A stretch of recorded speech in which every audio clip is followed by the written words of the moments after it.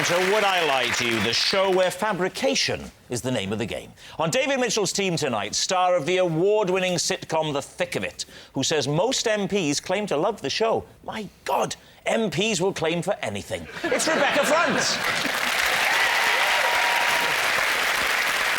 And a splendid comedian who's so young that last year he won Funniest Embryo at the Edinburgh Festival, Jack Whitehall. And joining Lee Mack tonight as the hapless, clumsy star of Miranda, she recently picked up 3 comedy awards, then dropped 2, tripped over the red carpet and threw wine into the crotch of Colin Firth. It's Miranda Hart! And a man whose will-they, won't-they relationship with Margaret made The Apprentice a hotbed of sexual tension for 5 series. Nick Hewer!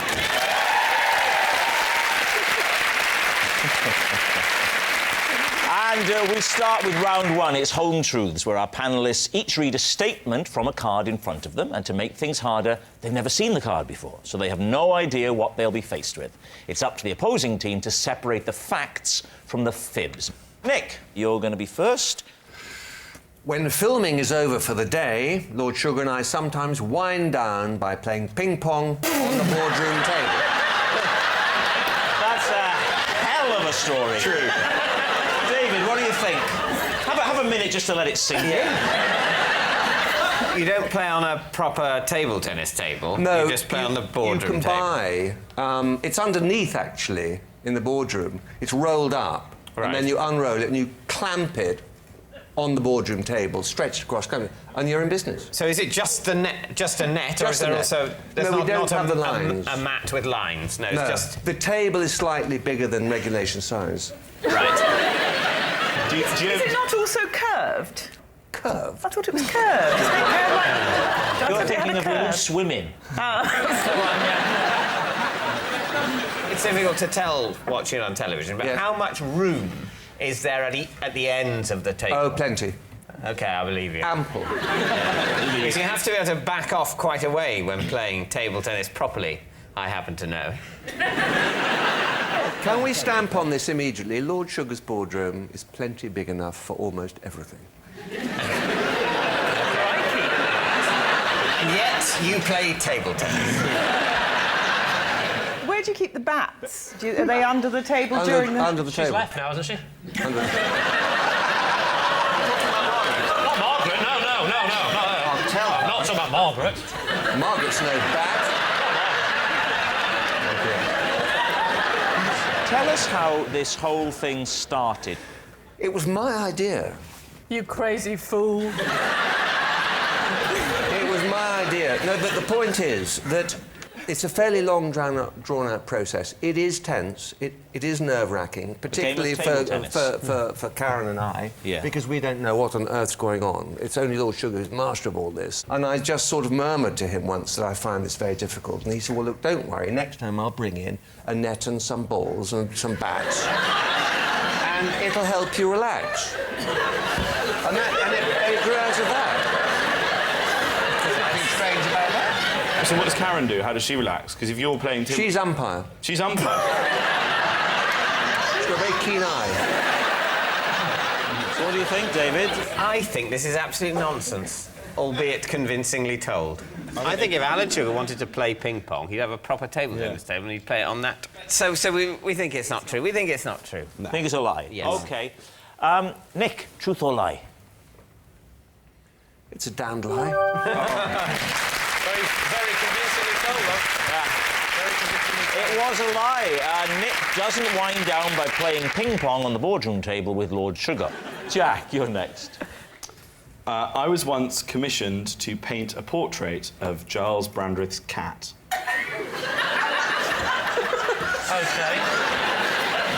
Would you point out to some of the younger viewers who Giles Brandreth is? Giles Brandreth presents strands of The One Show, and he was an MP, and he wears jumpers. Here's a picture of him, OK? How did he hear about you? I did a lot of art around the area, not like graffiti, but... What is this area? Barnes. OK. And I've always been an artist. What was the cat called? That, I can't remember the name of the cat. It was a black cat. Right. Lucky. Lucky. How much do you get paid? £130. £130? And also, I'm allergic to cats, so... Danger money. But it was like... Well, no, it was 130 quid and I was 18 at the time, so at that stage of my life, I would have worn the cat as a How mask. did you paint it? They didn't ask that. Did the cat pose for you, or did you have I had to do photograph? sittings with the cat. Shut up! I Come did. on now. I did. You Sat on do a not chair. paint a cat and go, cat, sit on that for 3 hours. The cat moves about. Yeah, no, and it kept moving around. It was the most annoying cat ever. Because I was like, please, It's a cat! sit down! It's not going to sit on a stool. come on, you What can is do- painting a picture of it? You can do it. I'll be fine for 3 hours, Kate, me. It wouldn't. You can totally do a sitting with a cat. Cats are very sedentary. Yeah. They stay in one place all the time. You can't command the cat, but you say, oh, here's a good moment. The cat seems to be sitting. I Oh, know. no, what? You were painting Jack, a cat, what you took a position is the cat picture. in the painting? Like, sort of that. No, come on. It wasn't a knife. It was like sort of sat like What was that about? That's how cats sit, like that.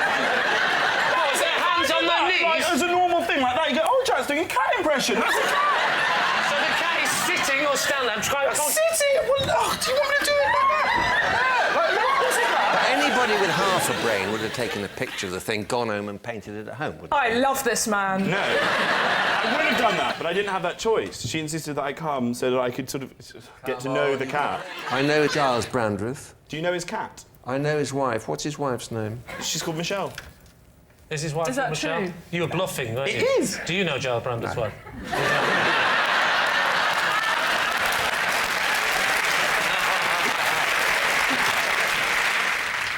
So you were quite a good artist, were you? Reasonably good if he's paid £130. Yeah, I Okay, was- Just, no, that's fine. Stay there. Draw me a cat. Right.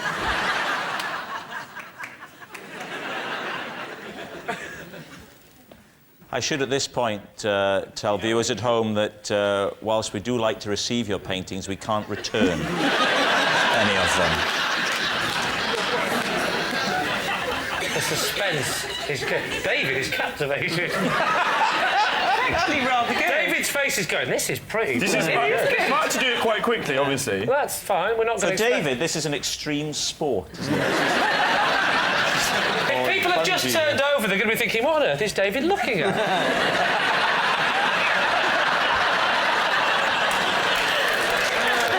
OK, Jack, reveal the cat.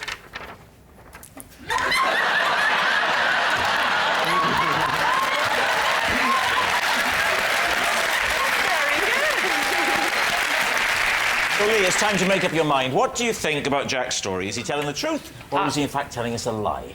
I'm right down the middle. Because Giles, does he know you at this point? No. He knew me through the family, through mother, and then my mum. He knew me through mother. Jack, you're succeeding in making David look positively working class. I barely need to be here this week. I can't give it to him. I think it's a dreadful lie. It's 100% true. Oh, Honestly. well, you two fight it out between yourselves. I'm No, not it's getting involved. definitely true. I'll go with you because I like you. Oh, touch me. OK, they're both saying true, and I don't want to argue with the team, so I suppose OK, I you're better go saying with it's true. Jack, true or lie? It is true. Well done, team. Yes, it's true. And this is the most exciting part of all. We've got the painting here. Now, this has been lent to us by the Brandreths, Giles and Michelle, and this is a bit special. Get ready.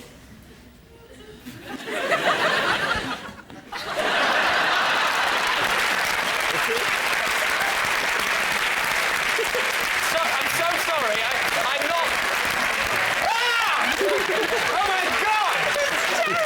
I'm not being cruel, right? But that looks a bit like a dog to me. Well, here's the That thing. is the most canine cat I've ever seen. Here's the other thing. We've also got a photo of the cat, and we're going to do a very modern split-screen effect. Look at this. Ready? Look at that! That is eerie. I was like 17 when I did it. Yes, it's true. Jack was commissioned to paint a portrait of Giles Brandreth's cat. Our next round is called This Is My, where we bring on a mystery guest who has a close connection to one of our panellists. So please welcome this week's special guest, Zazie.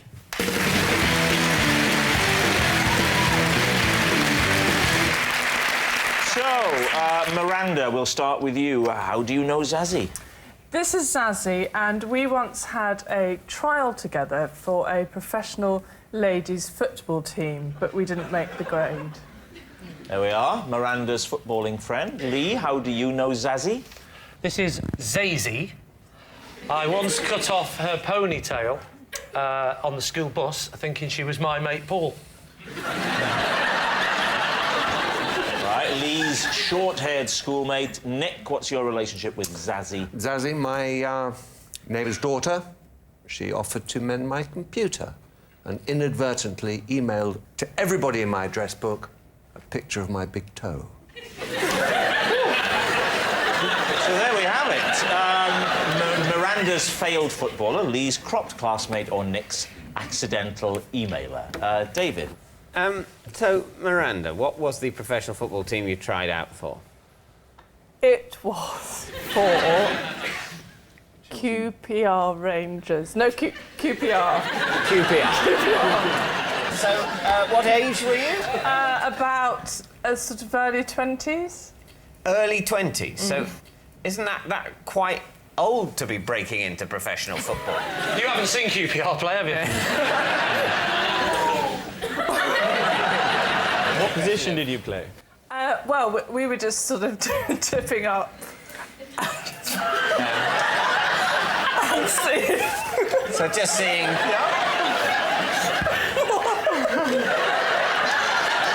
Can you imagine if this is what she'd have done on the day? A lot of happy memories of your footballing past, obviously. You'd be very good at the team talk. Yeah. We were just hoping that they'd see us and say, "Oh, you're a defender." So you...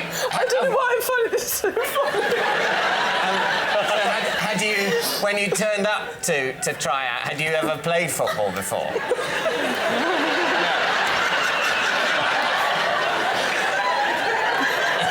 You just thought if football's probably not a thing that involves practice, you've either got it or you haven't.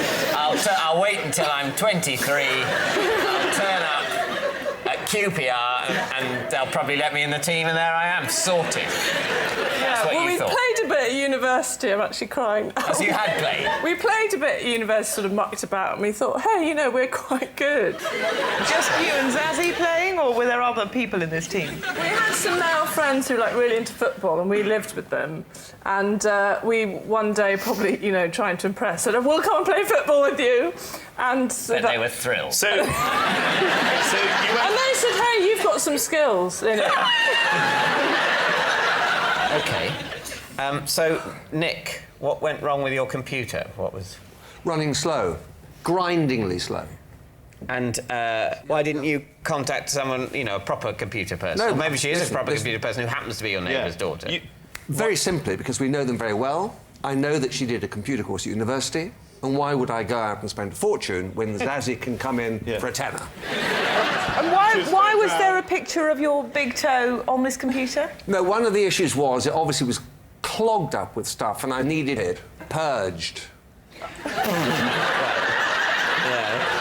And I told her that there were various folders that needed to go. My medical folder had to be deleted. Yeah. A number of other folders I had to get rid of. My doctor is in London. We live in the country.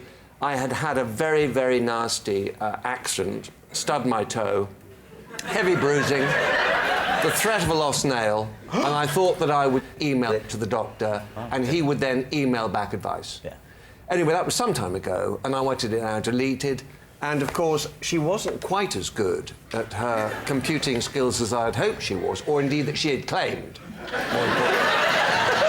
You are terrifying. No. I don't like to say this in front of her, but she had been drinking. And she pressed the email thing, and 700 people, including business contacts, serious people, were emailed a picture of this battered toe. Including Sir Alan Sugar? Yes. He was the first He received a picture of your toe. He sent one back of his. It was actually quite a bruising experience because people didn't find it at all funny. Lee, yes. You pronounce Zazzie's name Zazie. That's the kind of guy I am. I'm a maverick. And you were at school with Zazie? Well, I was, yes. And before it's pointed out, I was in a different year, yes. OK. How much older? I think there was about 4 years difference. Right.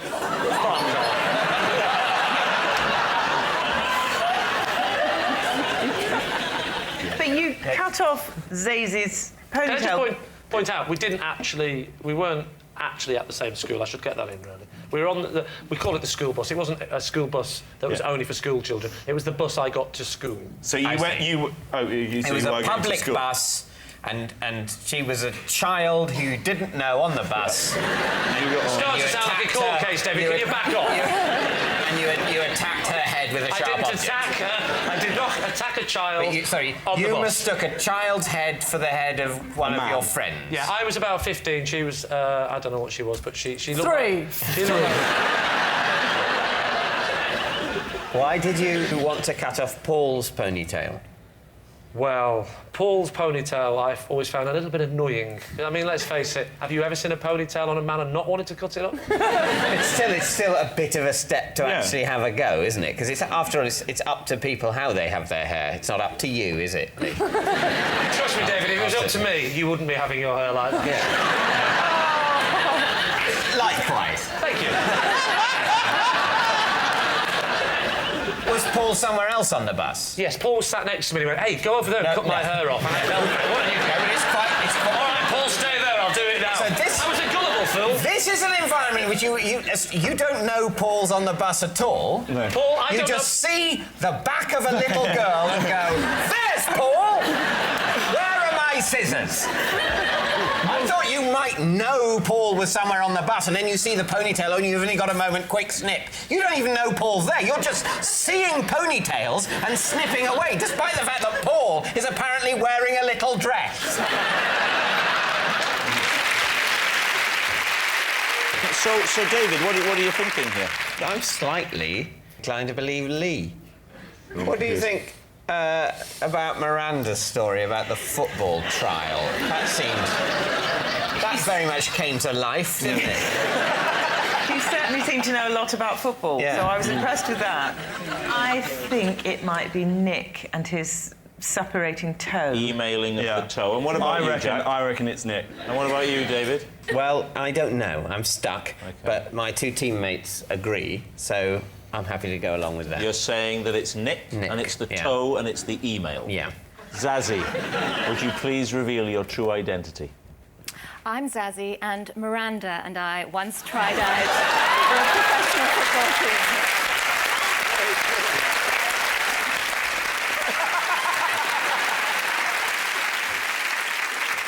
Yes, Zazzie did try out for a ladies' professional football team with Miranda. Thank you very much, Zazzie.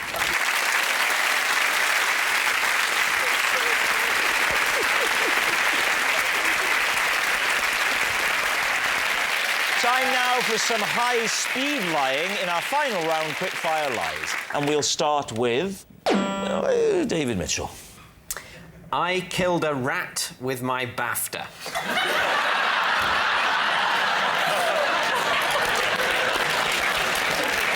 I really hope that's true. I want that to be Brilliant true. if it is true. You got a BAFTA?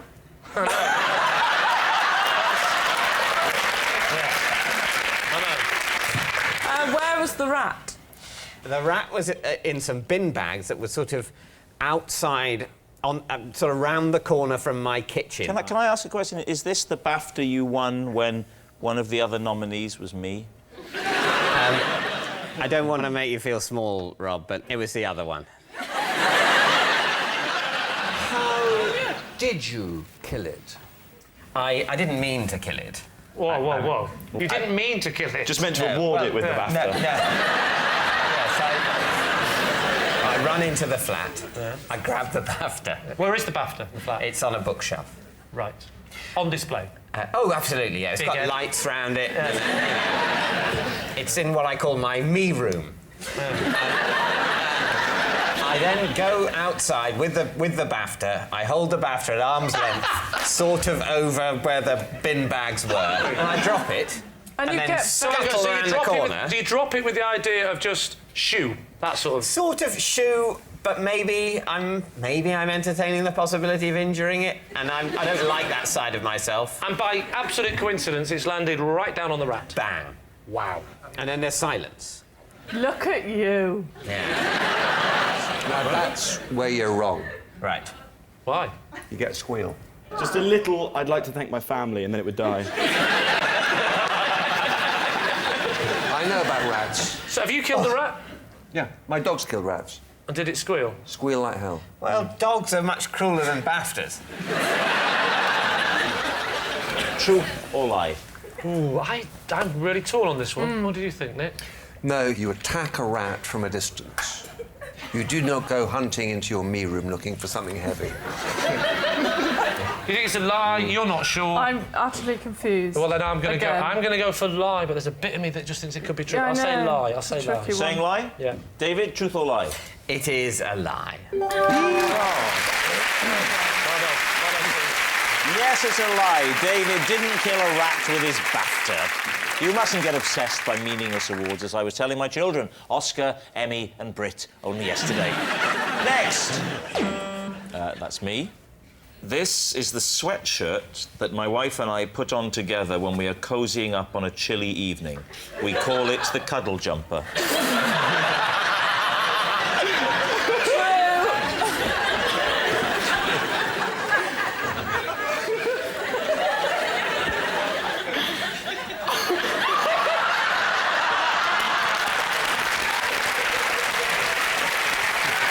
For the full demonstration with Nick, would that be okay? Can we see a model? Can you model with Rob the cuddle jumper? Prefer not to. Well, yeah. We all prefer not to. That's why I got in quick. Because I know where it was headed. Yeah, you can cuddle up with him, and you can. I have to get in there. Come on, Nick. I know you've not done it before. Think of yourself as a bit of an apprentice with this. There we go. Stick your...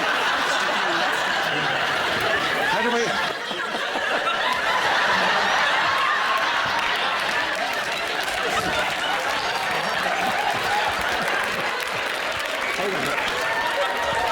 So you have to get your arms out.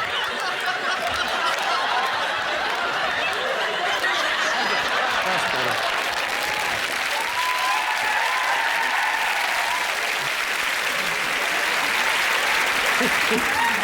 It's quite nice, actually. All right. You can just sit in my lap there, Nick. Right. Ask. Who wants to ask first? Both teams. Nick, how does it feel? Yeah, that's my phone, by the way. Hard to describe accurately. Will you help me and turn this way?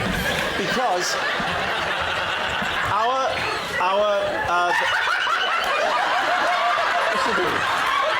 I'm not doing anything. I'm not doing anything.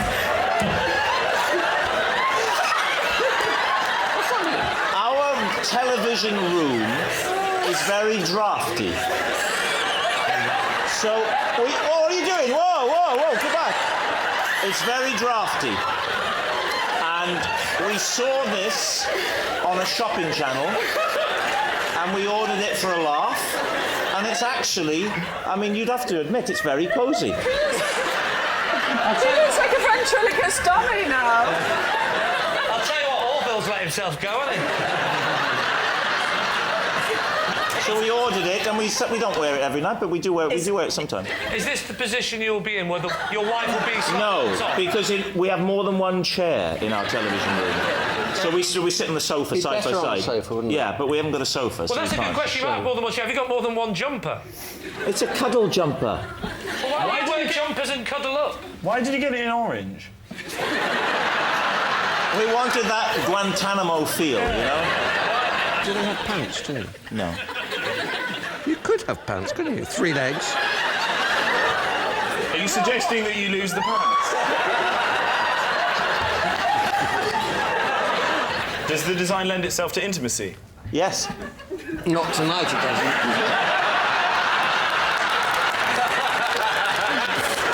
Time for a guess. What are you going to say, Lee?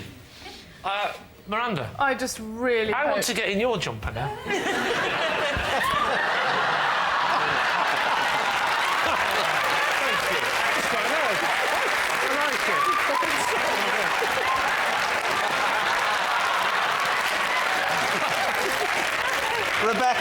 Rebecca, this does put some pressure on you. See the mine or David's trousers. So what do you think, Lee? I don't want to rush it, I'm really cosy. So what are you saying, truth or lie?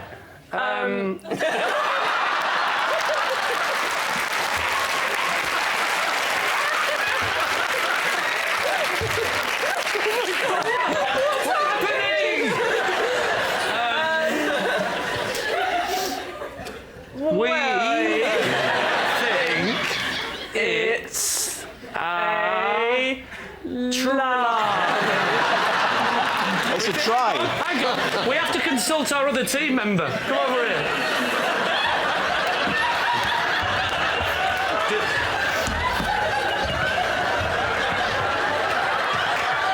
Do we think it's true or a lie? I don't know what the question is. The question is, does he cuddle up to his wife with in this jumper? No. No. Nick! It's got strong thighs, this boy. And you've got a very bony bum. David, what about you and Rebecca and Jack? What do you think? I think it might be true. I think it's true. In a bizarre, perverse Quick as you other like. universe. We'll go for true. You're saying true, and what are you saying? Oh, I forgot. Let's go back and ask Nick. We said it's a lie. You're saying it's a lie. Well, I can tell you, it's actually a lie. Now what do we do?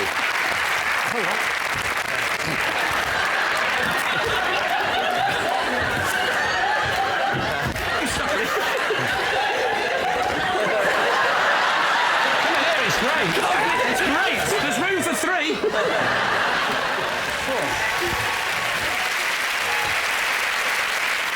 Yes, thank goodness it's a lie. It isn't the sweatshirt that my wife and I put on together when we're cozying up on a chilly evening.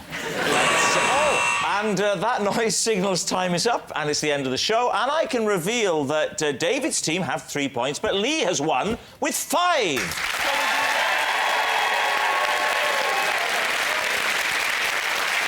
But it's not just a team game, and my individual liar of the week is Nick Hewer. Yes, Nick Hewer, who hasn't deceived the public so much since he had a picture taken with Lord Sugar and they both looked the same height. Good night.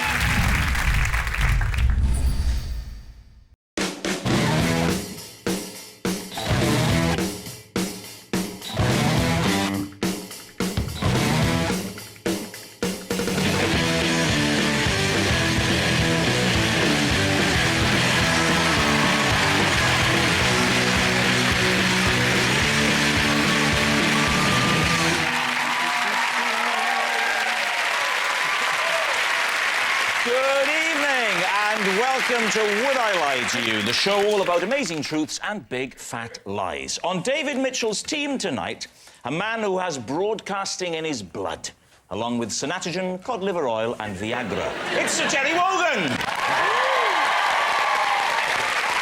And David Mitchell's writing partner, acting partner and friend, his confidant, his soulmate, his lover. It's Robert Webb!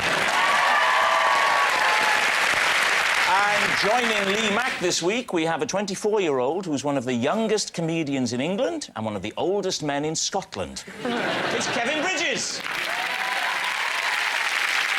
And an actor actress whose credits include Torchwood, where she had to confront all manner of hideous creatures, and Not Going Out, where she had to confront Lee. It's Katie Wicks. So we start with round one, Home Truths, where our panellists each read out a statement from the card in front of them, and to make things harder, they've never seen the card before, so they've got no idea what they'll be faced with. It's up to the opposing team to sort the truth from the tosh. And Terry is first up, so Terry, would you reveal all, please? I deliberately set fire to my colleague's script whilst they were live on air. Lee? Was this, did you say colleagues, as in, this happened a lot? Or the script belonging to one colleague? I used to do it on a regular basis. Listen, enough of your sex life, Terry. You flatter me. Is there footage of this if it was live? His sex life? I hope not. No, there's no footage. It was in Ireland on Irish radio, and it was just a little prank of mine while my colleagues were reading the news or announcements, I would sneak in behind them and set fire to the script from the bottom. So they would be holding these scripts in their hand? As it disappeared in front of them. And this is the news? Often the news, and sometimes a Beethoven concert. I was indiscriminate. Did you use matches? Because you'd hear the sound, wouldn't you? Yeah, of course, but I struck the matches before I came into the studio. I'm a swift mover. Well, safety matches. You can't move too swiftly with a match because it goes out. Look, that's what your jacket is for. You keep it in there, sneak in, they don't see you, you smile. Go around the back. How did your victims react, Terry? I was the senior man, and I took no nonsense. If they didn't like it, too bad. Hang on, Terry, sorry. What year was this? Just after the Napoleonic Wars. No, it's about 21. Would the listeners ever get wind of the blaze? No, because there's no chance of any scent on the radio. But what, all right, OK, all right. Think about more. So we think... What do we think? I think it would be common knowledge. OK. Kevin thinks it's a lie. Yeah, I agree. I think we'd already know about this. OK. I think it's a lie. We'll go for lie. You're saying that it's a lie. Terry Wogan, were you telling the truth or were you telling a lie?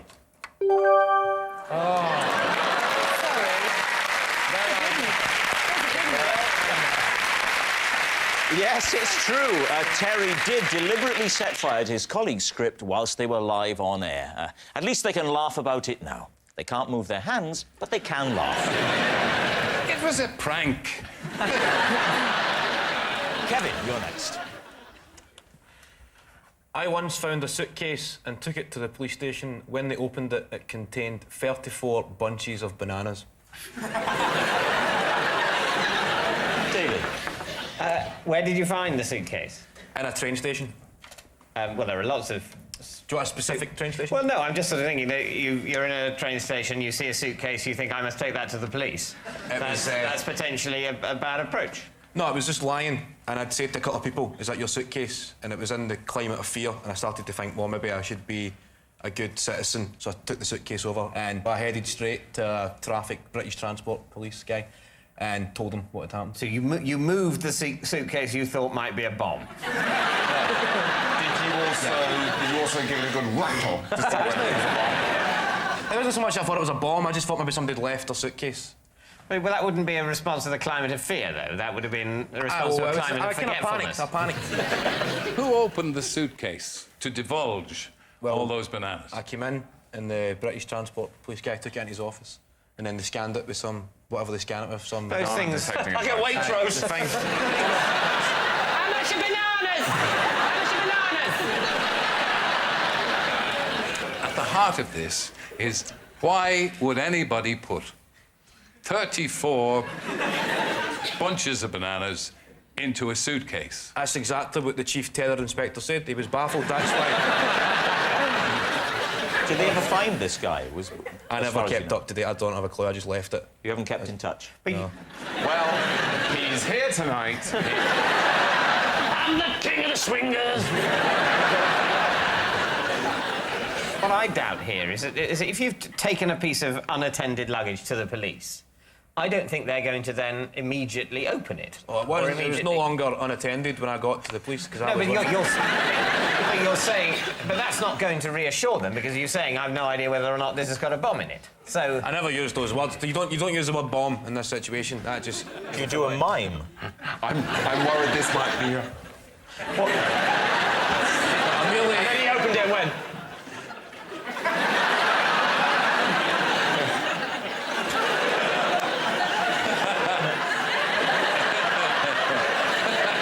Right, we need a decision. Truth or lie? Well, you think it's a lie? I do, really. Yeah, I think it's a lie. Well, we'll say it's a lie. You're going to say it's a lie. OK, Kevin, were you telling the truth? It's a lie.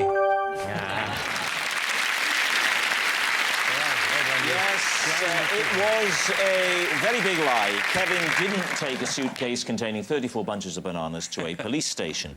Next up, Robert Webb. As a child, I had so many imaginary friends, we formed an imaginary gang.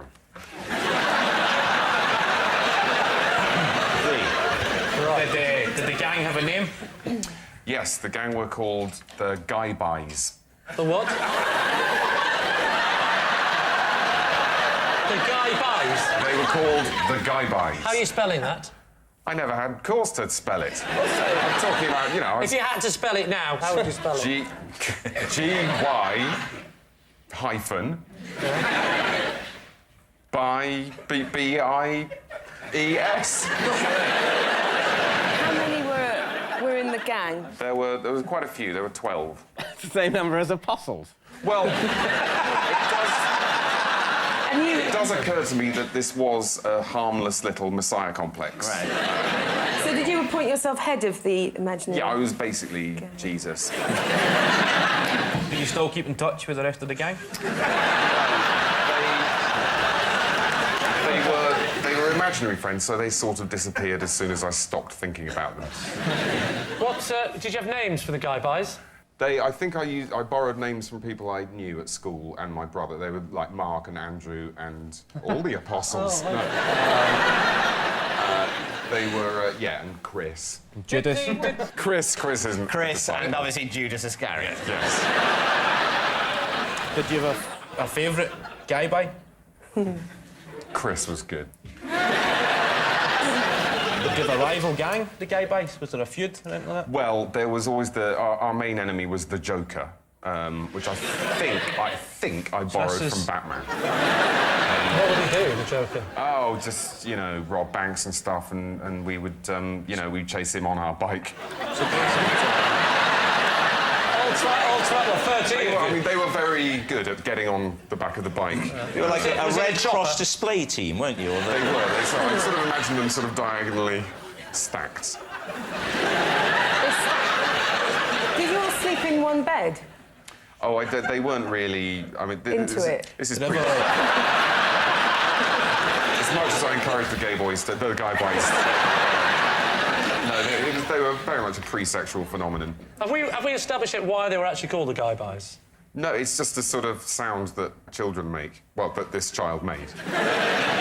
Well, see, the thing is, Guy-Buy sounds like baby talk. You know, it might be like just some words that you formulated, but you also were aware of Marvel comic enemies at that age. Batman wasn't a Marvel character. Batman wasn't Marvel? No, Marvel's Spider-Man, Captain America, the Hulk. Superman was Action Comics. I hate him when he does that Stephen Fry thing, don't you?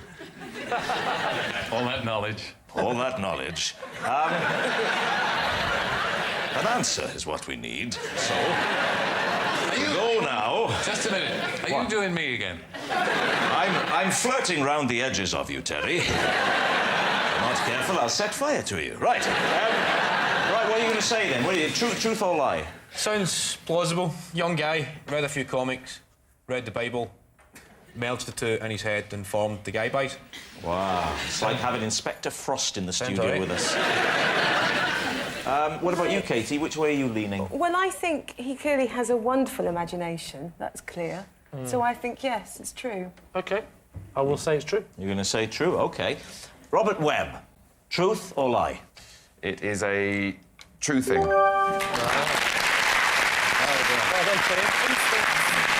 Yes, it was all true. When Robert was a child, he did form an imaginary gang from his many imaginary friends. You know, it may seem odd, but loads of people have tons of imaginary friends. It's called being on Facebook. So at the end of that round, David's team have 3 points and Lee's team have 2. Our next round is called This Is My, where we bring on a mystery guest who has a close connection to one of our panellists. Now, this week, each of Lee's team will claim it's them that has the genuine connection to the guest, and it's up to David's team to spot who's telling the truth. So please welcome this week's special guest, Tony.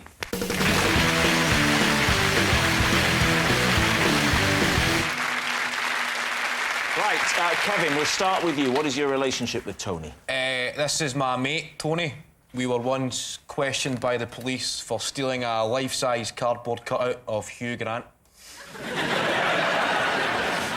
Katie, how do you know Tony? This is Tony, and he freed me from a vending machine when I got my foot stuck in the push compartment. Finally, Lee, how do you know Tony? This is Tony, and until today, I had never met this man before, but the person that was supposed to be doing this tonight didn't turn up. So I grabbed the first person I saw outside the studio. So there we have it. Kevin's partner in crime, Katie's snack machine saviour, or Lee's stand-in man. Right, David, off you go. Well, Lee's one is quite difficult to cross-examine, isn't it? So essentially what Lee's saying is, here's Tony, he's a random bloke. But who was supposed to come, Lee? Well, had it gone to plan today, I would have said, this is Graham, and he's my self-defence instructor, because I'm learning self-defence. Right. What happened to Graham? Did he get beaten up?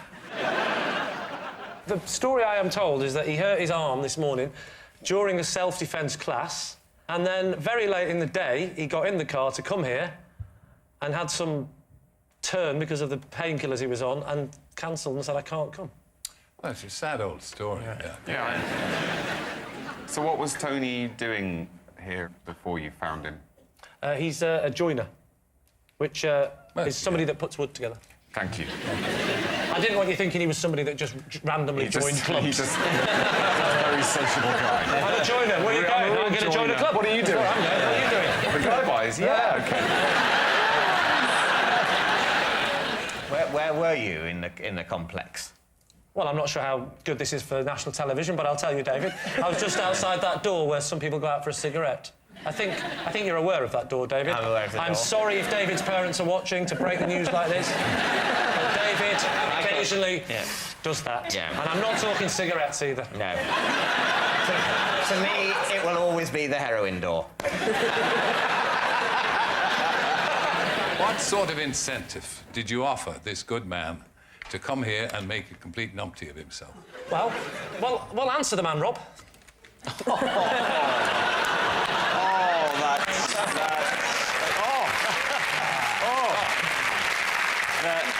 The rejected chuckle brother has got the better of me again. OK, well, I mean, I must say, Lee's story is incredibly plausible. And incredibly tedious. Yes, I mean, that's why it rings so true. Kevin, your partner in crime, what did this man do with you? I think crime's a strong word, Terry, from a man who has got arson in his past. We were questioned by the police, not charged out, just questioned for stealing a life-size cardboard cutout of Hugh Grant. What were you going to do with Hugh Grant? We'd went to Blockbuster Video, and nothing really caught my eye, except the life-size cardboard cutout of Hugh Grant. What? Sorry, I didn't understand a word of that. We went to Blockbuster Video, OK?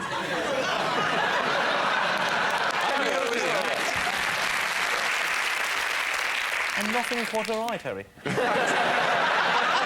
Finally, he's talking normal. Exactly. It shows to every Scottish person if you just made a little bit of effort. Yeah.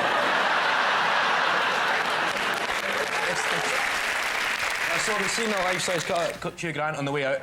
It was threatening to be a pretty dull evening until we seen this, and we thought we'll steal this and have a laugh on the way back home. And we were walking home, a police car pulled up and said, "Where are you going with Hugh Grant, lads?" The police guy could not see the funny side at all and decided to put him in the passenger seat, put us two in the back and drive. And drive us to the police station to be questioned. We haven't touched on Katie yet. No, we haven't. Yes, you've been told about that, Terry. We told you quite clearly before we started. Yeah. Where was the vending machine? It was at Cardiff Central train station. What did the vending machine vend? What is this thing you call love, human? What does it vend? It vended the normal stuff, drinks, chocolate bars. What were you doing with your foot in the vending machine? Well, I put the money in. Yeah. And I was trying to get a drink, and I could see that it had come out a bit, but not properly. Yeah. And after trying to get out with my hands, I tried my foot. And it got stuck? Yes. But was it a little hole or a big slot? It was like a tray thing. And how did this fine man help you? He was working at the train station, Yeah. and he's clocked it and came along and said, "Do you want a hand?" And you said, "We must keep in touch"? Can I have your email address? We didn't stay in touch, but I knew how to find him. How did you Because find he's him? still working at Cardiff train station, Cardiff Central. But what I don't understand, right? The Go thing's on. fallen down. Yes. And you're having difficulty getting it out with your hand. Now, Correct. hands are basically better than feet. Yes. That sort of thing. thought I you'd wonder ask why me you sort of that. think, if the hand can't do it, why is the foot going to develop the knack? No, my logic was, I tried with the hands, and I thought sort of a kick, brute force, Ah. you know, might work instead. That was the logic. Was it the sort of door? You know, because often the slot at the bottom has got a sort of door, hasn't Yes, it? it had a I door. offered slot and she called it a tray. Yeah, I don't, it's not a tray, is it? It's not a tray. A tray would be removable. This is like good cop, guy by cop.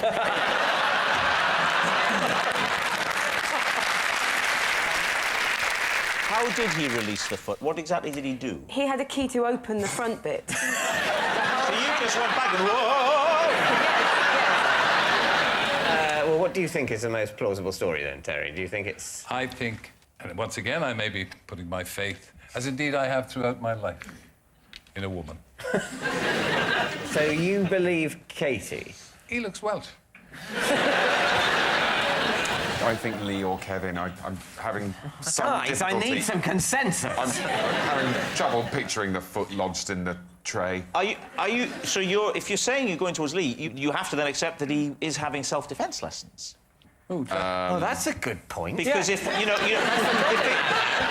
Why are you getting self-defence lessons? Well, because my wife decided to take self-defence lessons, and she asked me to come with her. We have private lessons, and he comes round to the house. Okay, I wasn't expecting it. It was on the NHS. I've thrown money at the problem. What are you going to say then, chaps? Is Tony Kevin's Hugh Grant thief? Gosh, crikey, gosh. Katie's vending machine hero or Lee's last resort? I don't know. I don't know. Oh, dear. I think maybe Kevin. I think I'll go for Kevin. And you think it's Katie? I don't know. So I'm going to say we think it's Katie. OK. Tony, would you please reveal your true identity? I'm Tony, and me and Kevin did steal a life-size Hugh Grant cutout.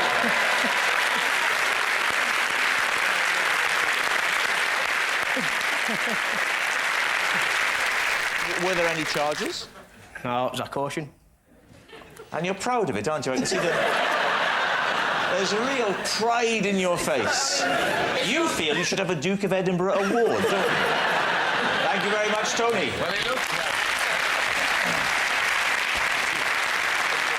Which brings us to our final round, quickfire lies. We will start with...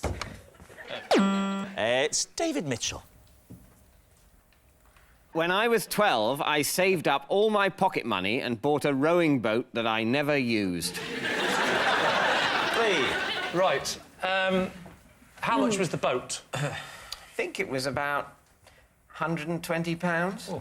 How much did you make pocket money a week? Oh, £2,000, something like that. No, I can't remember, but I think it would be something like £1. Whoa. You earned £1 a week pocket money. Yeah. The boat was £120. Yeah. You know, I had the occasional windfall. Christmas. What's the windfall? Oh, I see. Christmas and birthdays. Lottery. Christmas and birthdays, and the other festival only our family did. Where were you planning to go in this boat? I planned to sort of row around in it when on holiday. And how did you propose to get it on holiday? You had your eye on a nice Ford Fiesta with a tow bar. No.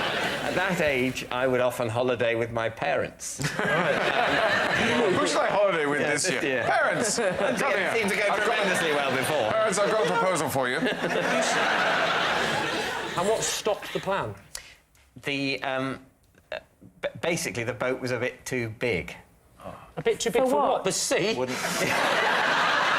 time I pushed it into the water, it kept hitting France. Can't get it into the... Try it sideways, David! Where did you keep it? It was, I think, in our front garden. You think? Yeah. Did you ever sit in the boat in the front garden, pretending with a knotted hanky? So, which way are you going to go with it? Truth or lie? What do we think, Katie? I sort of... Yeah, I think it's true. I'm going to go for a... lie. I would say that it's a lie. You're saying it's a lie. OK. David, truth or lie? It is true.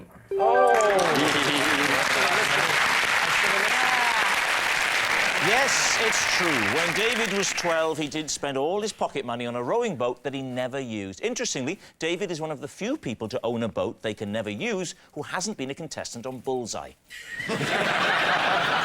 Next. It's Lee. After an incident with a permanent marker, I had to go to my son's parents' evening with a moustache and glasses drawn on my face. David's team, do you believe that? OK. Who drew this on your face, or did you do it to yourself? Yes. I did it to myself. I was on the way to my son's parents' evening and thinking, I haven't got a tie. Oh, I know, I'll pretend I'm somebody else instead. All right, what happened? I was asleep one afternoon. My wife thought it would be funny if my son drew the thing on the face. So she said, go and get one of your felts, because the felts are, you know, the washable ones. He started drawing on my face. I woke up, I laughed a bit, I let him carry on, and then we looked at the pen, realised it was permanent marker. And when I went to wash it off, it came off a bit, but not enough. And we were late, so we just had to go. Can't you try, I don't know, white spirit or something? Doesn't that work? I could have tried a blowtorch as well. No. I mean, silly bang. What sort of moustache was it? Was it sort of a twirly one? Or just a sort of more Hitler-type thing, or...? Couldn't go into your son's school with a Hitler. Well... Could you? Well, you definitely couldn't, David. That would be wrong.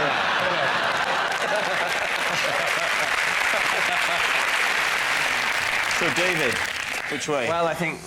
You think it's a lie, and you think it's a lie? We're going to say it's a lie. You're going to say it's a lie. OK, Lee, truth or lie? It is, in fact, a lie.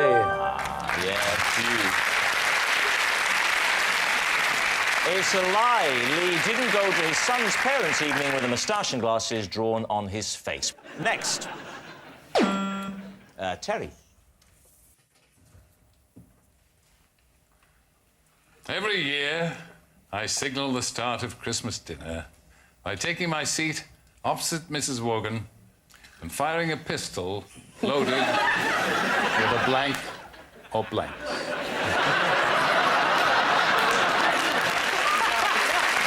Marvellous. Lee, what do you think? Oh, well, I've always wanted to say this. It's like a dream come true. Is it the current Mrs. Wogan? Yes, the poor soul. You ever set fire to her? In ways that I will not divulge.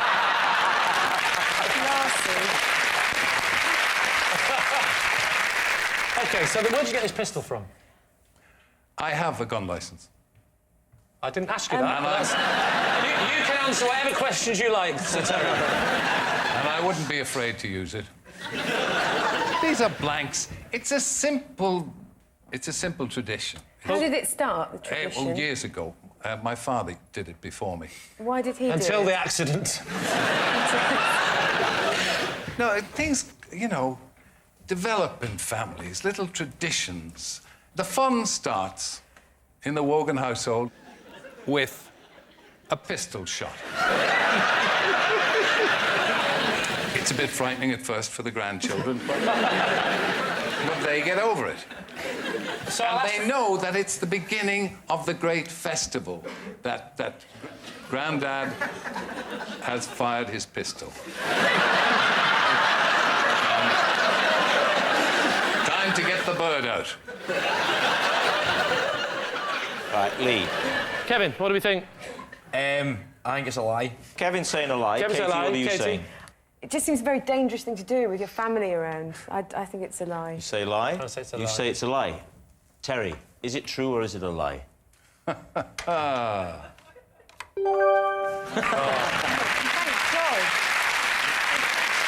Yes, it's a lie. Terry does not signal the start of Christmas dinner by firing a pistol loaded with a blank or blanks. Although Terry does have a strict Christmas dinner routine. He asks Mrs. Wogan if she wants stuffing, and then 2 hours later they enjoy a cold lunch. Oh, well, that noise signals time's up, and it's the end of the show. And I can reveal that in an exciting finish, David's team have won by 6 points to 3. But, of course, it's not just a team game, and my individual liar of the week this week is Sir Terry Wogan. Thank you, I don't deserve it. Yes, Sir Terry Wogan, who's such an unscrupulous liar, he makes Eurovision voting look above board. Good night.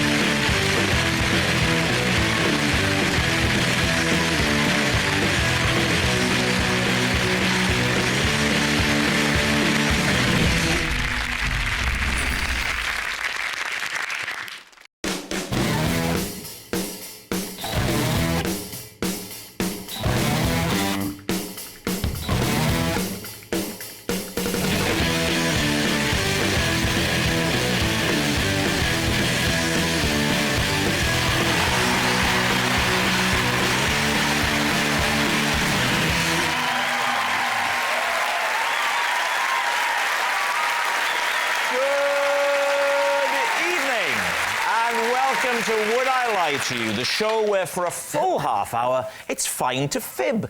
On Lee Mack's team tonight, a breakfast TV presenter who appeared on Strictly and suffered a serious ankle injury. Although, in my view, not serious enough. It's Bill Turnbull! And I'm not saying he's camp, but if Glee did a Mamma Mia special starring poodles wearing spandex, I imagine he'd watch it in leg warmers. From Pineapple Dance Studios, Louis Spence!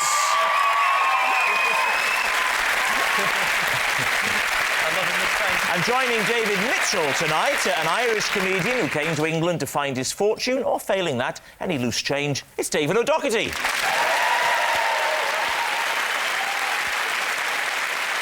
In Doc Martin, she played a doctor's receptionist who was rude and stupid. Or to put it another way, she played a doctor's receptionist. Star of The Old Guys and the IT Crowd is Catherine Parkinson.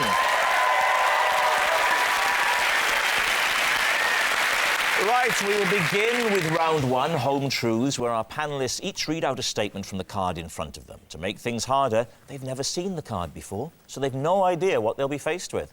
And it's up to the opposing team to separate the truth from the lies. Catherine, you are first tonight. Would you reveal all? I was so sure that wombles were real, I used one as an example of a mammal in a GCSE biology exam. How could it be true? How could it be true? Lee? But which one did you draw? What did he look like? I didn't draw anything that wasn't in the question. Okay, you took the in the question was give an example of a mammal. Oh, you used it, just wrote it down. It was give 3 examples of mammals, and I said bear, because that's an obvious one. Yeah. Whale, bit less obvious, clever. And womble was my 3rd example. How old were you at the time? 15. What are you looking at David for? Let's remind ourselves what the Wombles looked like. We've got Uncle Bulgaria. Yeah. He was like the Don Corleone of the Womble family. What grade did you get then? A. You got A's, even though you think Womble's a mammal. I should make clear that I didn't think the children's programme was a documentary. I thought the children's programme, that Womble, was based on a real mammal. For example, a bear is a real mammal, but Yogi Bear isn't a fair representation of real life. You're telling me for a GCSE at age 15, the question was give 3 examples of a mammal? Look, Lee, this isn't the end of a game show. It's not like, and this one's for the GCSE. Of questions. But surely the question in a GCSE at 50 wouldn't be give us an example of 3 mammals. It's a bit of a basic question. Why do you think that is so easy? Well, it's quite you are such an intellectual snob. That's my role on the show. I'm sorry, you could have said cat, dog. That's what. Any number. Are you stuck for the 3rd one? Cat, dog. I know what you're saying. You could say that you knew that they were fictional, but based on a real animal called the Womble. I thought that maybe it was based on the fact that in real life they made their burrows from, like, condoms and In reality, of course, most creatures perish because of litter, things that the everyday folk leave behind. So in a way, the Wombles did a lot of bad. Are you saying that the Wombles message encouraged people to litter? Yes. People sort of said, well, maybe I was going to throw this away properly, but maybe the Wombles can make an extension out of it. Yeah. Yes. That's exactly what I'm saying, yeah. I mean, people do dress dogs up like that these days, and so you couldn't be sure whether they're possibly just trained Wombles. Yeah. But these, in the story, the Wombles that wasn't just poor old bewildered Womble, but someone's put some glasses on him. He's put his own glasses. He's gone to the Womble optician and said, could you fashion me some reading glasses out of some stuff that everyday folk have left around? And they've done that. Right. That's actually not true. He found the glasses. He found the clothes. He found glasses of exactly the right prescription. No. Possibly on... There was no evidence that it was the right prescription. There was an episode, wasn't there, where an old man had died on Wimbledon Common, and immediately the Wombles are on him.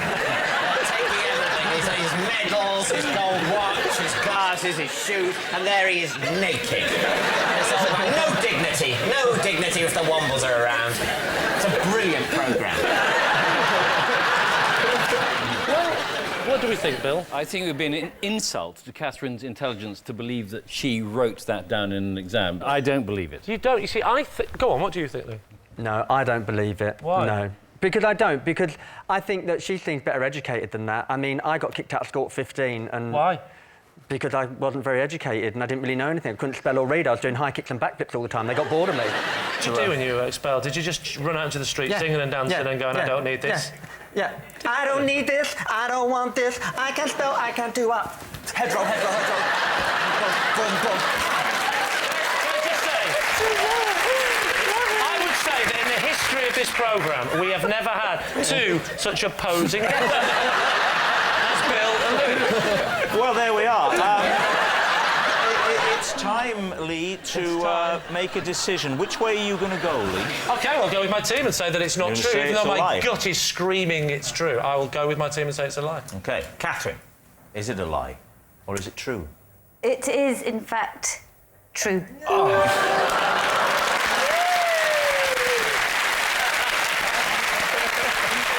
Yes, it's true. Catherine did use a Womble as an example of a mammal in her GCSE biology exams. Right, David O'Doherty, you're next.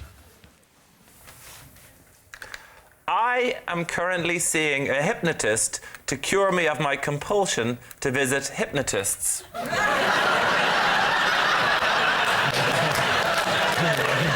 Wow. this is going to take too long. How long have you had a compulsion to see hypnotists? Well, it started off, I had a fear of heights, and I visited a lot of different practitioners. It is a serious enough thing. I mean, it's unusual to be this high. And yeah, I tried hypnosis, and then I seemed to be getting something temporary from it, so then I ended up visiting a lot more hypnotists. What were you getting temporary from it? I was getting some relief from it for a while. From your fear of heights? Yeah. So you're now relieved of that at this point. Why would you go back? Oh, because then the relief is temporary, so I ended up going back, and then I ended up getting really addicted to visiting different hypnotists. What do they do? Normally they just put me under for a minute. Put under what? Water? They make me, it's serious, they make me lie on the ground. So they make you lie on the ground? How's that going to cure your fear of heights? Surely they should make you lie on top of the cupboard. Well, I am knocked out during this, and then when I wake up, they put me on top of something high. Oh, right. So how many different hypnotists have you seen? I don't know, it's into the hundreds at this point. Hundreds of hypnotists? It was costing, most of my income was going on it. I mean, I would do whatever money I could get was just going straight into hypnosis then. How long have you been seeing the one you've been seeing now for to get you off seeing a hypnotist? Well, this one about 2 years now. I mean, so the man you've been seeing for the last 2 years has been specifically for the problem that you want to stop seeing hypnotists. Not for the height thing anyway. Just I'm addicted to hypnotists. I need to stop. That's what you're seeing him for. Yeah. And you've been seeing him for 2 years. We're nearly out of the woods.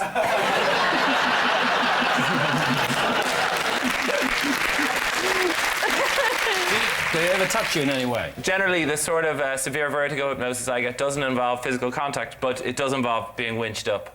Winched up? Well, winched up to get the height. So then when you come around, you're at a height, and you think this is normal. When he puts you under. Well, this is going back when I had the serious problem. Yeah. Well, let's go back to that problem. That interests me. The winching up. So they put you out, and then you're gone. Do you remember Do you wake up and go? No, you're gone. You put on a sort of Velcro suit at the start, and then. Are you aware of what they're saying? No, it's like I'm gone, and then it's come down from up there on top of the cupboard. So they winch you up, and then winch you down onto the cupboard. No, I can get down because I've been hypnotised. So, but you've been winched up to go on top of the cupboard while I'm under. Yeah. So he winches you up, then slightly nudges you over the cupboard and winches you down again. Why does he have to put you on the cupboard? Why does he just winch you up and keep you winched? What's the advantage of being on a cupboard over being winched up? Have you got a fear of being up high on cupboards? What's the name of the hypnotist you're seeing? Dr. Spanks.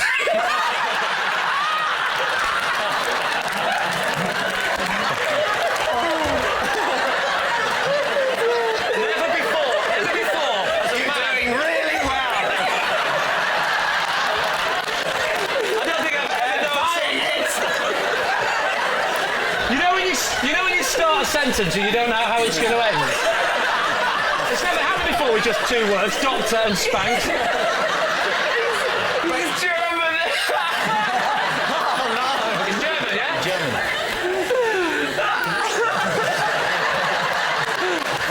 It's very emotional.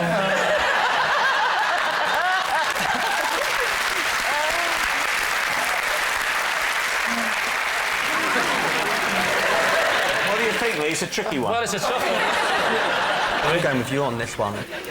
What do you say? Even if I believed everything else, I've never met anybody German called Spanks.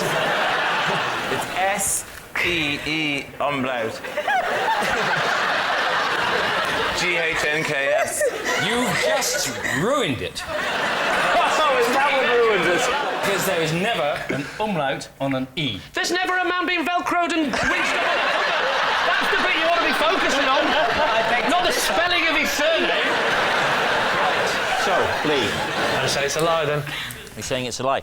David O'Doherty, was that fantastic tale the truth, or was it a lie? Incredible as it seems, that is a lie. Good effort. unsurprisingly, it's a lie. David isn't seeing a hypnotist to cure him of a compulsion to visit hypnotists. I went to see a hypnotist once. All the time he was saying, look into my eyes. Sorry, not hypnotist, optician. And at the end of that round, the scores are tied.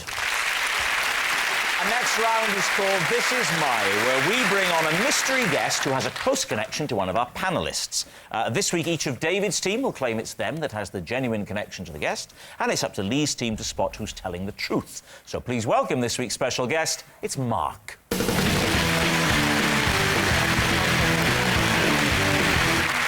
Right, we'll start with you, David O'Doherty. What is Mark to you? Well, this is Mark, and together we started a lost animals detective agency. So there we have it. David's animal detective. What about you, Catherine? What's your connection to Mark? This is Mark. He is my recycling man, and last year he put a note through my door saying he thought we were eating too many takeaways. All right, Catherine's healthy eating recycling man. David Mitchell, your relationship with Mark? This is Mark. He saved me from choking in Argos after David, you haven't even heard of Argos. He saved me from choking in Argos after I swallowed one of their little pens.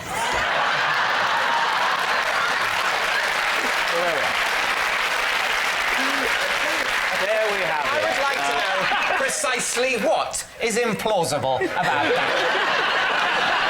So there we have it. David O'Doherty's private eye for pets, Catherine's judgmental bin man, or David's high street hero. Lee's team, where to begin?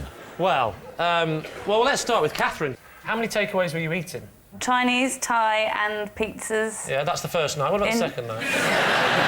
Indians. I wasn't having takeaways every night. This is why I personally think it was a very rude thing to do. I mean, apart from the fact that it's none of this man's business, who I don't know. He's basically my staff. Yeah. So, you know, How often does your staff turn up to take away the refuse? God, I don't. My husband deals with all the rubbish and stuff. I don't quite know what that means. I mean, he doesn't deal with booking them, does he? They just come every week. He puts the rubbish out, Lee. You still might know how often they come. I accept that, but you said your husband deals with it, whatever that means. It means he's the one. And in my family, your wife Mrs. Brydon is happy for me to put the rubbish out. I do it every Thursday night. Do you take night. a little stepladder out with you? Yes, because I can't reach the top of the wheelie bin, so... or sometimes I just take a run at it.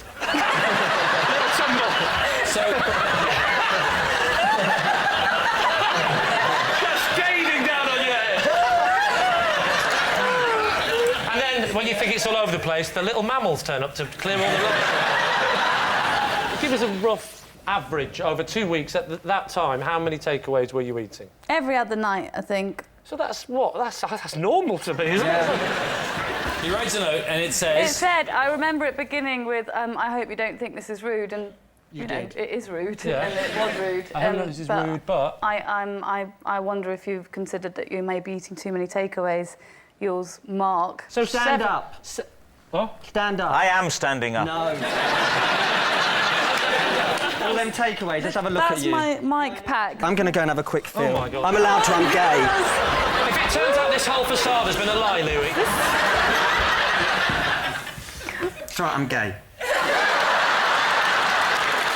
I just say, Catherine, I'm gay.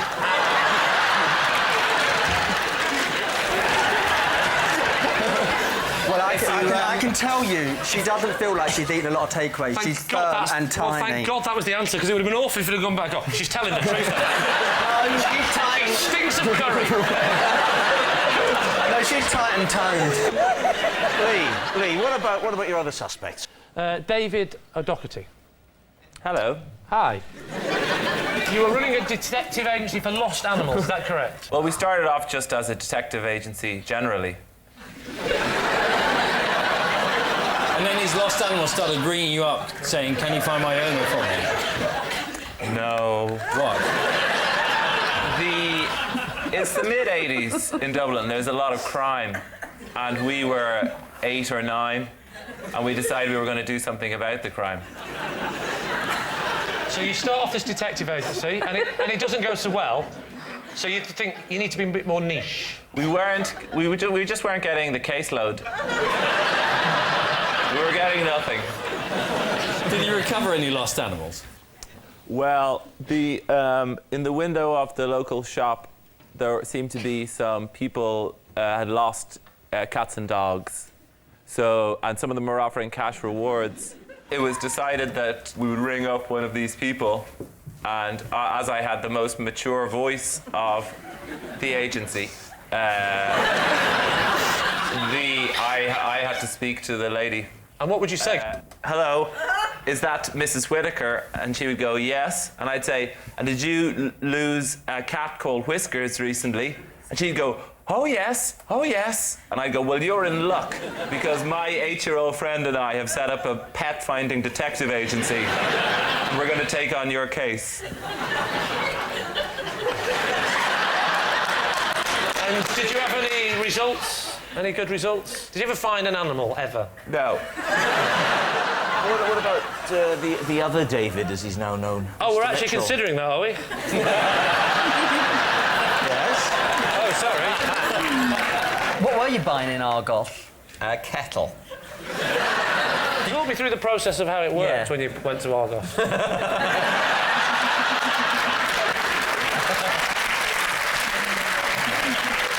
Well, I walked through the door and I looked through the catalogue to find the kettle. Good stuff. Yeah. What type of kettle did you go for? For boiling water.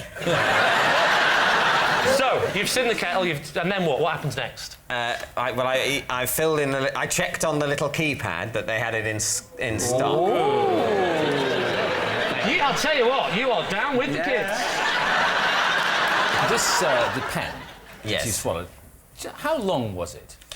It was sort of about that long, I think. And you choked? Absolutely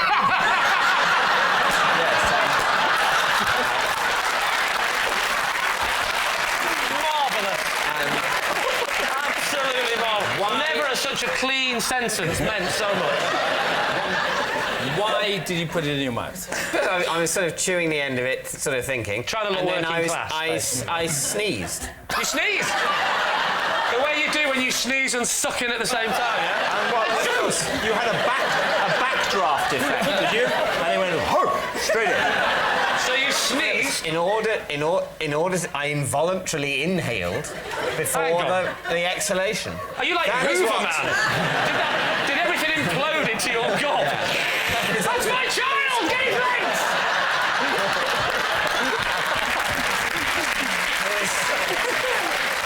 So Mark's ran up to you. Yeah. Does he give you the Heimlich manoeuvre? No. He just sort of patted me hard on the back a few times. Right. We need an answer. I can't see Mr. Mitchell in Argos. I think it could be true, his story, because he looks quite Irish, quite fair, isn't he? And he looks Irish? Yeah, I think he looks Irish. So what are you going to say then, Lee? Should we say David O'Doherty? Yeah, I've told you, I mean, you don't blame me, that's all I'm saying. We're going to go David O'Doherty. Saying David O'Doherty. OK, Mark, would you now please reveal your true identity? David O'Doherty and I ran a pet detective agency.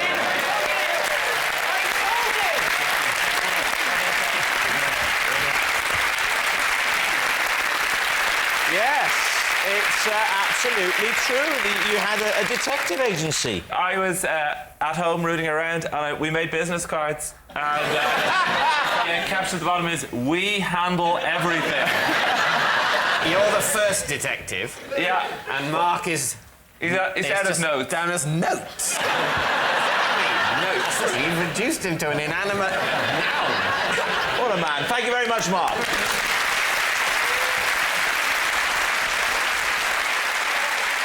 Which brings us to our final round, quick fire lies. We will start with... It's Louis. Oh, get my glasses on. This means I've got to read. Right, hold on.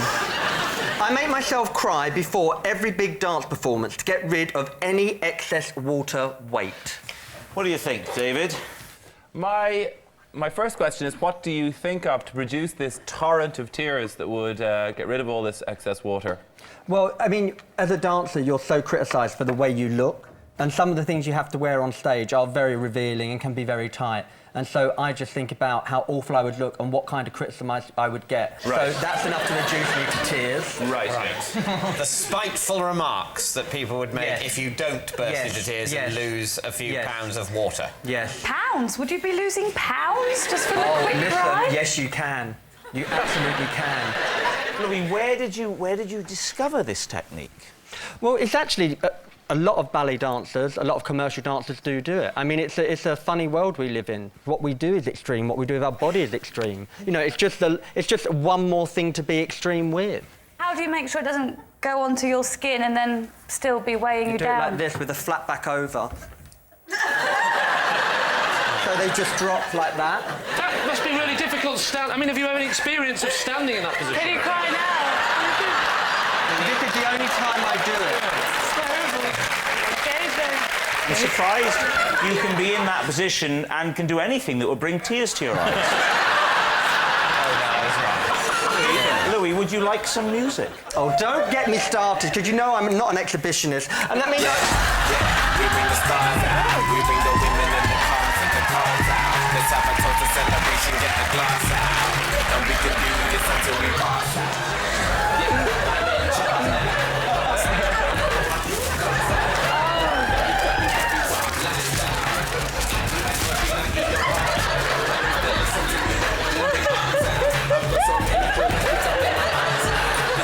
I feel better now.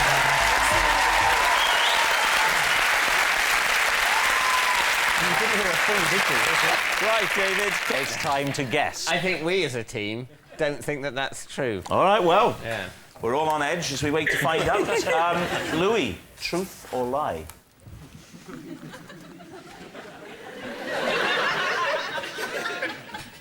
Lie. Oh, what a shocker. Yes, it's a lie. Louis doesn't make himself cry before every big dance performance to get rid of any excess water weight. Lee? I can tell the circumference of someone's head just by looking at them. David, what do you think? No, you can't. Let's move on. I actually had my head measured yesterday for What a week. waste of time. You should have just come here today. So I know exactly what my head circumference is right now. Hey, Catherine, bring it on. Go on then, what's her head circumference? Let the lady ask if she wants to know. Yes, Catherine. Can I help you? Lee, Yeah. what is the circumference of my head? Could you just have a little bit of a... I would say that, from my expert opinion, you are... I would say you are a large.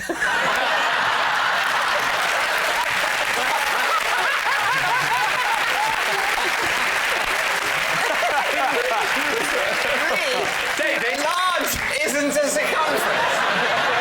Tell me, what did he say? Because you've got it wrong, I guarantee. Listen to this. What did he say? He said that I was 24 inches. Well, there you go. Classic layman. You're clearly a slow queen. What do you reckon about my head, you know, in terms of circumference? You're a 26. 26. Right, 26 inches. 28, 26, 23 and a half. You're not just reversing perspective and thinking that the heads that are further away must be larger. Bizarrely, David's head is actually bigger than Catherine's, even with the perspective of the distance. Catherine's got quite a small head. She's got quite a small head, which you defined early on as large. It's time to encourage Lee to stop talking. What do you think? I don't think it's true. Do you not? No. There is something about it that just has the ring of Fishy. total crock to it. Have you got a tape measure? What, why? Well, then we can prove I'm right by measuring your head. Yeah, if we did have a tape measure, you wouldn't want to prove you're right, because you don't get a point just if this is true. You have to make it... No, if you had a tape measure, you would prove that I'm right, and then you'd say true. Yeah, and Then it would I'd be get a point. true, and we'd get a point. And...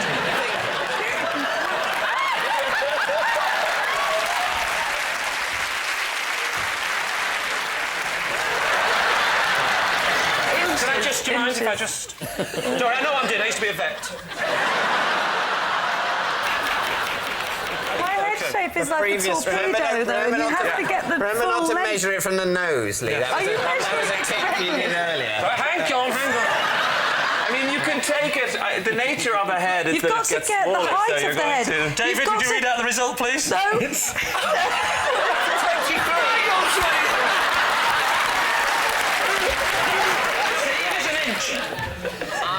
So, David, what does that lead you to? I still don't believe it.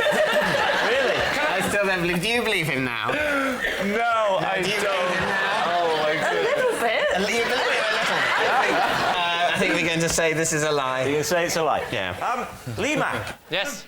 Were you telling the truth or were you lying? I was, in fact, telling a lie.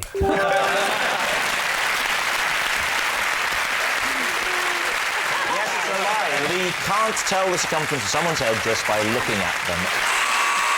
And that noise signals time is up and it's the end of the show. And I can reveal that David's team romped to victory by 6 points to 3.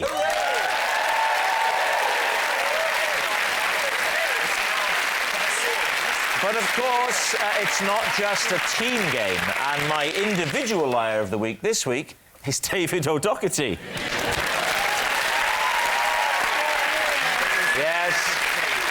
David O'Doherty. Obviously, I don't really think he's the best liar, but I'm just giving him the award to fulfil a regional quota. Good night.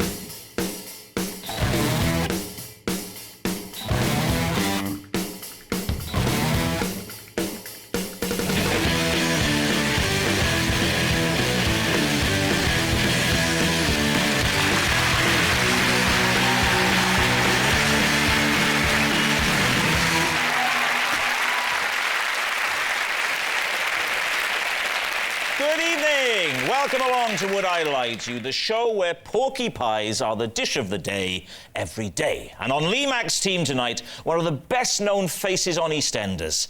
David, it's a show about working-class people. Nina Wadia! And he's the star of Screen Wipe, News Wipe, Games Wipe, and for one night only, Would I Lie to You Wipe, it's Charlie Brooker! And joining David Mitchell tonight, his catchphrase on MasterChef is, cooking doesn't get tougher than this. Here's a man who's clearly never tasted Mrs. Brydon's Yorkshire puddings. Greg Wallace! And a splendid actor who withdrew from I'm a Celebrity because he didn't want to eat kangaroo testicles or crocodile anus. He's going to go hungry in the green room tonight. Nigel Havers!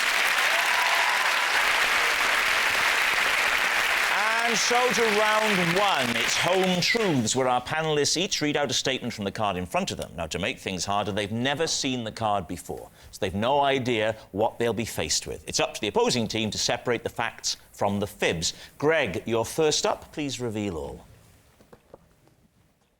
I always make toast by ironing the bread. It tastes much better that way. Lee, what do you think? Do you apply butter pre-ironing? No. Well, that would be mental. No, that would be crazy. Because then you are in danger, of course, of cooking the butter. You get a beurre noisette on top of your toast, which wouldn't do you any good at all. He's good. Is this Beurre. the same iron that you use for the clothes then, straight after? You can use any hot, flat metal implement to iron the bread. You don't have to use an electric iron. I quite often put a shirt in a toaster. What other hot, flat metal implements do you have? Well, you can get a spatula and heat it. A spatula? That must take a long time to do toast. Not a plastic one. Oh, I know the basics, Greg. You could get a fish slice. Why? Is this the kind of advice you give out on MasterChef? Never, ever eat up a plastic spatula. What's the bread on? doesn't matter what the bread's on. Oh. Normally a work surface. So when you put the iron on, you're going to squash it a little bit, surely. To flatten it a little bit and squash it a little bit is the point. So without getting your sweaty palm on it. Bread is flat, isn't it? Well, of course, it's not rolling hillocks, I know this. But it's also bouncy. Bread isn't necessarily flat. If you slice it flat, it's flat. A loaf of bread isn't flat. What are you doing, topiary? A loaf of bread, you say... No, but I mean, you can't say bread is I'm making it into a Banjiay. Paper is flat. Bread isn't necessarily flat. Bread's only flat if you cut it into a flat shape and then iron it, like anyone sensible. If I was going to pick you up on anything tonight, Lee, and I like to think that I will, it would be how you pronounce the word topiary. Topiary. Did anybody notice he went topiary? It was like a wonderful mixture of trimming a hedge and a little bowl you have of things that smell nice in the house. I say topiary. What do you say? Well, it's topiary. It's not topiary. So hang on. Whoa, just to backtrack, there's a man ironing his bread, and I'm being picked up because I'm saying topiary a bit like potpourri. Where the hell's David gone? Oh. I thought he was so middle class that I pronounced it wrong and he fainted. I'll tell you what, I knocked a water bottle onto what I can only describe as a nest of wires. And also, he was a little bored. Oh, yeah, I mean, you were just trying to teach Lee how to speak. I mean, we could be here all night.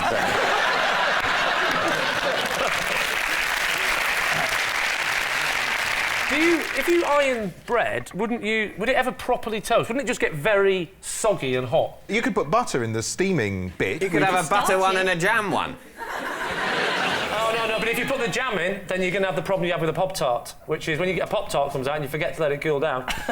A Pop-Tart is something that working class people have for breakfast, just before it's mentioned by anybody. I'm about as working class as it gets. I don't know what a Pop-Tart is. You iron bread.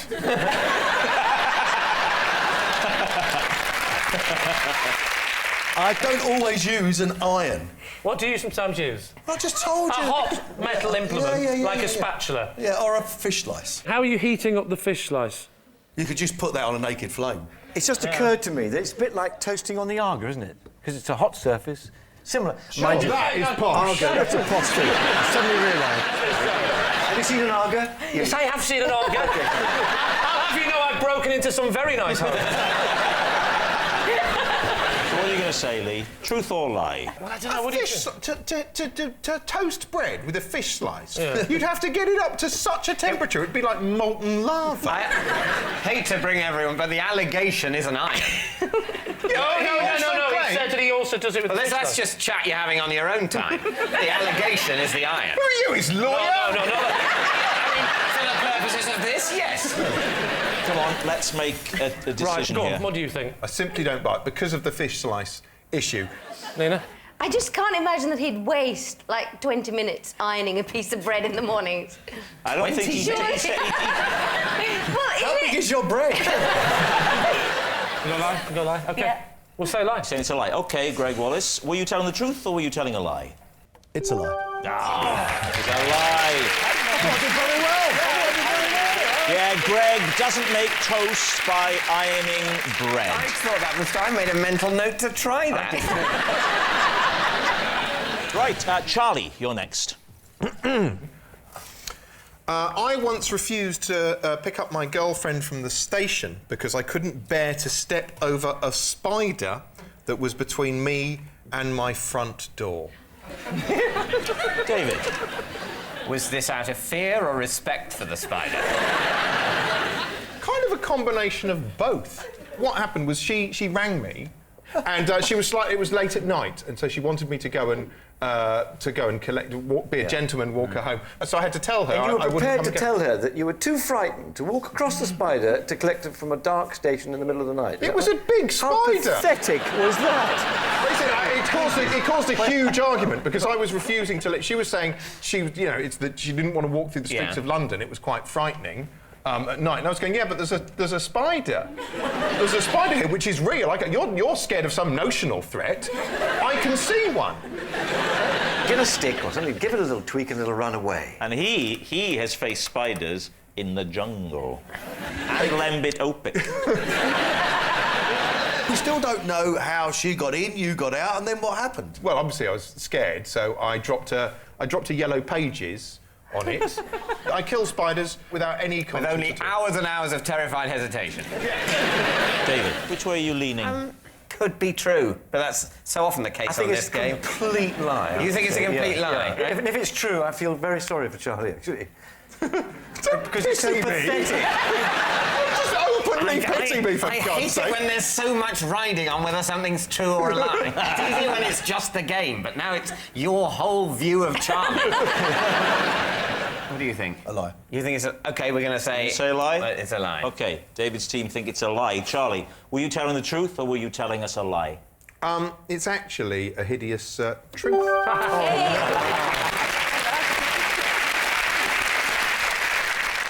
I'm genuinely paralysed by fear when I encounter a spider. They're not natural. I know they are natural. You know what I mean. I don't like spiders at all. I would sort of agree with you, Charlie. They are basically monsters. Yeah. But fortunately, they are tiny.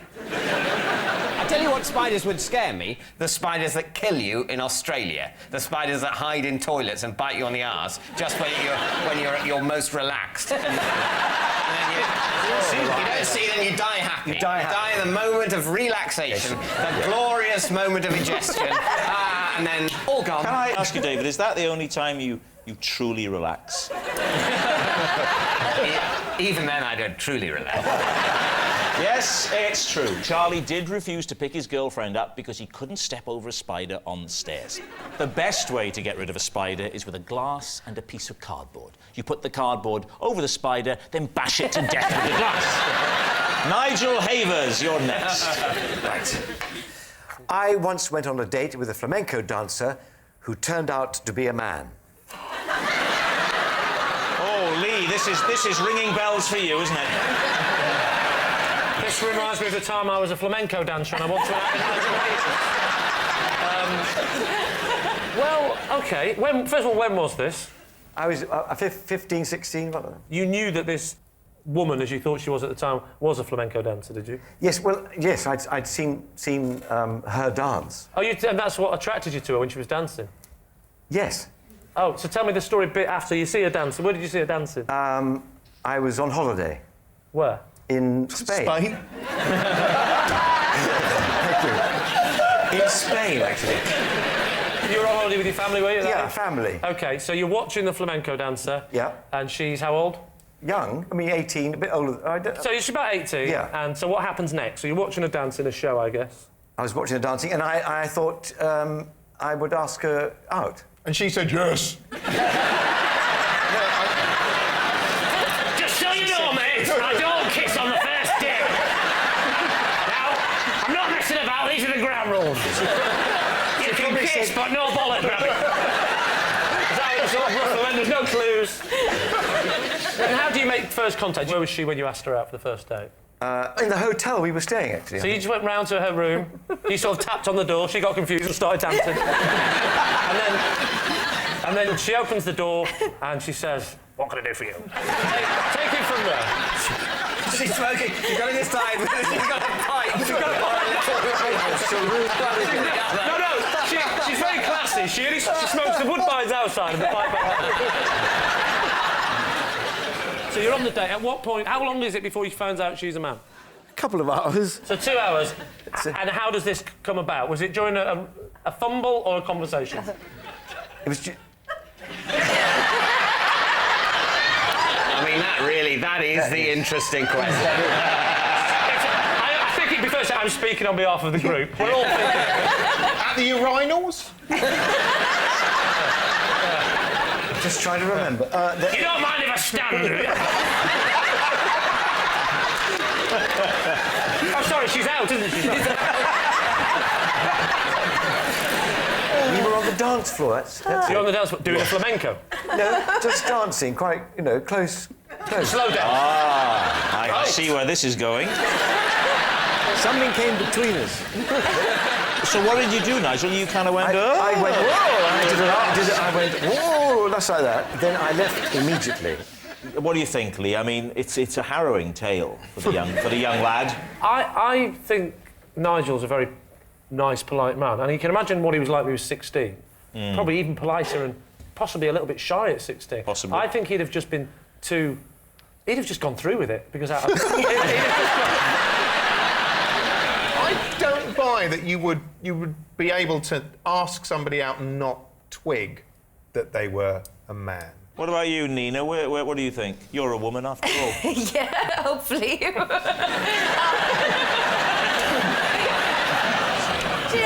It's the kind of thing that happens, I think, to a lot of actors where you get confident when you're a lot younger. So I imagine that actually something like this could have happened. It's true. So I do. What's it going to be, Lee? Truth or lie?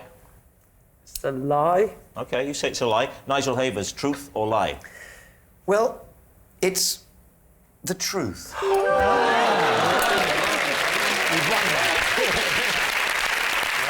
Yes, it's true. Nigel did go on a date with a flamenco dancer who turned out to be a man.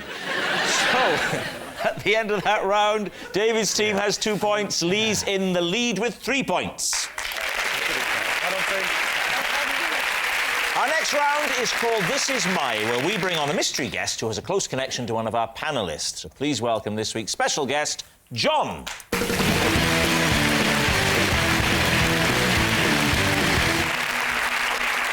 Right, Charlie, we'll start with you. How do you know John?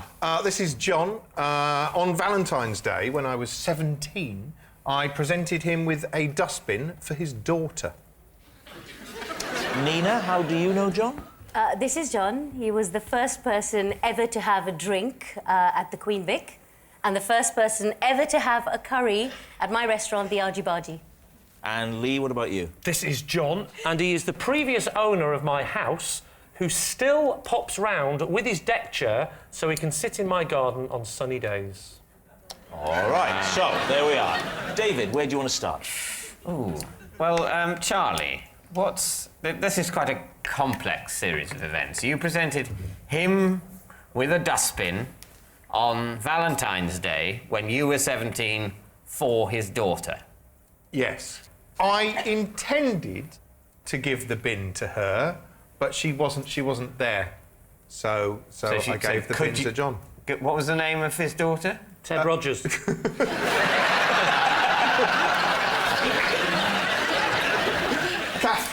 Catherine. What sort of bin was it? Like a big garden bin. OK, I thought it would be a funny Valentine's gift was to give a bin. Because it's so unromantic. That's the clever ruse, you see. If you're a bit, you're a bit unsure of yourself, so you don't want to give a Valentine's card that says, I actually fancy you. You want to give something that sort of could make you look a bit mad. What was that? Was there a note with the bin saying poem? I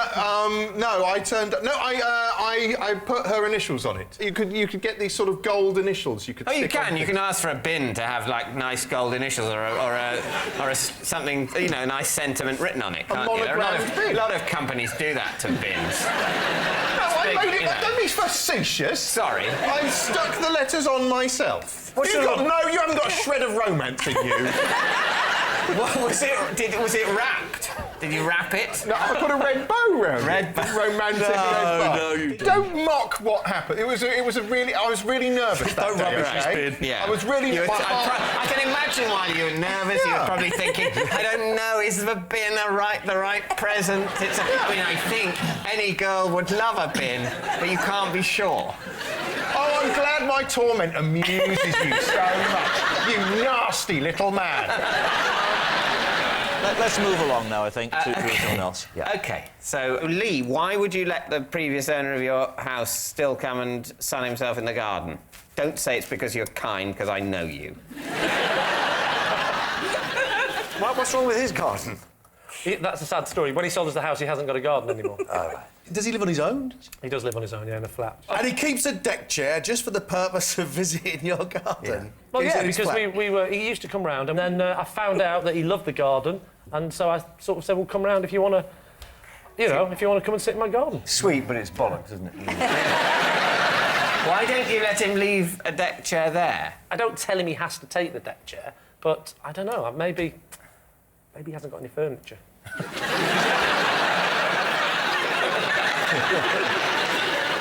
Nina, remind us. Sure. John is basically a supporting artist that has been there since day one, 25 years on EastEnders, and he's known as being the first of everything. So he'll be the first who had a drink at the Vic, he's the first who has been in the laundrette, he's the first who's kind of done any set. And also, you say he was the first person to eat in... To have a curry since the Masouds have owned the Argy Bargy. Well, that's very... I mean... That's very plausible. Yeah. But at the same time, could have been made up. Can I just check something? What, is he the first in every... Well, he's not. He's the bloke that comes around my house and sits in the garden. But if he wasn't... is he the first... Well, imagine he wasn't, right? The bloke that sits in my garden for a minute, and he is. But imagine he's not, right? It turns out you're telling the truth. It's a great This is one hell of a ballsy double bluff. Is he the first in every set? Is he like in Doc Cotton's cupboard? Is he just stepping out? Or you mean in the public sets? No, in the public sets. So, David, is John Charlie's dustbin dad, Nina's EastEnders extra, or Lee's friend with a deck chair? Do you watch EastEnders? Do you recognise this guy? Has anybody been in my garden? Definitely not Lee. And Charlie's is so ridiculous. Well, I It's don't just know, so absolutely up his road, isn't it? Charlie became so heated in defence of his romantic actions. Too passionate about it, really. Bless. That's what emotions are like. Yeah. It's a hell of a thing to get back in touch with the father of someone you were infatuated with years ago and who you gave a bin to. I mean, it's possible, but it's a lot easier to get in touch with the regular supporting artist on the show that you work on. You're right. You're absolutely right. Come on, then. What are you going to say? OK, Nina. You're going to say Nina is telling the truth. John, would you please reveal your true identity? I'm John, and when Charlie was 17...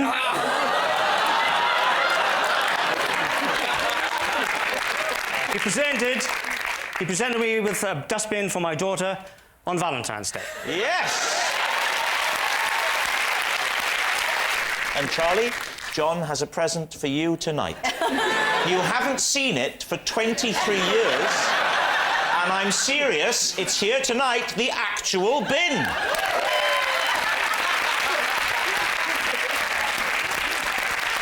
And there are the initials on there.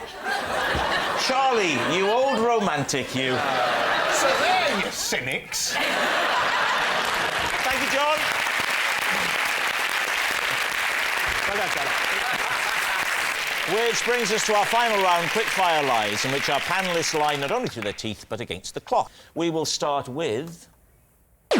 It is Lee. Every Sunday, I treat myself to a relaxing bath with 3 squirts of furry liquid in it.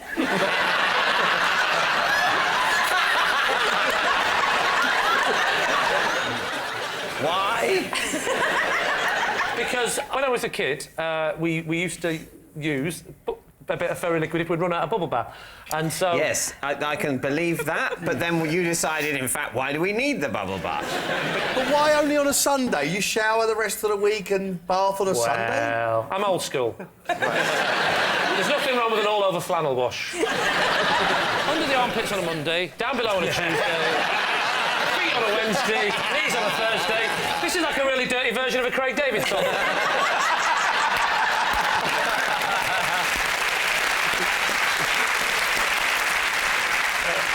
So you ran out of bubble bath many years ago and have never restocked? No, not true. What happens when you run out of fairy liquid? I run out of bubble bath all the time, and I'm always restocking on a Monday. How can you run out of bubble bath if you only bath on a Sunday? Yeah, don't tell me because you said you shower the rest of the week. Yes. Bubble bath This in is the rich shower. coming from a man who irons bread. I stick it on the flannel. A bit of liquid soap on the flannel, under the arms on a Monday. You put bubble bath on a flannel? You're telling me you've never used bubble bath in a shower because you've run out of soap? That's all the time. Liquid soap. Well, no wonder you keep running out of bubble bath on a Sunday. That, you're just like my wife. In many ways. David, what do you think? I don't think this is true. Greg? It's cobblers. I think it's a lie. We think this isn't It's true. a lie. Well, Lee, here's your chance. Truth or lie? Well. Here we go. It is, in fact, a lie.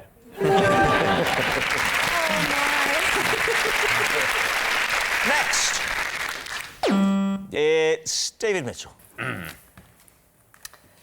My parents recently forced me to have a new kitchen fitted because my flat embarrassed them. Lee. How bad was the kitchen? It was, I mean, I considered it adequate. That good. Come back to mine, darling. I've got a very adequate kitchen. How would you describe the old kitchen? It sort of had plasticky units that some of which I'd like to make them into personalities. Hello, Brian. I've had a really lonely day. Exactly. Brenda, where the pans go. Hello, Tommy the toaster. Done anything today? No. Ian the iron seems to be getting all the work. So, your parents came round. You feel that the kitchen's not really too bad? They were sort of very unhappy about it, and ultimately they said, look, we really think you should do with this. We'll deal with the admin if you pay. But you're a creative mind. I mean, you must have given them a steer as to which way you wanted it to go. Describe a creative kitchen design steer that you imagine someone like me might have given. OK, you may have said, I want an island in the middle, I want an Aga and a traditional electric. I'm not making a planet. An island and a lagoon. An island. I want dragons in the north. What's the new kitchen like? It's plain. There's sort of, I think, kind of sort of cream units. Have you been a kitchen salesman once, What's the most complex thing you do in your kitchen? I think worry about death.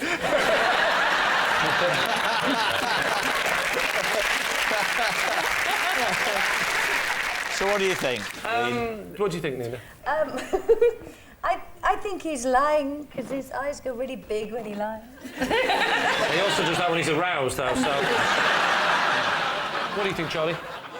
I think that's got the ring of truth to it. Because I imagine that David probably doesn't really care about his kitchen, but that other people do. Look at him, it's the truth. OK. You're going to say true? Go on, then. I'll say it's true. True. OK, David, truth or lie? It is, in fact, true. Next. It's Greg. Possession. Right, there's a box under your desk. Greg, would you Crikey. Pop it on top of the desk, take out what's inside, and then read the card for us? This is one of my history books. I read them in the sauna to make them look old. Lee, where would you like to start? Why'd you try and make them look old? I think they're more attractive that way. I like them all bashed up and old-looking. Where did you hear about this, that if you read it in a sauna, it actually ages nicely? It's like... I didn't. I just took the book into the sauna and I go to the gym. I try not to be fat. I like the sauna as well. I read while I'm in the sauna and the books get aged. Are you naked in the sauna? Oh, yeah. You're naked with a book? It's difficult. Hang on. My glasses. Your glasses? How can you read with steamed-up glasses? Well, no, I don't wear my glasses. You just... Well, how do you read, then? Well, I hold the book up. That's not the problem. Oh, so now you're naked and you're doing that? do you ever do this when the bloke sits opposite you? You ever go...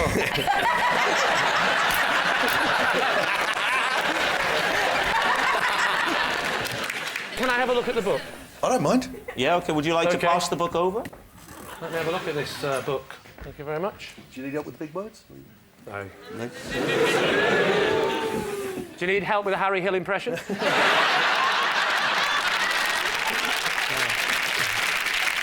Does it smell like a sauna? Oh, it smells of something. Well, it does. It is aged, and I tell you what it is. It's aged by dampness. That I know. Sorry. There's a phone number in the back and a bloke's name. It says Tony and then a bloke's phone number. What the hell's going on? What?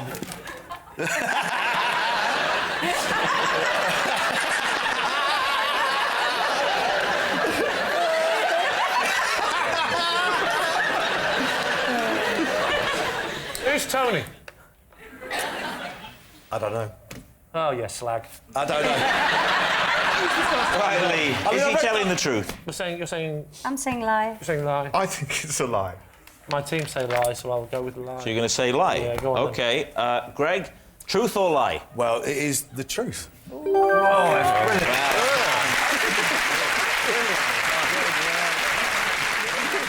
It's true, Greg does read his history books in the sauna to make them look old. And that noise signals time is up, and it's the end of the show, and I can reveal that in a closely fought contest, it's a draw at 6 points each.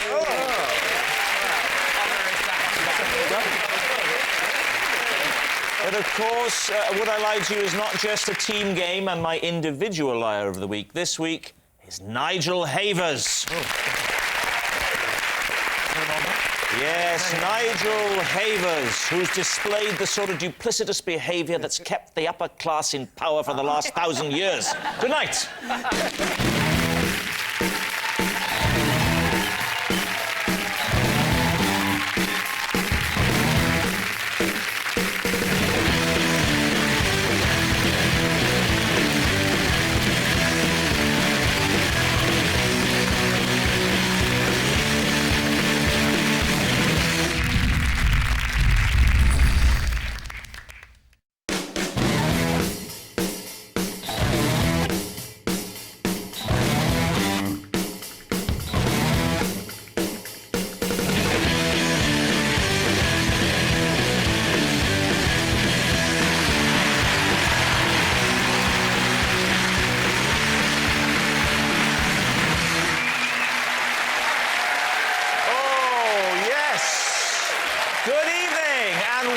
To Would I Lie to You, the show that celebrates the art of lying. On Lee Mack's team tonight, the England star who once beat Wayne Sleep.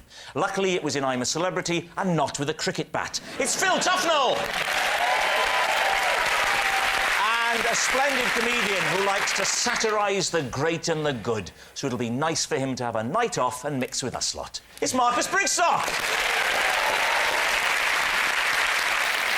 And joining David Mitchell tonight, an actor and comedian who, during his 13 years as a drama teacher, said he found his pupils inspirational. They inspired him to leave teaching and become a comedian. Greg Davis! And as one of the longest-serving presenters on Blue Peter, she became an expert at explaining things in a way that a child could understand. Excellent training for sitting opposite Lee this evening. It's Connie Huck! Right, we start with round one, which is Home Truths, where our panellists each read out a statement from the card in front of them. To make things harder, they've never seen the card before, so they've no idea what they'll be faced with. It's up to the opposing team to sort the truth from the lies. And Greg, you are first. Am I? You are, yes. For my first term at university, I rented the bathroom in a student house and slept in the bathtub every night. Greg. Yes? Before we even start this, can you stand up? There'll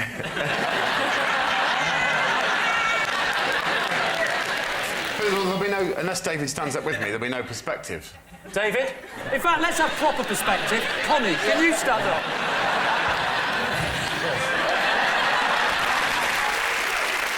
You know the question.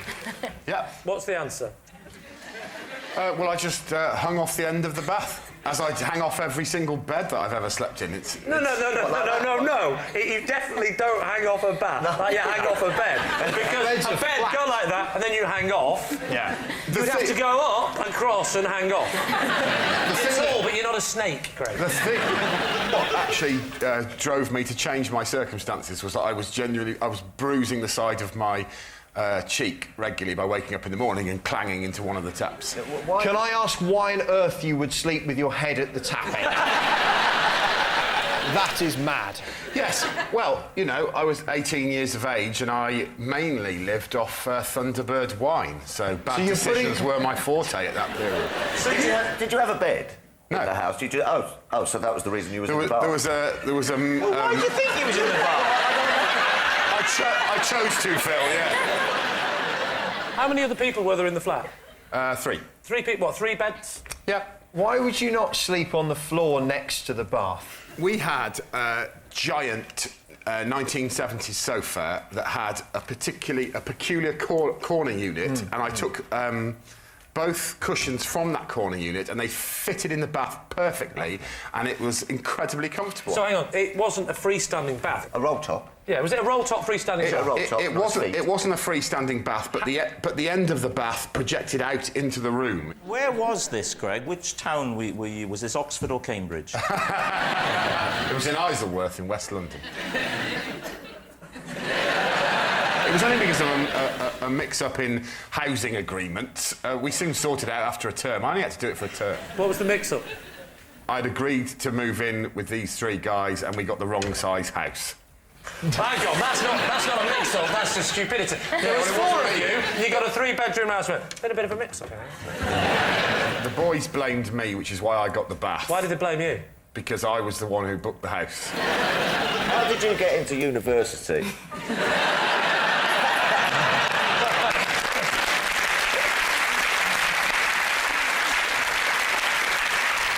So, Lee, what are you thinking? Marcus? I think it's too preposterous to be true. The taps for me. You don't. If you're going to sleep in a bath, you don't put your head up the tap. I think it might be true, but I'm not going to over... Oh, well, you're the skip. You've got the armband, son. I might be the skip. Do you get armbands if you're a captain? Only if you can't swim. I'm telling you, I don't know if this is in the spirit of this game, this is true.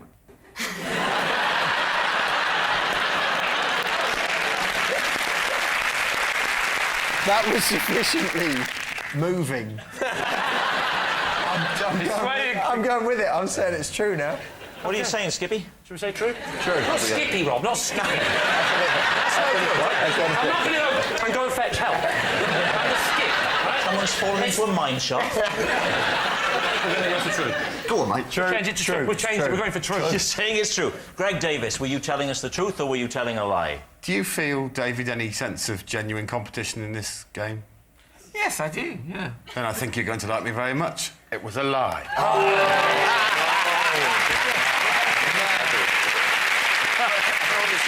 Yes, it was a lie. Greg didn't sleep in his bathtub every night for his first term at university. Right, Phil Tufnell, you're next. Right. OK. I'm haunted by a recurring dream in which I'm a potato.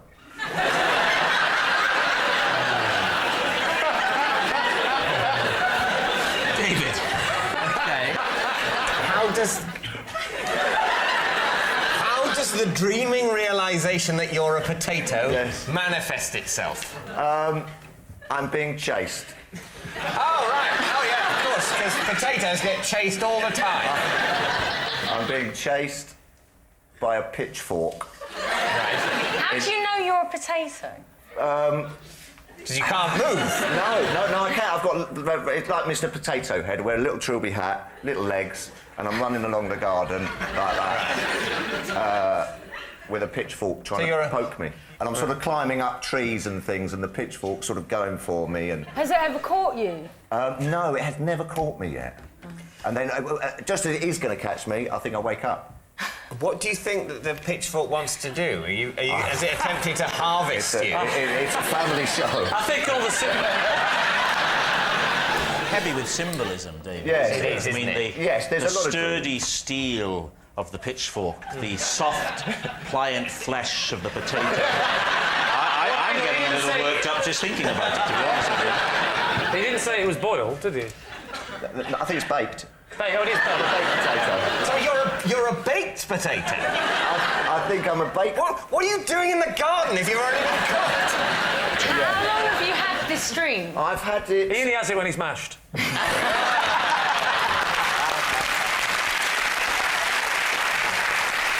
Yeah, I've had quite a bit, actually, you know. It's quite at the forefront of my dream. I'm just sitting here listening to you. You could be related to Len Goodman from Strictly Come Dancing. Could you just say for me, look at that, yeah. Your paso doble was lovely. I liked it. It was cool. You're a bit over there, but you're trying hard. I'm going to give you 6. I'm doing Len Goodman from Strictly Come Dancing. What do you think, David?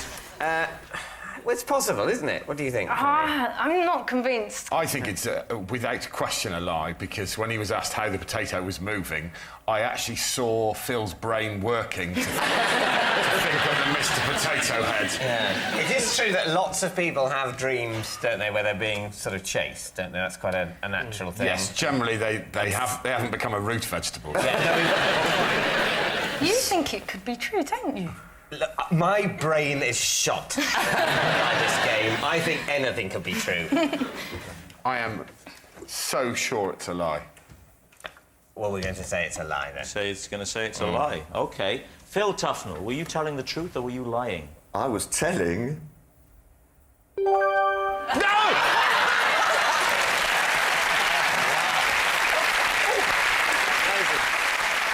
It's true.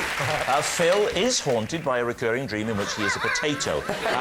There's a technical term for Phil Tufnell turning into a potato. It's called evolution.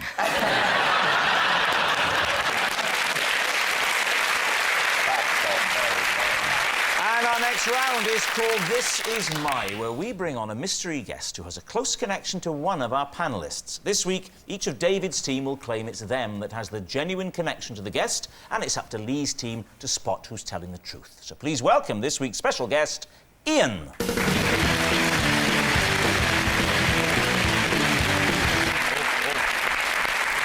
Connie. Sorry, even before we start, I can tell you now, lads, this man does not know David Mitchell.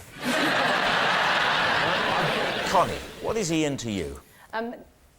This is Ian. When he brought his lizards onto Blue Peter, one of them went missing. Later that evening, I found it in my handbag. All right. David, what's your connection?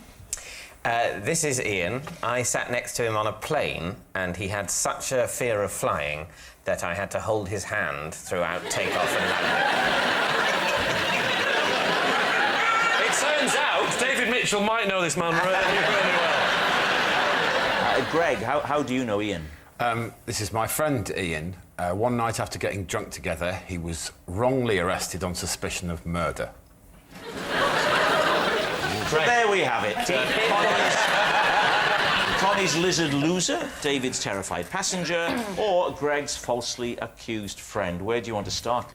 So Ian here brought lizards to a flagship BBC children's programme and left going, well, you know, you don't always go home with the same number of lizards. The great thing with Blue Peter is if you lose an animal there, they'll make up a name for it. What type of lizard? Yeah. Well, there was a selection of lizards. He brought in about 8 or 10 lizards, and there were chameleons. And did one of them change its colour to the same as your handbag? Yes. Hence getting lost. It wasn't a chameleon. The lizard. What was it? It was a lizard. What was your handbag made? The handbag was made of snake. No, it wasn't. Whereabouts were you at Blue Peter when you found the lizard in your hand? No, I wasn't. I was actually in my car, and my handbag was on the passenger seat. Yeah. So you opened your bag to get some money out or something? I was in the multi-storey car park, and I'd stopped, and I just wanted to check that I had my phone. Right, and OK. So and then I was like... You opened it, and did you go, hello? Hello? I had a theory that someone put it in as a joke, but I don't know, and I've not... Oh, the wacky days of Blue Peter. Hilarious. I don't know if it's in the spirit of this game, but it really is true.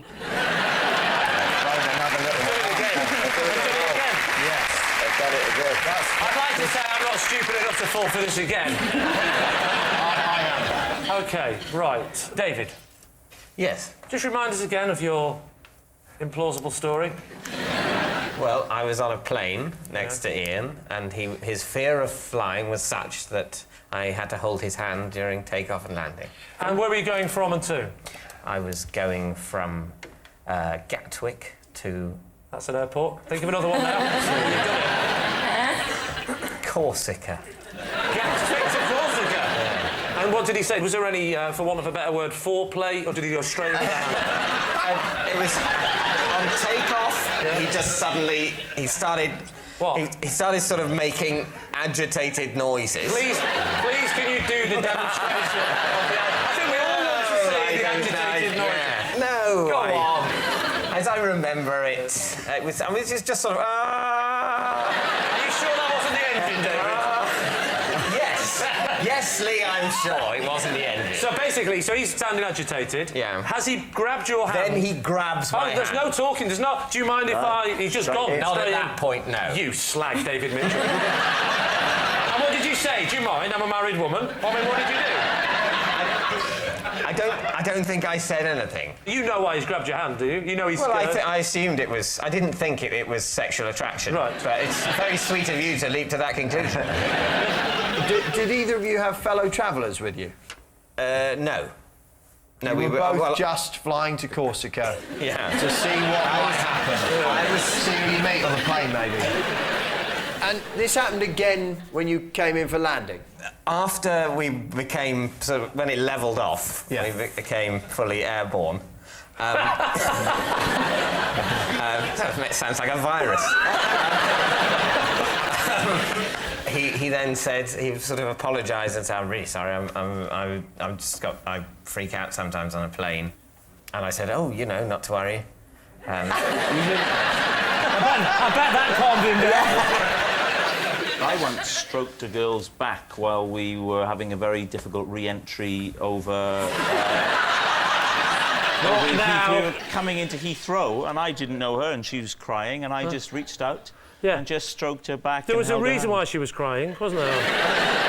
The madman behind was stroking her back. I wasn't behind her. I was like that with her. I was going, "Hey, it's okay. No, look, it's fine. This is just turbulence. Seriously, this is nothing. This is nothing. Honestly, this is normal. Really. This bloody hell. Oh, not really." And she was quietly sobbing. I mean, it was quite. I'm BAFTA nominated. I should point that out. So these things do happen. That's They definitely happen. There's definitely people getting nervous on flights. I think we have to deal with Greg's story. Go on, Greg. Let's have it. I got drunk with Ian, and later he was arrested wrongly on suspicion of murder. Thank God that bit's in. Yeah. So what happened? Well, I wasn't really part of it because we both passed out. It was a college ball, and we all drank vast amounts. Particularly Ian and I drank a ridiculous amount, and then both collapsed. The last thing I remember is Ian falling down and him obviously being horribly hurt. And I woke up on a carpet and ran... That's a nice change from the bath. Not in the bath. I ran upstairs and he was sitting up in his bed, honestly looking... His face was swollen like a pumpkin.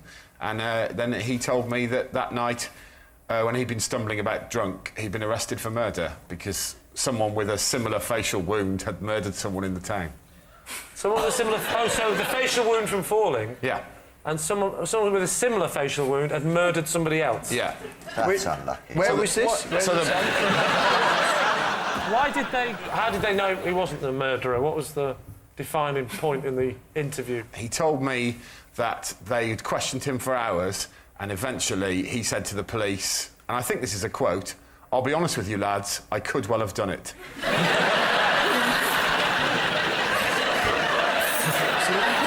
And yet they still let him out before you'd woken up. Yeah, it upsets me to think that police respond to double bluffs like that.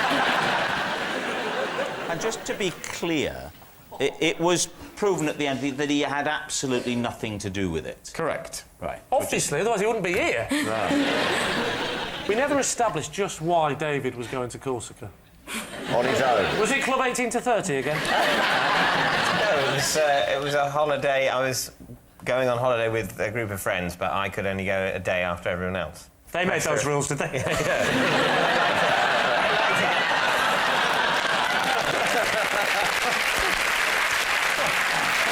So, Lee's team. Is Ian Connie's reptile wrangler, David's frightened flyer, or Greg's suspicious friend? Which one are you going for? What do we think, Phil? I quite like Connie. Well, we all do. Well, there you go. Focus, Phil. Yeah. No, I can imagine a bit of Blue PT. He looks like a chap who might sort of keep lizards. I don't know why. I'm slightly leaning towards Greg, only because I don't believe David. I'm inclined to think that Connie's story is true. Oh, go on then, Connie. If you've suckered these two idiots into it, I'll go along with that. Ian, would you like to reveal to us your true identity? My name is Ian. Whilst at college with Greg Davis, we got very drunk one night and was wrongly arrested on suspicion of murder. When I ran up in the morning, he was sitting upright in bed and his head was 3 times its natural size. And I went, "Oh my God, mate, are you all right?" And he looked at me like this and went, "We've gone too far this time, mate." Thank you very much, Ian. Thank you.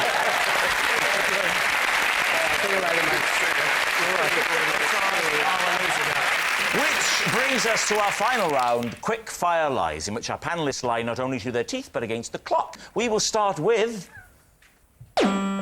Lee. Yes, of course. I once had to show my boss an intimate area of my body to prove why I was late for work. Which part of your body, and why did that prove that you were late for work? It was my... well, I think we all know what I'm talking about. I don't. No. Well, let's call him Mr. Wee Wee. You actually had to show it to him? I didn't. Well, I didn't have to. He didn't say. You elected. Oh, so He didn't say prove it, get it out. But I could tell he was doubting me. You I offered said it. honestly, look, and I got it out. So what was it? What? That's the bit they're all waiting for. Yeah. What did it prove? Mr. Wee Wee had banged his head. What on? What on is a good question. The ceiling. We don't.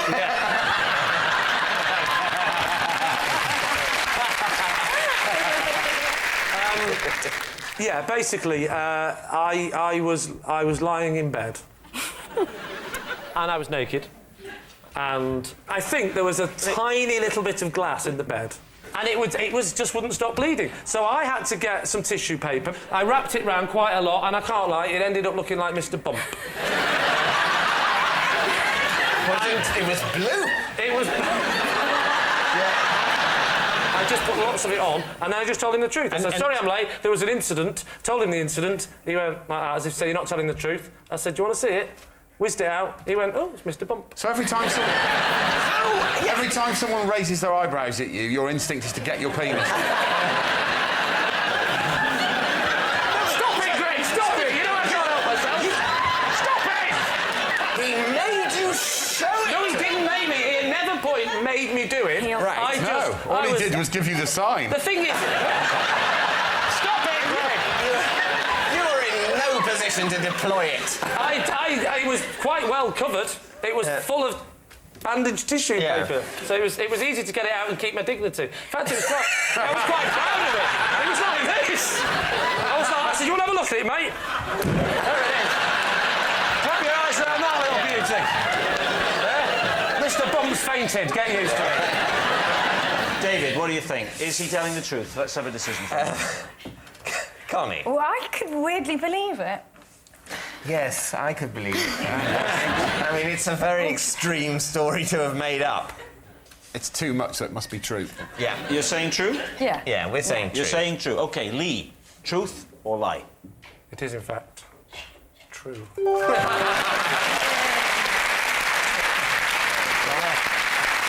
Yes, it's true. Lee went on to a successful career in entertainment, while his boss went on to antidepressants and a course of trauma therapy. Next, it's David. I recently bought a cat, but took it back a day later because our personalities clashed.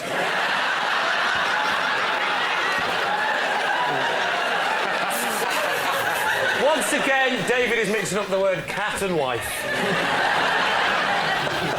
What was the matter with his personality? What were you clashing on? Well, the use of claws. He didn't like that, did he? Yeah. What was he scratching? Scratching, well, slightly me, but also furniture quite vigorously. Scratching your furniture? Yeah. There was a sort of corner of a sofa and a corner of a table. Okay. Corners. Always the corners. Yeah, always corners. Was he a kitten when you got him? No, sort of. I think sort of about 2. 2 years old. Yeah. Why did you buy a 2-year-old cat rather than a kitten?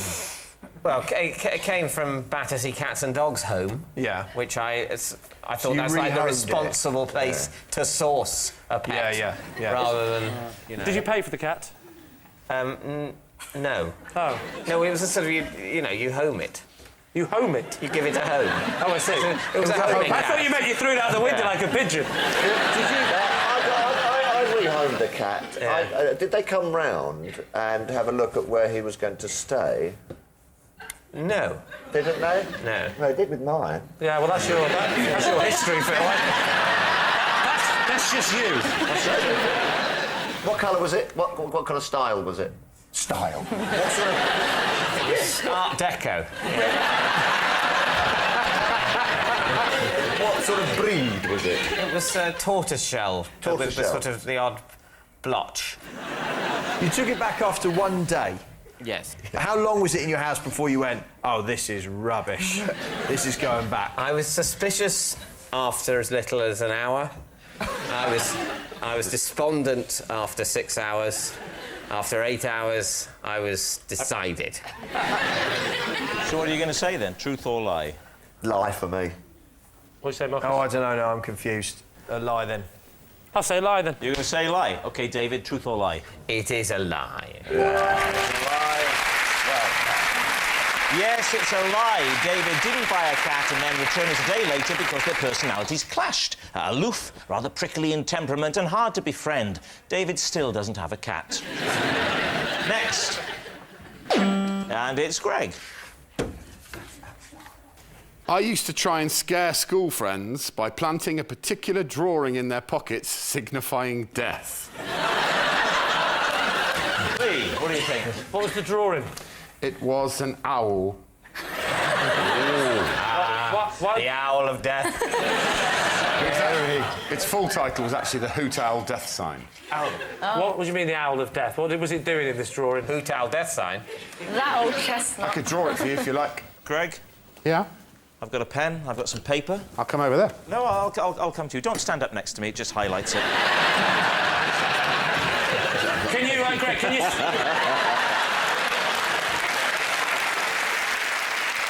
So please, draw the Owl of Death. So...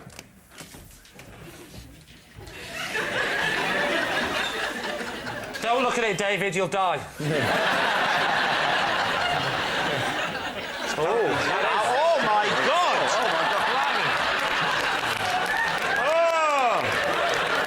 Oh, please put it away. So just imagine you're innocently, you went in your pocket, innocently minding your own business. You go, oh, what's this in my... Oh,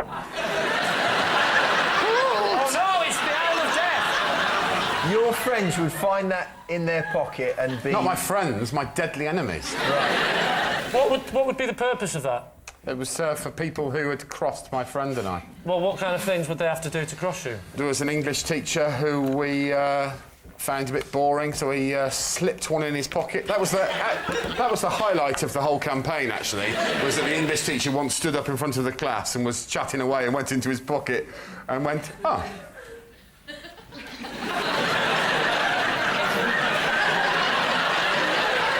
And he went, sorry, everyone. Does anyone know anything about this? Because I've just... Was the purpose of it to scare them? Like, you would tell them that later on it was you? Or? No, of course not. We were both nerdy cowards. you created a sort of mythology around what might happen if you found the Hoot Owl of Death in your pocket, though. In our minds, anyone who found the Hoot Owl of Death in their pocket would very shortly afterwards meet their demise.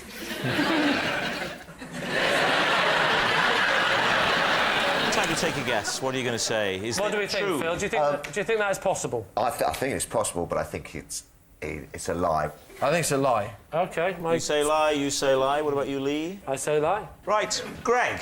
Yes. Truth or lie? Well, it would be pretty tragic if two boys had spent their youth doing that, wouldn't it? True. And it is indeed true.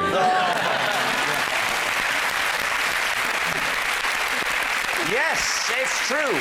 Greg did try and scare school friends by planting a particular drawing in their pockets, signifying death. Well, that noise signals time is up and it's the end of the show, and I can reveal that David's team are the victors by 7 points to 3. But, of course, it's not just a team game. My individual liar of the week is Greg Davis. Yes, Greg Davis, whose stories were so tall, some of them almost came up to his shoulder. Good night.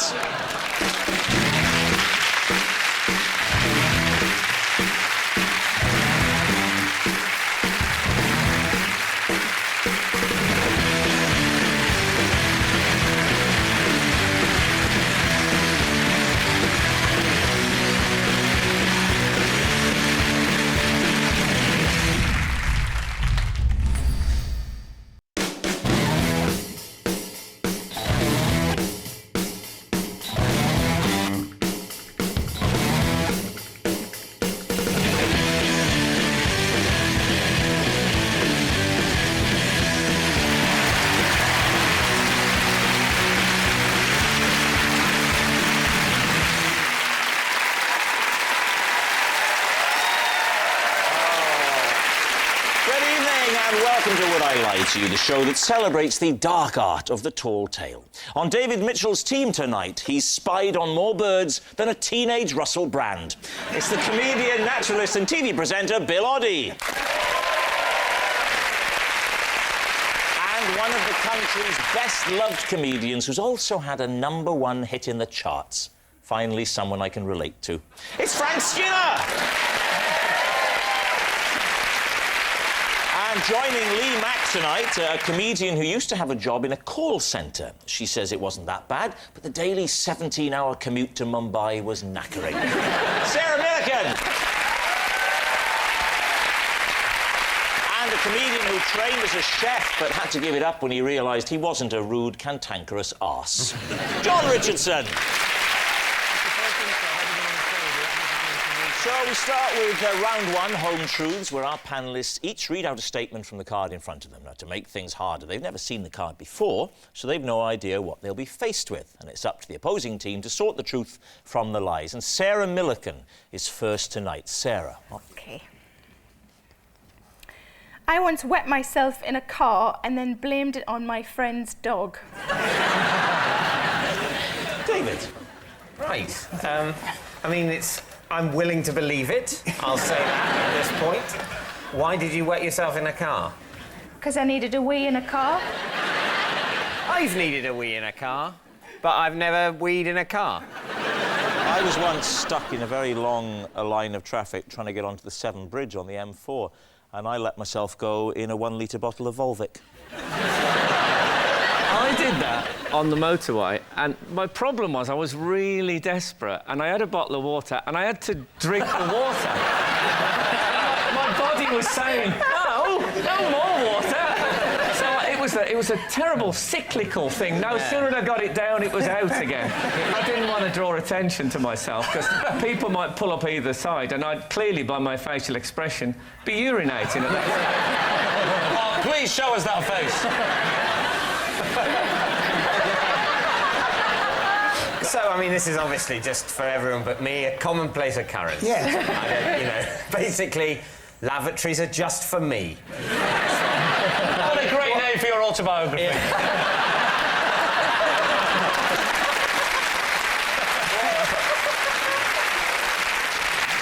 Who did you blame the dog to, if you see what I mean? To the mechanic when I took it in for a valet. So whose car was it? My car. Your car? You peed in the car? Yeah. Were you in is there a good reason for that? Were you in a traffic jam after a large bottle of Evian? I was, well, just tap water, probably. Right. I've never been in a car with a tap, so, you know. It's a very posh car. All right. Yeah, I was stuck in it. It's so posh, it's plumbed in. Literally got gangs of people following it with pipes. Well, to be fair, if it was plumbed in, I'd have probably had a toilet in there as well, wouldn't I? I've never done this, but is it conceivable? Because as a woman, you don't really have much control over where it's going. But as a man, is it conceivable you could aim it out of the window? You could, but the speed you were going at would mean it all came straight back into you. So when you got to this mechanic, what did you say? I mean, was the stain so clearly visible? No, it had sunk right in. Was he a bit confused that the dog was driving? No, because it wasn't on the driver's seat. You changed seats to Halloween. That is dangerous. You change seat in a traffic jam where you're in control of the vehicle. You can't buy class, can you? If I looked in a rear-view mirror, I'd think that passenger looks very, very content considering there's no one driving. So what are you thinking, David? What do you think, Frank? I just think Sarah is the kind of strong, independent woman who would step out of her car, stride to the hard shoulder, and say, just go, and then do it. Yeah. Bill, do you believe it? Yes, I think it happened. Well, you think it's true and you think it's a lie. So I have to decide, which I hate. I think it's true. You think it's true? Yeah. OK. So in that case, Sarah, truth or lie? It is, true.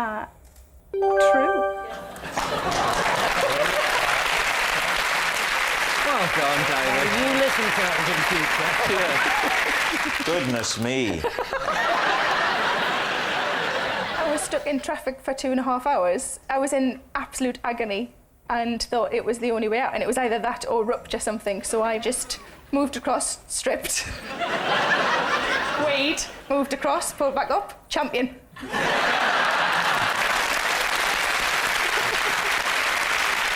Well, there we are.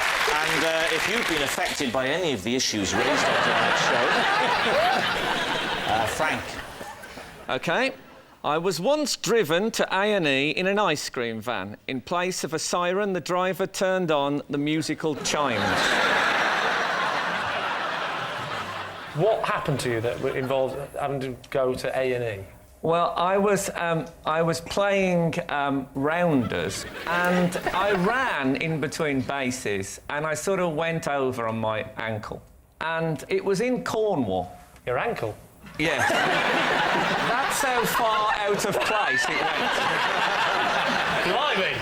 So I'm in real proper agony, like, honestly, I thought I was going to black out. It hurt so much. And somebody found an ambulance, and it probably was about 25 minutes, and still no sign. This bloke came over from the ice cream van, and he said, I'll take you to the hospital.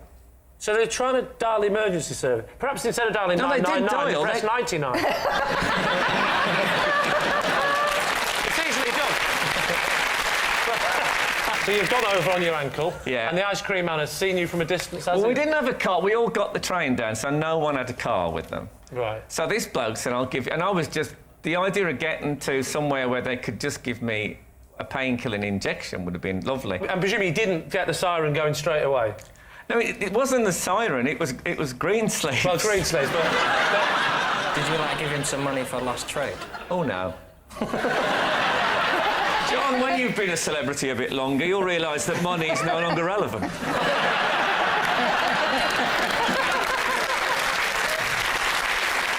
Whereabouts in Cornwall were you?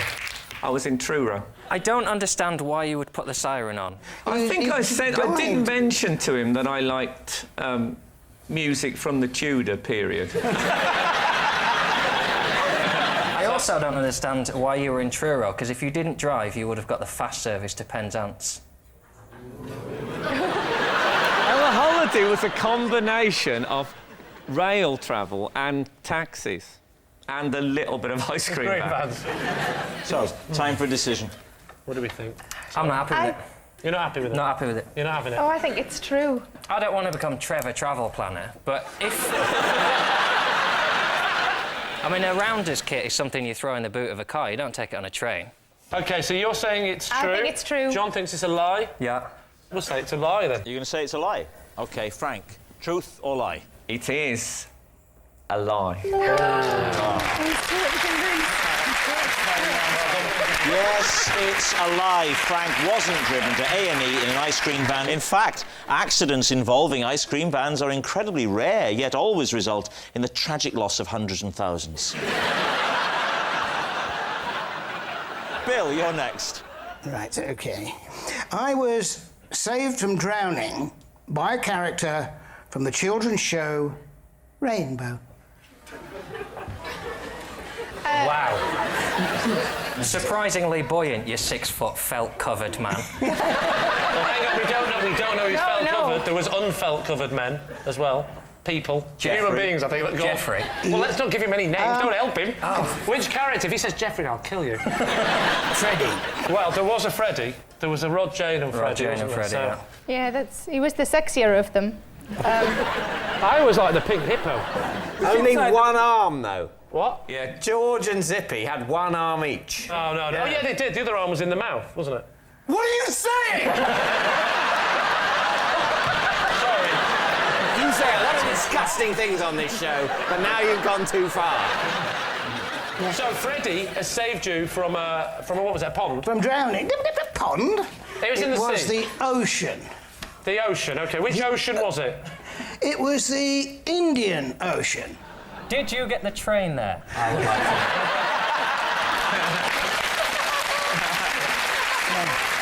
Now, the question I want to know is Fred from Rod, Jane and Freddie, is he on holiday with you, or is this an unbelievable coincidence? It is actually an unbelievable coincidence. Did he recognise you? Yes, he did. Known yeah. you already? No, he did know me. I hadn't met or anything like that. No, but he was aware. He was aware. But he was aware that there was somebody in the sea, some way offshore, waving as if to say, I am drowning, I am drowning. He probably thought you were doing the Funky Gibbon, didn't he? It might have been pre-Funky Gibbon. What year was it? Wow. Surely human beings still lived in the sea. You're in the sea, Yes. and then Rod, Jane and Freddie, or just Freddie. Is he with Rod and Jane, by the way? He was with Jane. Well, Jane and Freddie were a couple, weren't they? I think there still are a couple. Did Rod must have felt left out? He was giving it to Zippy.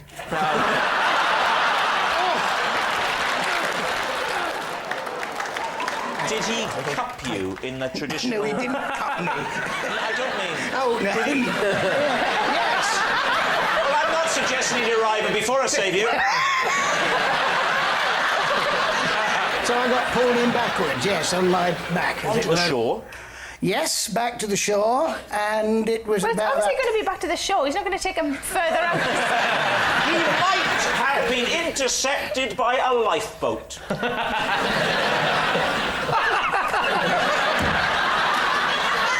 That was the angriest he has been in 3 series. Don't come onto this show and soil the seats. Too late.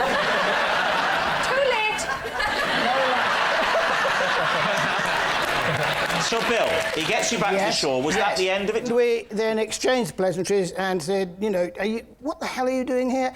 They were on holiday, we were on holiday. Total coincidence. My query would be this, and it's not train-related. Right? If no one else but Freddie was around, how did you not know you were on holiday with Freddie? It was a very small island. I'll name drop it now. In the Seychelles. Ooh, bit of class.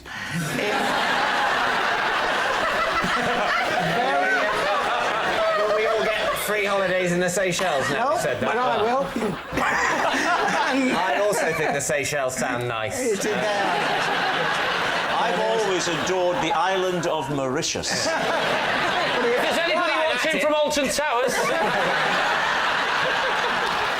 OK, Lee, time for your decision. What is your laser-like mind telling you? Me? It's a lie. Do you? Yeah, I think it's a lie, because I don't remember any episodes of Rainbow that had Freddie swimming in them, so I'm not sure he could. I think it's true, but I just have this really sad image Listen, of I've lots of got other it. people watching you drown. There are lots of people. Bloody get him there. OK, John says it's true. Sarah says it's a lie. I'm going to say it's true. OK. Very well, the answer is... It's true. Yes, it's true. Bill was saved from drowning by Freddie from Rainbow. Our next round is called This Is My, where we bring on a mystery guest who has a close connection to one of our panellists. This week, each of Lee's team will claim it's them that has the genuine connection to the guest, and it's up to David's team to spot who's telling the truth. So please welcome this week's special guest, Kathy.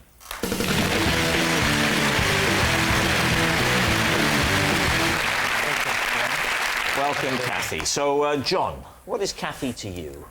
This is Kathy, and we crashed into each other while we were both on our driving test.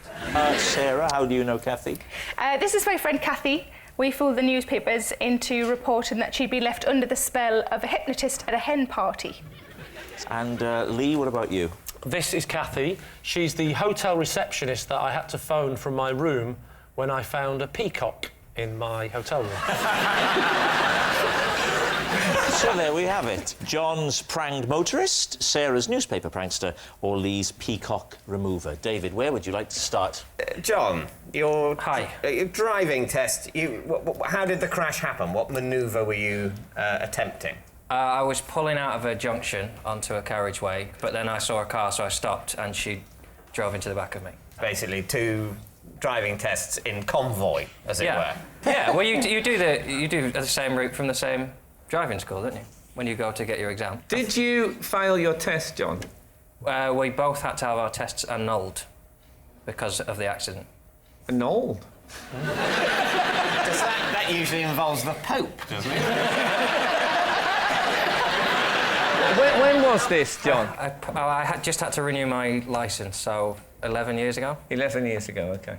Kathy hasn't changed the number in 11 years. She described it as weird, what had happened, and I remember thinking it wasn't weird. You hit me.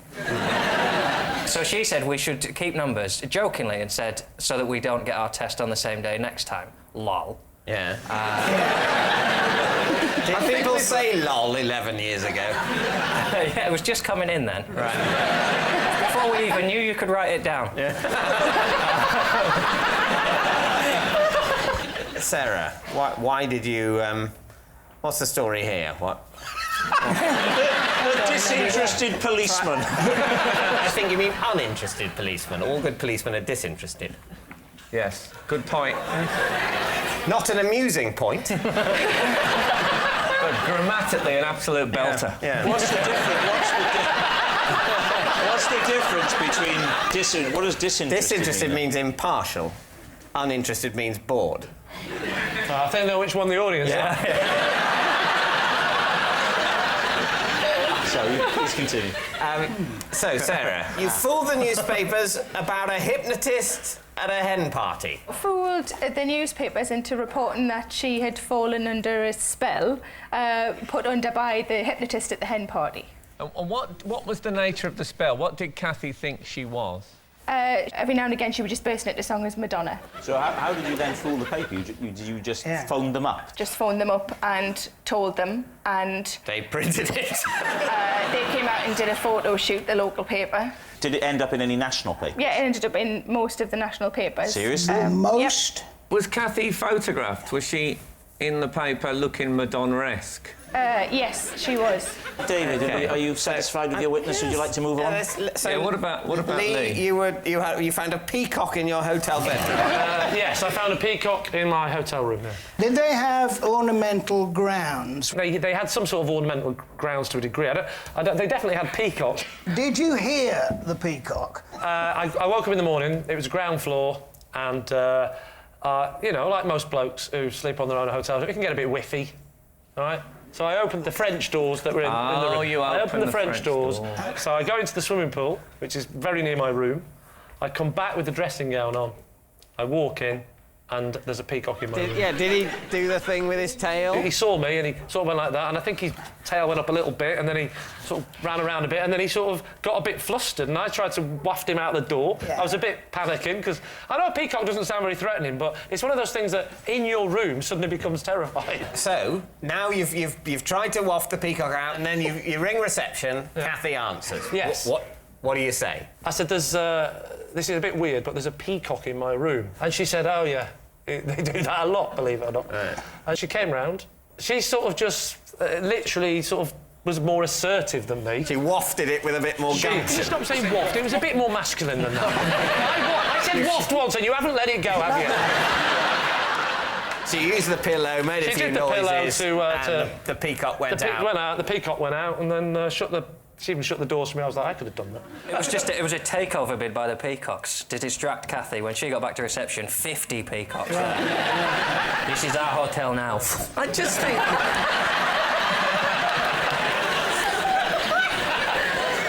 just think a receptionist would phone someone else, another member of staff, to deal with. It wasn't a big five-star hotel. It was a sort of, you know, I don't know what star it was, but it was a sort of, it was more casual, the hotel, than you're imagining. No. Peacocks are in very posh places and very formal places. Very rural places, generally. No. It's not like you don't farm peacocks. Yes, you do. People do farm peacocks. OK, yes. The English countryside is covered in massive flocks of peacocks. No, but they do farm peacocks. Peacock milk we endlessly drink. It has to be all or nothing. There's nothing more informal and laid back and basically hippie-ish than those hotels with peacocks milling around. In and out of the rooms, and the occasional panicky comedian won't join in, won't pal up with the peacock. Say it, go on, I don't want to say it. Tries to waft it out. And the only member of staff in the hotel has to come and make noises with the pillow. Do you know what? And apologise to the peacock later and say, we won't let him stay here again. He's all stuck up. So, we need an answer. David's team. Is Kathy John's unfortunate learner driver, Sarah's hypnotised hoaxer, or Lee's receptionist to the rescue? Well, you see, if we take Kathy, though, as the core of this whole thing, I think Kathy looks too alternative and cool to work in a small, anonymous hotel. Do you know what I'd say to that, Frank? Have you ever noticed sometimes you're talking to the receptionist at a hotel and they seem one thing, and you see them in the local pub later that night, and they can be quite punky.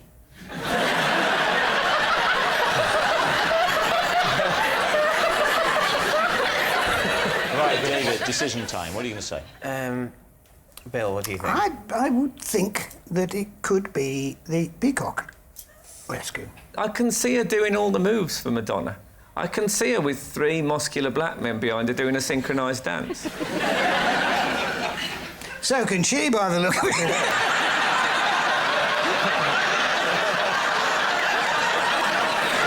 Well, I think it's Sarah's. I think it's a local paper scam. The local, that's what you're going for? Yeah. OK. Kathy, would you please reveal your true identity? Hi, I'm Kathy, and together, Sarah and I filled the local papers with our fake hypnotism story.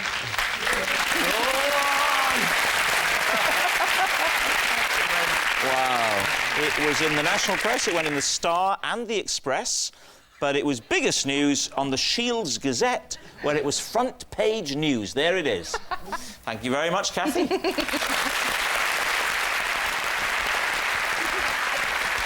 Which brings us to our final round, Quickfire Lies, in which our panellists lie not only through their teeth but against the clock. First off is... it's Lee. When I'm at home, I amuse myself by shaving only half my face and doing that thing where you have a conversation between 2 people.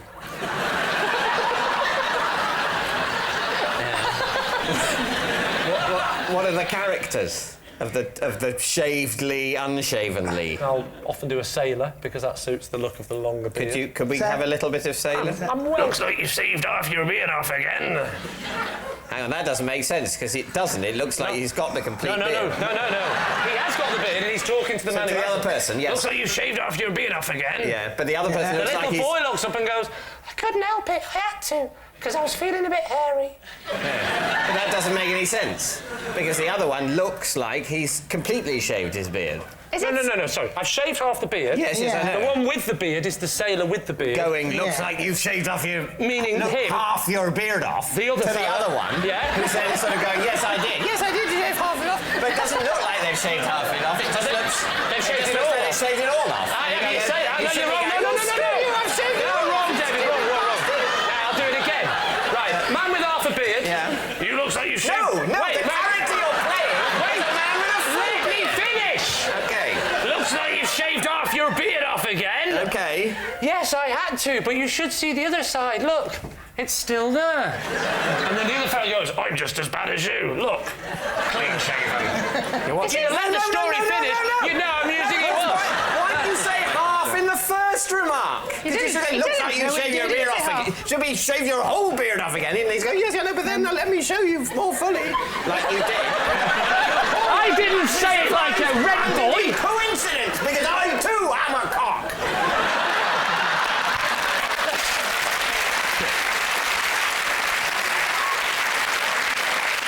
You know what? The kids just laugh and clap. Right, David, time for a decision. Well, I think we think it's a lie, don't we? I think so, yes. Yeah, definitely a lie. Saying it's a lie. OK. Lee, is it the truth or were you telling a lie? It is, in fact, true.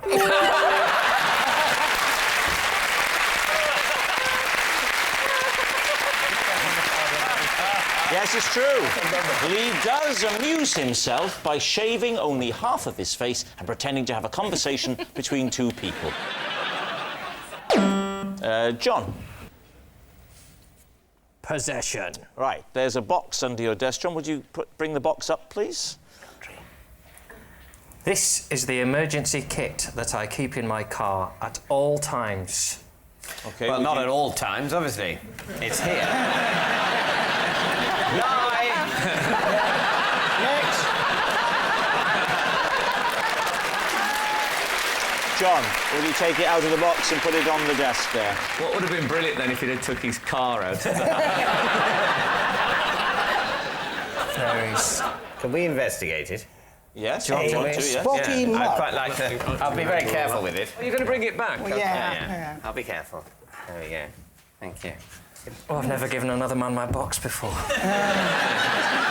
Okay. I have, it's quite nice. There's a mug, spotted mug. Yeah, well spotted. Yes, here's options, Belgian chocolate. Bill, sorry, can you be careful with that? That's his mother's ashes.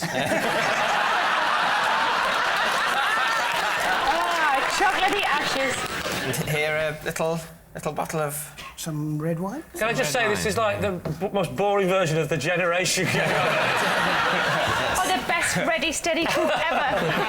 It's the sort of a post-nuclear deal or no deal.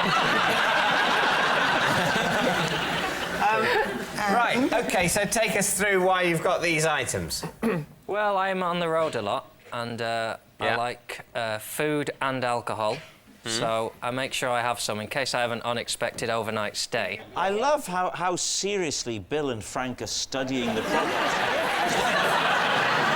This has got a very curious marking on it. It's a circle and a pregnant woman and a line going across it. What's that called? That suggests to me that they don't advise that pregnant women drink. It's hardly hieroglyphics, Bill, is it? Tell you what, if I found this in a car, I'd assume it was the flight recorder. David, time to guess. I think it's nonsense. So we happy to say it's nonsense? You're all saying it's a lie? Yeah. OK. John, were you telling the truth or were you telling a lie? It is true. And I should say, if you're thinking of compiling an emergency car kit of your own, both Would I Lie to You and the BBC would like to point out that other brands are available.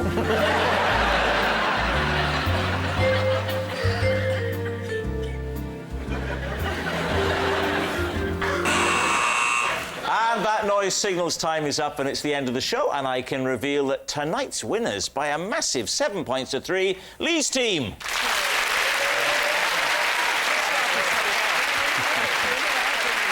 But, of course, it's not just a team game, and my individual liar of the week is Sarah Millican. Yes, Sarah Millican. Sarah hasn't lied so much since her first day on Loose Women when she told her co-hosts, honestly, I can't smell gin. Good night.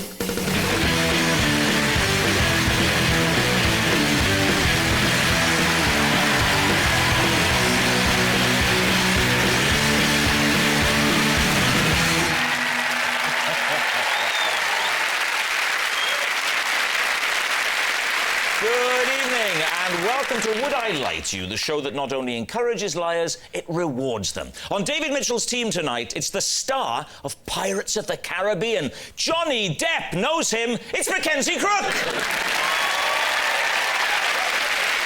And a naturalist and TV wildlife presenter. Now, look, I'm not going to debase myself by doing cheap double entendres at his expense. I will just give you the ingredients and you can take it from there. Birds, tits, short-haired beavers. Knock yourself out. Chris Packham! And joining Lee Mack tonight, the country's most famous Victoria behind Beckham and Station. It's the writer and broadcaster Victoria Corrin.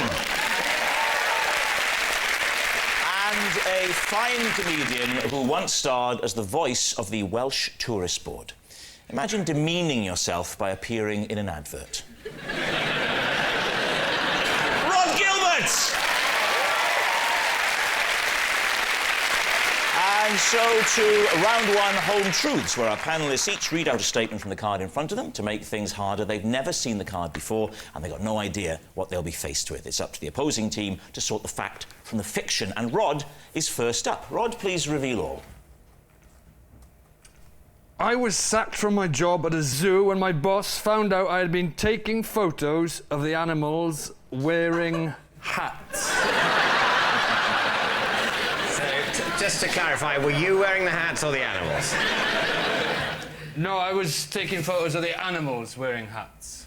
Yes, just to clarify, were you wearing hats or the animals? Well, you think I was taking photos of animals while I was wearing multiple hats? I would say that in the world of oddness, a man wearing two hats is no odder than an animal wearing one.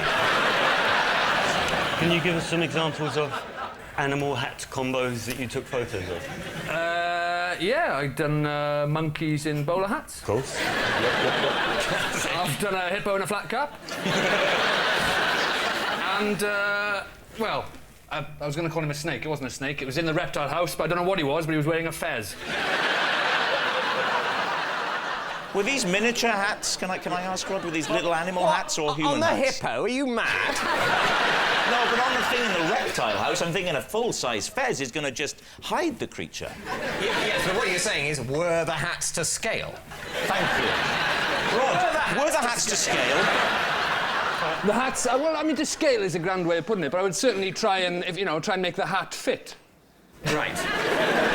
The top of a hippo's head is actually quite a slippery affair. Oh, you've got to get the right hat. When you What was your official role at the zoo? General dog's body, basically. I get the feeling that if you were going to put hats on animals, you'd have gone for deer stalkers and bear skins, you know? I didn't say I didn't. We just hadn't got all the way through the animals. OK. Right. You name a hat, you name an animal. Deer stalker? No, I didn't do a deer stalker. Oh.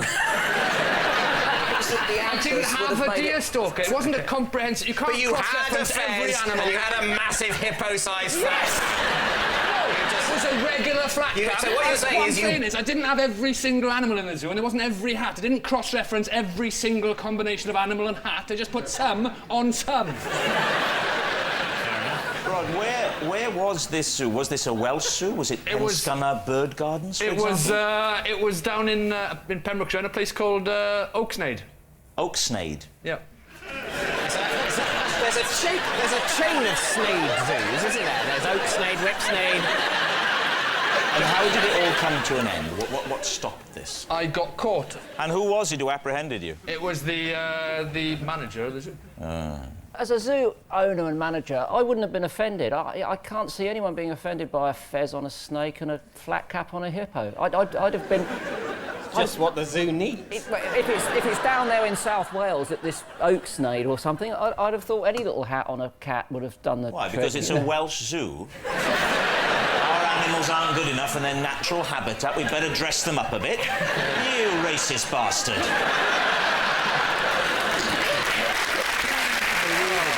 Unbelievable. Well, David, what do you think? Well, I'll ask my team first. I mean, I've never heard of Oaksnade Zoo. Have you ever heard of Oaksnade Zoo? Is that the most you doubt about that song? Okay, no. A flat cap on a hippo. Mackenzie, Fair enough. Oaksnade Zoo. Not having it. My girlfriend owns a zoo. We tour zoos, and Oaksnade's never been on our agenda. Oaksnade, the zoo that shares a syllable with Whipsnade. I think Mackenzie's right. That's the chink in the otherwise impenetrable armour of plausibility. That Oaksnade Zoo doesn't exist. I think we're very happy to say lie. You're saying it's a lie, so, Rod, were you telling the truth or were you telling us a lie? Well, chaps, I'm afraid I was telling a lie.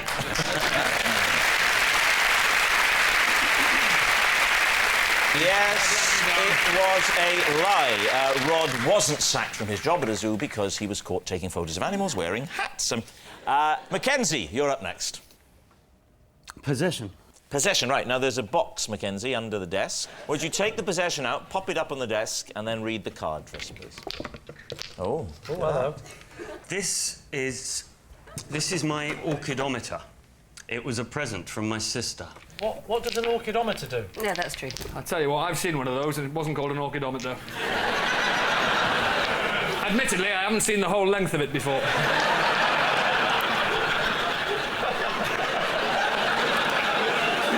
What's an orchidometer, Mackenzie? It is a piece of medical apparatus used for determining the size of testicles in male humans. Why do you need to know the size of male testicles in humans? I'm 42, nobody's ever gone, hey, extra large. I don't. This was bought for me by my sister. Wait a minute. What? Some of them are so small. They're tiny. You'd be surprised.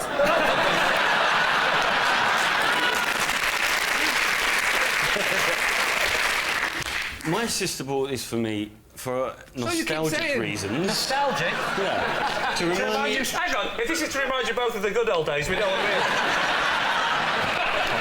But surely nostalgia. My sister, when I was growing up, you know, as my size bit, she would do a little mark, pencil mark on the kitchen wall. Fair enough, but for your testicles.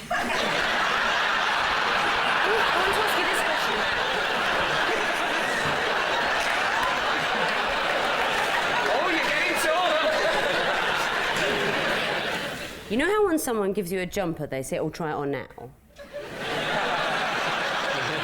Which one are you? You must have done it.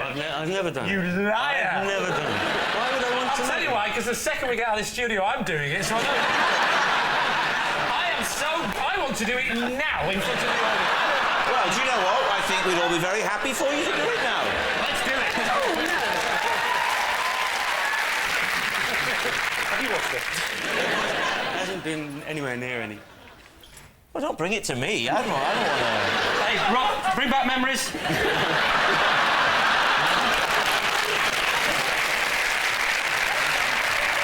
Right, I will do it, but I'll do it under the desk. You're not going to get your... Come on. One, just one then. Meet me halfway. Come on then. Come on then. No. This is a real medical thing. Yes. Why did you sit and get you in? Because when I was younger, I was a very slight chap, not the When you were younger, you were slight. specimen of man. Blimey, what were you, a stick man? And I used to have to go to a hospital to be measured in all sorts of creative and Keep it light. One of the ways they measured me was using an orchidometer. And They measured your testicles with it. yeah, not with that one. What are you going to say? With your testicle measuring device, you spoil us, Ambassador. the question is whether his sister got it for him, and not what this is. His sister got it for him. He's telling the truth. Can you not? Am I? But this can't be real. Take those. This can't be real. Have a look at him through those. Tell him your sister gave you that as a present. Have you got truth glasses? They're not allowed on this show.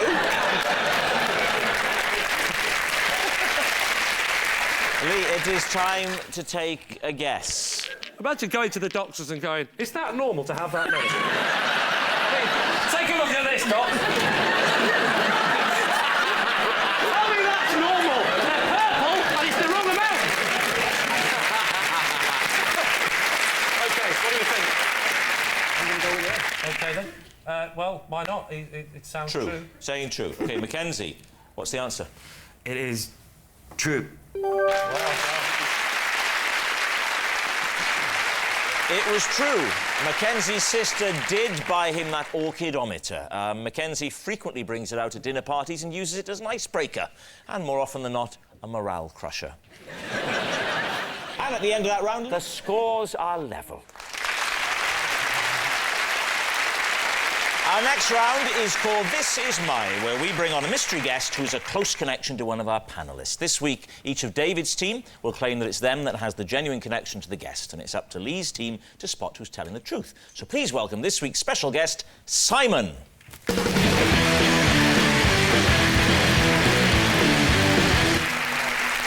So, Mackenzie Crook, what is Simon to you? This is Simon, and when I hoaxed my school by burying some treasure, Simon found it and the police were called. OK, all right. Chris, how do you know Simon? This is Simon. In a virtual world, we're married. And finally, David Mitchell, your relationship with Simon. This is Simon. He has a large tattoo of my face on his knee. So there we have it. Is Simon Mackenzie's treasure hunter, Chris's cyber spouse, or David's tattooed fan? Lee's team, where would you like to start? David. Yes. How do you know Simon? I know him because when I was doing a book signing of a comedy book, he came and asked for the book to be signed and also asked me to sign my name underneath the tattoo of my face on his knee. When you sign the face, is the face normal when the knee is stretched? Or is the face normal when it's not stretched? Look, it's my face. It's not normal at all. I need to ask you a question, but you've got to answer this honestly. Yeah. When No, the... no, I don't. That's the whole point of the game. OK. Otherwise we open with, people is it from true? Would I Lie to You said, we're going to invite on that man who's got a tattoo of your face on his knee. Did you say, oh, good, I'd like to see him again? I'm, of course, thrilled to remake the acquaintance of yeah. Simon! It's Simon! Simon. Yeah. Simon. So I did something, just to digress a little bit. I once got, this is true, backstage after a gig, a woman asked me to sign her bosom. And I went to sign with the pen that she gave me, and the pen didn't work. And without thinking, I went to the other breast and went... It was awful! Mackenzie, how old were you when you buried this treasure? Maybe 13 or 14. So what was the treasure? Diamonds. What? Whoa. How many That's got everyone's attention. Diamonds. Fake diamonds. It was a hoax. So it was, how many fake diamonds? Probably 6. Where did you get all the 6 fake diamonds? From my sister's jewellery box. What? And then you rang up the police and hoaxed them into coming down to find some fake diamonds? No, they were... I put them in a tin, and they were dredged in the school pond. So I knew if I placed it in the pond, it would be found. And where did he fit into this? Simon found the tin with the supposed diamonds and a letter that I'd faked. What did it say on the letter? It said something along the lines of, these are stolen, smuggled diamonds. Whoa. So you're telling me that diamonds were found with a letter, you go, these are smuggled diamonds, and someone went, we better phone the police, this is genuine. Was there a punishment involved? Nobody ever found out it was me. The police came back and said that they'd analysed the diamonds and they weren't diamonds, and it was obviously a hoax. So they caught Ronnie Biggs, but they couldn't get you. Are you happy to move on now? Yeah. Chris, you're married in a virtual world. Tell us a little bit more about how you met Simon. Second Life is a virtual world that exists on the internet, secondlife.com, and I'm one of the players. There are various roles that you can play. You invent an avatar for yourself. And you are? My avatar is Audrey Hepburn. Is what? Audrey Hepburn. So you're playing the woman in this relationship? Yes. Why have you got a second life as a woman? Well, part of the whole thing is that you can be whatever you want to be, and as I say, a lot of people take it... Don't start singing I Am What I Am.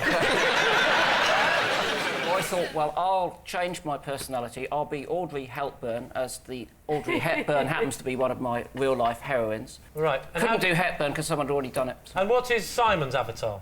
He is Simon Bernstein Jr. Right, and where did you meet him in this virtual world? Well, when you go on there, you can go to places and then you meet people. They contact you. A bit like real life, but for sad people. So his name's Simon and his pretend name is Simon? Yes, but his real name's Simon Morgan. Presumably, rather like Audrey Hepburn, he couldn't be Simon Morgan because someone had already done that. There were about 20 million people No, trying to but do you're this not thing. Audrey Hepburn. No, Helpburn. Yeah, no, but you wanted to... Yes, but he is Simon Morgan, is what It's like a psychiatrist couch. You are not Audrey Hepburn. I'm not going to tell you again. We went through this last week. You're not Audrey Hepburn. I still haven't established where you met Simon Bernstein Jr. I met him at a cocktail party. Yes? I married him for his money. But I married... I believe you because when you said you married him for his money, do you see his face? He couldn't help it. When you said that... No, that was the ink on his knees drying. What are you going to say, Lee? Who do you think it is? This is a tricky one for me. Victoria, who is he connected with? If this was a poker game and I had to make a call, I'd say Mackenzie's the one who's not bluffing. You're going by body language. But that's interesting. What is it about his body that tells you he's not bluffing it? But he has a sort of calm... I know for a fact readiness he's under to- heavy medication. I don't know if that's... Looking at it from a different way, Simon is far too geeky for tattoos on his knees, but the Avatar thing, I think, sounds just a bit too plausible. I think it's Mackenzie. Well, listen, Victoria's a top poker player. She knows body language better than anybody. So you're saying that it's definitely Mackenzie Crook? You're saying that it's the buried treasure? Yeah. OK. Simon, would you like to reveal your true identity? My name is Simon, and when we were at school together, I discovered Mackenzie's buried treasure. Everything that Mackenzie said was absolutely true. Simon found the treasure Mackenzie buried at his school. And actually, we can show you the letter. Have a look at this. In this tin, I have placed stolen... You don't mind me doing it with an accent, do you? In this tin, I have placed stolen diamonds. Oh, you're going to do it with an accent?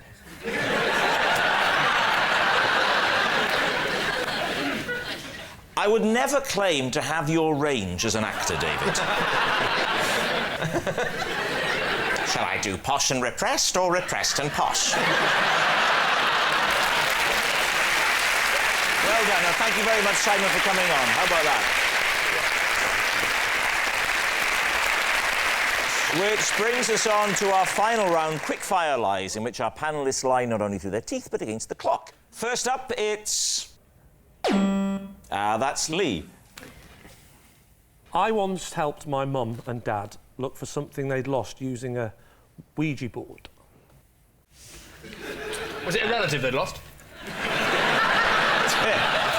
David's team, do you believe that? What was it that they'd lost? They'd lost an important document. OK, I don't want you to be more specific. Oh, actually, yes, be more specific. A very important document.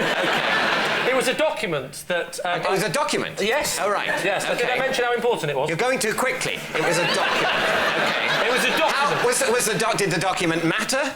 Oh, it was important, yes. An important document. OK.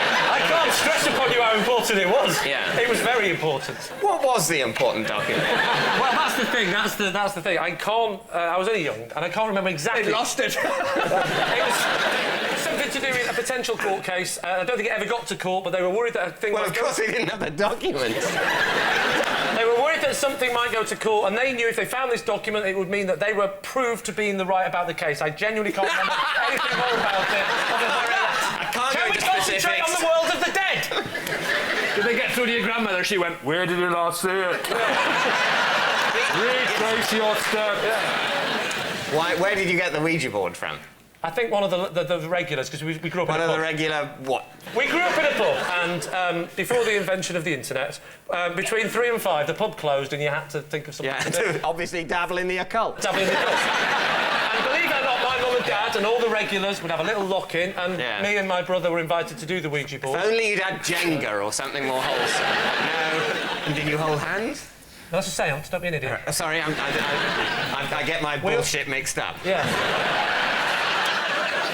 How did you ask the question? I remember it. My dad said, "Spirit world, we have a very, very, very, very... I can't stress on you enough how important a document is that we must find. Yeah. And they told us where it was. What did they spell out? They spelt out in the attic. So were your parents massively into the occult? No, I mean, it wasn't a problem. I mean, it wasn't like, you know, it was just a bit of fun in the afternoon. And Ouija boards was cheeky in the 70s before these horror films. Right. Up until then, it was a Waddington's family game. David, time to... It used to be advertised after Mousetrap. MB Ouija board. Picture all the family looking Try Ouija board. So, David, what's it going to be, truth or lie? Well, I think... True. You think it's true? I think it is. I think it's true. I was not thinking it's true, but my team think it's true. You're the captain, I'll David. go with the team. OK, you say true. Lee, what's the answer? The answer is, it is, in fact, true. Yes, it's true. Lee did once help his parents look for something they'd lost using a Ouija board. For those of you who don't know what a Ouija board is, it's like Scrabble for dead people. Next. It's Victoria. If I ever get stuck on a crossword clue, I phone Tim Henman for help. He hasn't let me down yet. Right. I think that's a very cruel line. He hasn't let me down yet. We all know what that's an allusion to. His repeated letting down of the entire nation. I think it's, you know, tennis is difficult. And I'd just like to say I wouldn't necessarily have won Wimbledon. Obviously, if I'd practiced as much as Tim Henman, I'd bloody well expect to, but nevertheless. Right, so how do you know Tim Henman? I met Tim Henman when he was promoting a sort of tennis academy thing, and I went and played tennis with him at Wimbledon. Did you play at Wimbledon? Yeah, I should say I was right about it. It wasn't just like, oh, Victoria Goran's got to come in and play. You used to ring up Tim Henman to ask him difficult crossword things? Yeah. How did you get round that sensitive issue of going 6 down?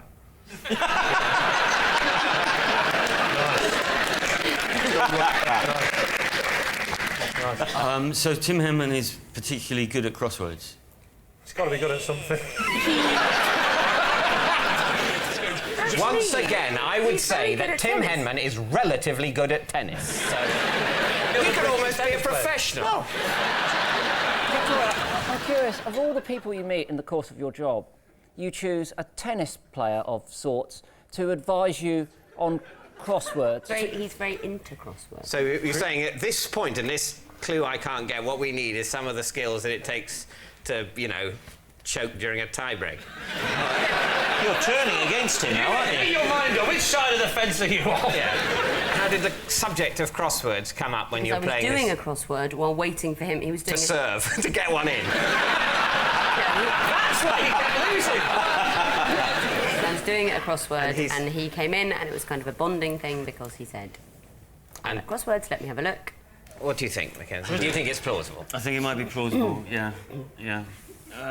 Cryptic or just regular? Cryptic. Well, he's not an idiot. You don't bring someone... Oh, yeah, it's got 3 letters, household pet, starts with D. Cat.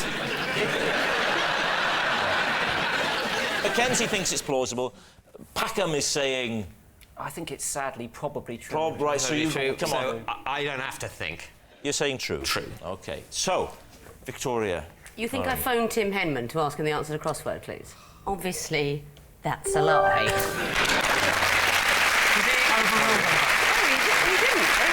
It's a lie. Victoria doesn't phone Tim Henman for help whenever she gets stuck on a crossword clue. Next. It's Rod. Oh. I once paid for some tapas with a Nissan Micra.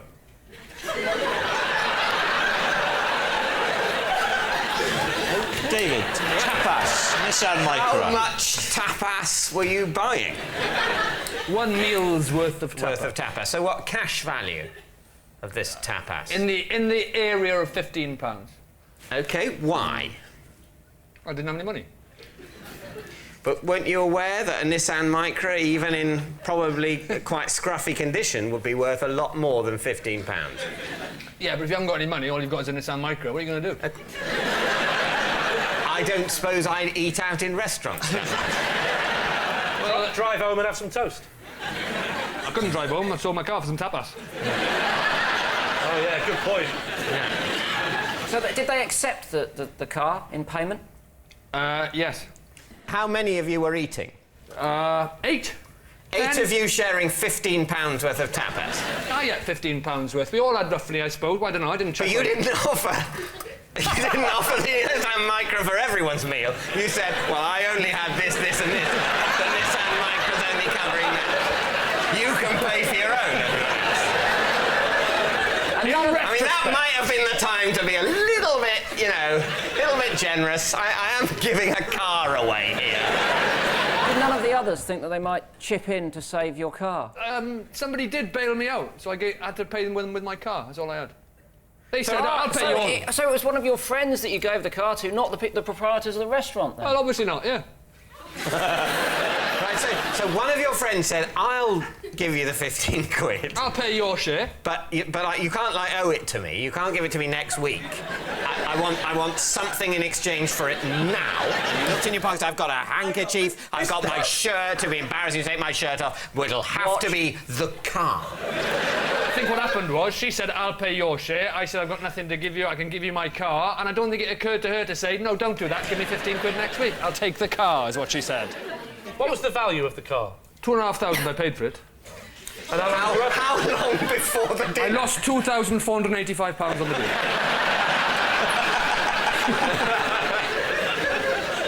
It was good tapas, it was nice. We had... I had albondigas.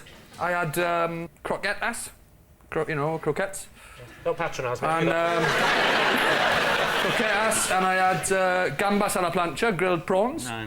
And then I threw in the floor mats for some patatas bravas. Right, David, what do you think? Is he telling the truth? I think not. I'm sure.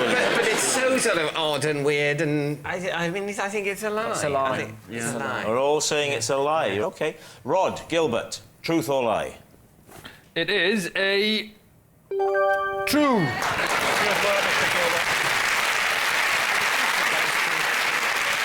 So, just to be clear, everything you just said was true. Every word of it.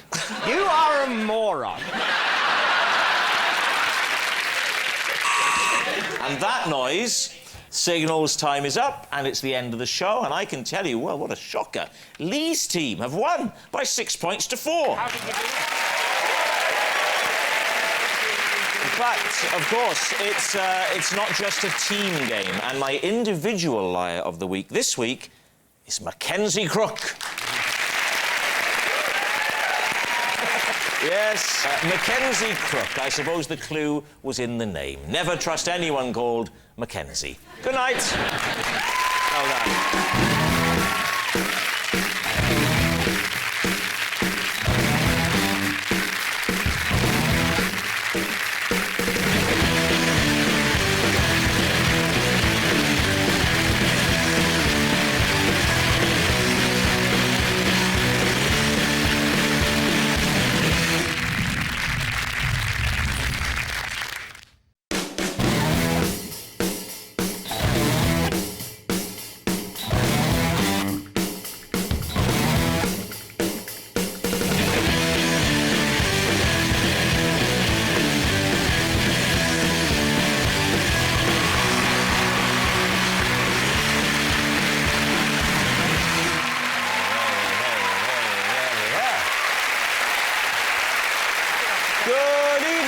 Welcome to Would I Lie to You, the show with a lust for lies. On Lee Mack's team tonight, a veteran comedian and writer who, after receiving his OBE, bantered with the Queen. One of the few occasions on which Victoria was amused. It's Barry Cryer! Thank you.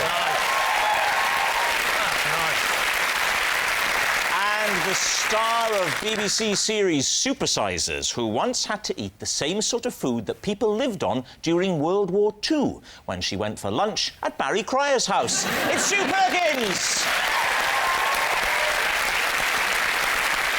And joining David Mitchell tonight, a comedian who left university with a degree in physics. I mean, God knows who it belonged to, but finders keepers, I say. Dara O'Brien!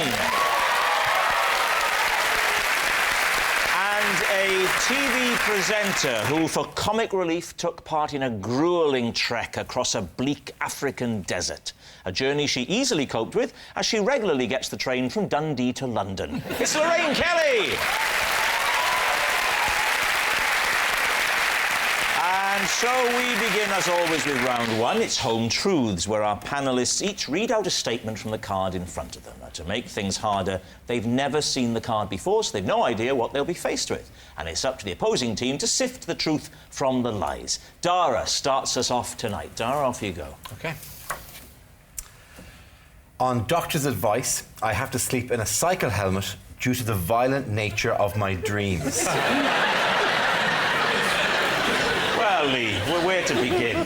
Tell us about the violent nature of your dreams. Yes. I move a lot within the dreams. They're active rather than like hack and slash movie type violent. They're more, I'm playing a match or I'm running or something. And I move a lot in the bed. Dara, what damage can you do to yourself with a pillow? Well, it's only a pillow can get around, but I can snap. I can, you know, it can go back quite violent. Like I can recoil.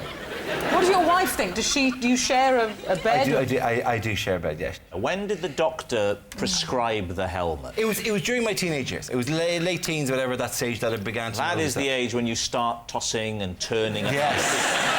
I'm not having that. If I can't make an innocent comment, please, this isn't Never Mind Your Buzzcocks. I dreamt, this is true, I dreamt the other night that I was being spooned, I was the spoonee, with a lion. Seriously, and I could feel its big, hairy arms and its legs, well, they're all legs, aren't they? All legs around me, and I could feel it, and I could smell it, and it was so vivid, and I liked it. So the last thing I would have done is lash out because I was feared for my life. Yeah, but I didn't have that dream. You feared for your life and you liked it. It was a lion! I thought when you said you liked it, you must have in some way thought you were safe with this lion. But it was actually the fear that you liked. We've all had experiences in bed, David, where we are simultaneously afraid and excited. Yeah? So, Dara, back to the image. Yeah. What do you wear in bed? Other than that? Yeah. Pyjamas and a t-shirt. It's a lovely look. The pyjama with the jacket. I don't wear the jacket, though. No. Unnecessarily as if you wear a formal. blazer in bed, it would clash with your cycle helmet.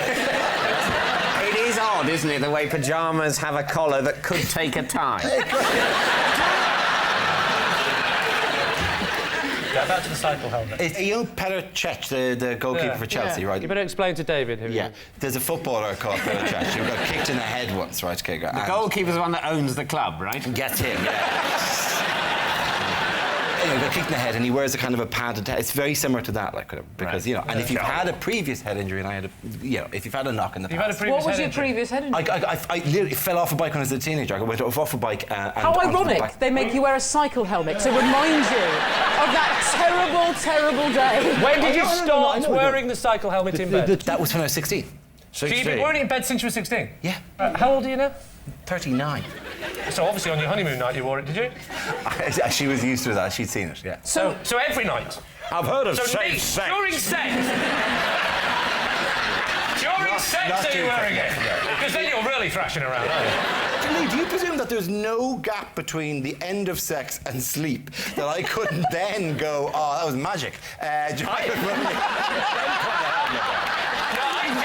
That, to me, is more disturbing. To be able to go, that was marvellous, Dick. What the hell are you putting on your head? Right, Lee, it's time to take a guess. Well, what do you think? If he's not telling the truth, he's made life very hard for himself because he didn't have to say he was doing it for 23 years. How long have you known him for? I never slept with him. No. I don't. Oh, it's lie. So it's a lie. So, Dara, are you telling the truth or was it a lie? That scar that goes from there to there? Yeah? Nah, it's a lie.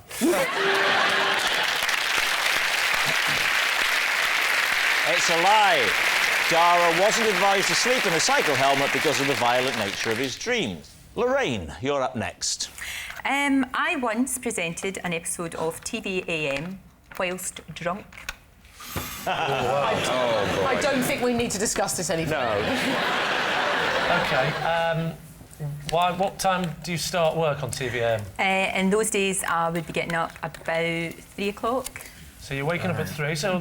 Are you still hammered from the night before, or are you topping up at 3? If you're waking up sober, this is a tragic story. This is a great story. No, it was only the once. What happened the night before, or the...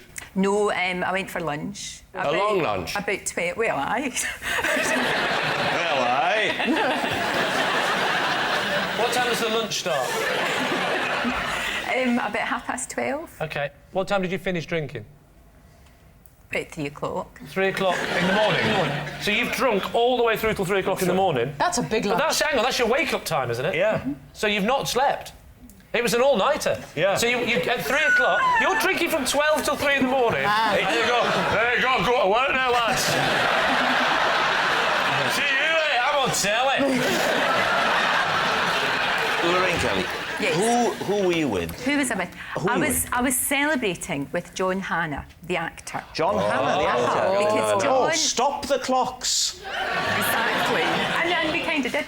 And all of his friends. And he was celebrating the fact that he'd got the part in 4 Weddings and a Funeral. Isn't that... Well, I hope this is true now, because that's a lovely story. I know. And you went drinking... It's a sort of lovely story that she turned up drunk on air after a 19-hour drinking session. It's quite heartwarming. But I could have phoned in not well. I could have phoned in and said... Yes. Oh, yeah, we appreciate you're a professional. Thank you. What might we have noticed about Lorraine Kelly that morning? Oh, no. Absolutely. Did you have your top on? I did. Nobody would ever have known. Nobody did know. But when you say drunk, it sounds like... I mean, drunk's a big word. Yeah. You know that way you can drink yourself sober? Yes, I do. Thank you. You're that kind of woman. But you can drink yourself sober. You can actually... I don't think you can, You by the way. I don't think you can, kids. No, she's right. What do they say? Do you know what Lorraine Kelly's just said on television? You can't drink yourself sober. Yes, you can. You're right, Lorraine. Thank you, Barry. You can. Yeah, you're right. So, Lee's team, what do you think? What do we think, Barry? Is this true or a lie? I'm an old-fashioned gent. I'm sorry to say, I think it's true. Sorry, Lorraine. Do you think it's true? I think so, yeah. OK, we'll say it's true. You're saying it's true. Lorraine? Shaking her head. As if I would do such a thing as that. It's true.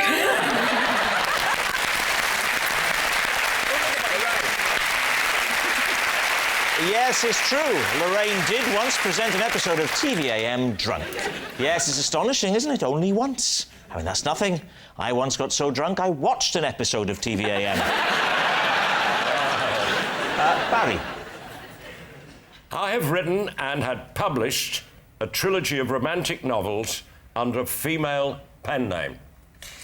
Ooh. OK. What's the female pen name, Barry? Mary Windsor. Mary Windsor. Mary Windsor? Yeah. And what stage in your career was this? Early. I'd written, done one book of anecdotes, and the publisher said they fancied doing a sort of Barbara Cartland, you know, a sort of one of those. Oh, were the anecdotes particularly romantic in your book? No, not originally. I don't know why they chose me, but I went for it, and I got away with 3 of them, which didn't sell. Obviously, nobody's heard of them. But were they linked, by the way? Was it a trilogy, or were they, was it the same story? No, there were 3 separate stories. Great. So that's all 3 plots, please, off the cuff. Yes. Let's go for book number 1. Yes, book number 1 was a shameless rip-off of Lady Chatterley's Lover. It was about a guy who worked on the estate and the lady of the manor. It was just blatant. And what was it called, Barry? What was the title of that one? My Land. It was a quotation from the lady of the manor who said it at a crucial point in the plot. Oh, how crucial? On their first falling out. They become lovers, and then it became very tense and something, and then she became very autocratic with him. And it was a very moving moment, if I say so myself.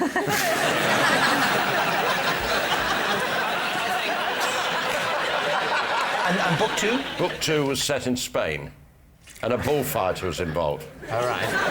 Same plot, I'm not kidding you. Was book 2 called My Bull? I'm ashamed to say it was called Hasta la Vista. OK. I wish you wouldn't go on about this. I'm not proud of them. I think I want to read them. Yeah. And book 3? 1 year, it was called. 1 year? 1 year. You didn't go overboard in the titles. No, simple, self-explanatory titles. What was the plot of book 3? The plot of book 3 was on board a liner. Right. On board a liner. My liner. This posh, frustrated woman went on a liner and met the steward. Why did they stop this? This is gold! Which one, now that you look back, Barry, with the wisdom that you've accrued over the years... Yes. Which one are you proudest of? The third one, because I was starting to get the hang of it. But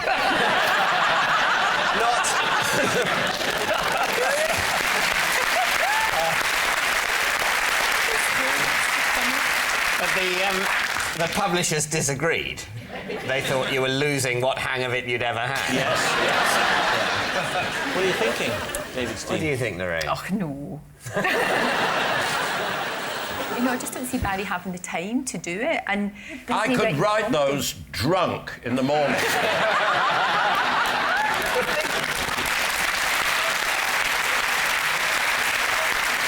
No, we think it's a lie, don't we? It's probably a lie, yeah. Think it's a lie? Mm-hmm. Barry Cryer, truth or lie? Dramatic pause. Music is heard in the background. It was a lie.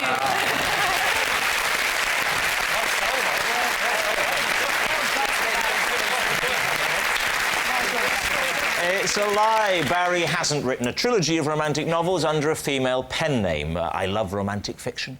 And the new Jilly Cooper book features a highly sexed woman who makes love in the strangest of places. It's on the shelves Monday, hanging from a chandelier Tuesday, and top of the wardrobe Wednesday. Our next round is called This Is My, where we bring on a mystery guest who has a close connection to one of our panellists. So please welcome this week's special guest, Rod.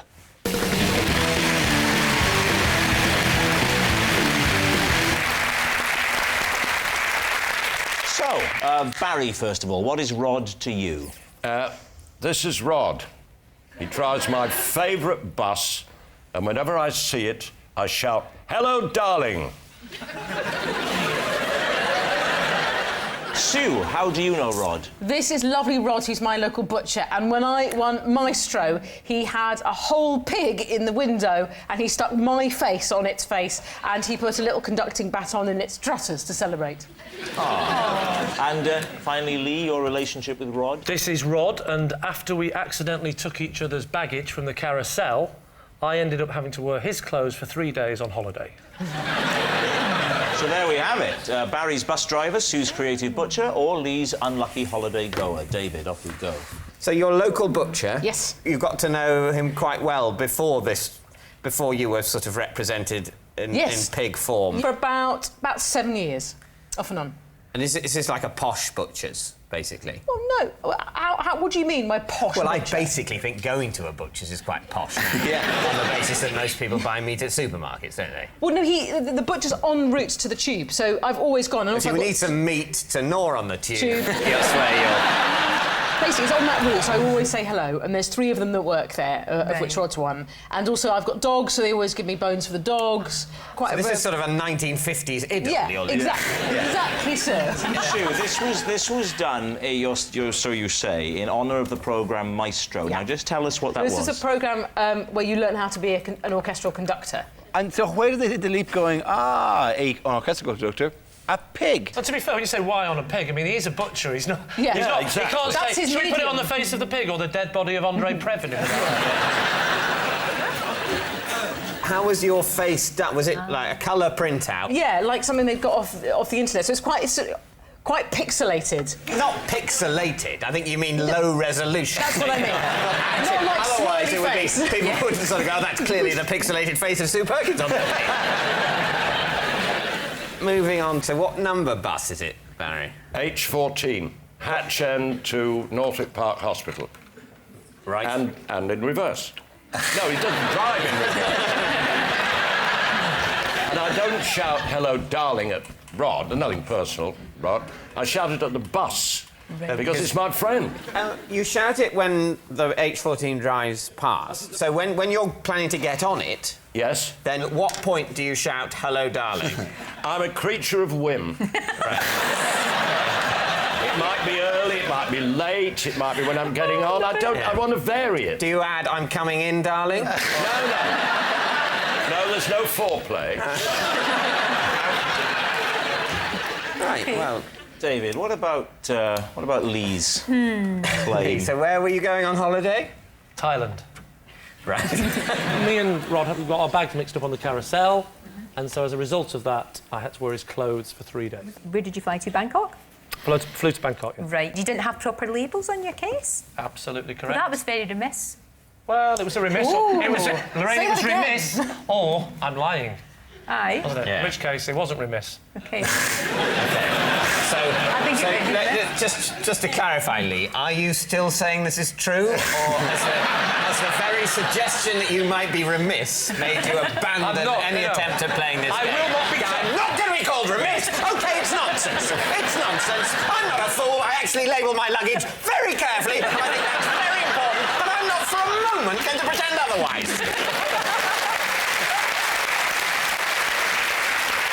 What sort of case? What kind of case was it? It was actually leopard skin.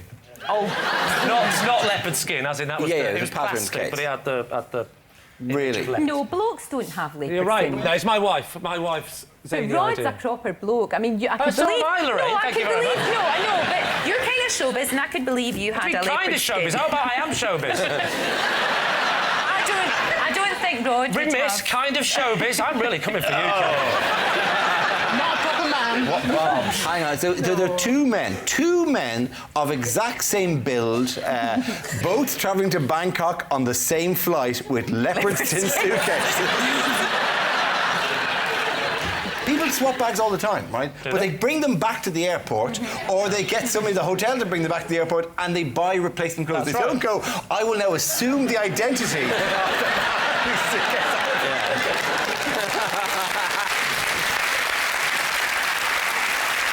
To be honest, though, it's the rules of the game. I wasn't in Bangkok. I had to fly again from Bangkok to a place called Krabi, and then we got on a boat to an island resort. Yeah. So it was a long way back to Bangkok. So you didn't open your case until you got to your final destination? Yes. What were Rod's clothes like? Were you happy to wear them, and did they fit you, and were they okay? I think you can look at Rod. You can see he's a stylish man. His wigs weren't great, but his let's say some of the things I wouldn't have worn. For example, his bus conductor's outfit. Wouldn't have worn that.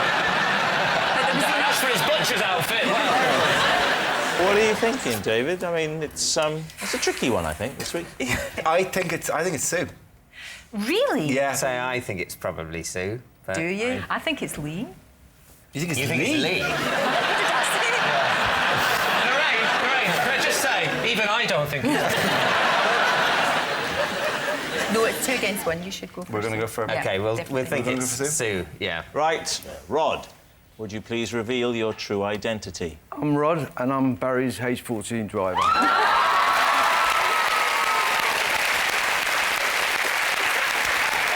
Ladies and gentlemen, Rod.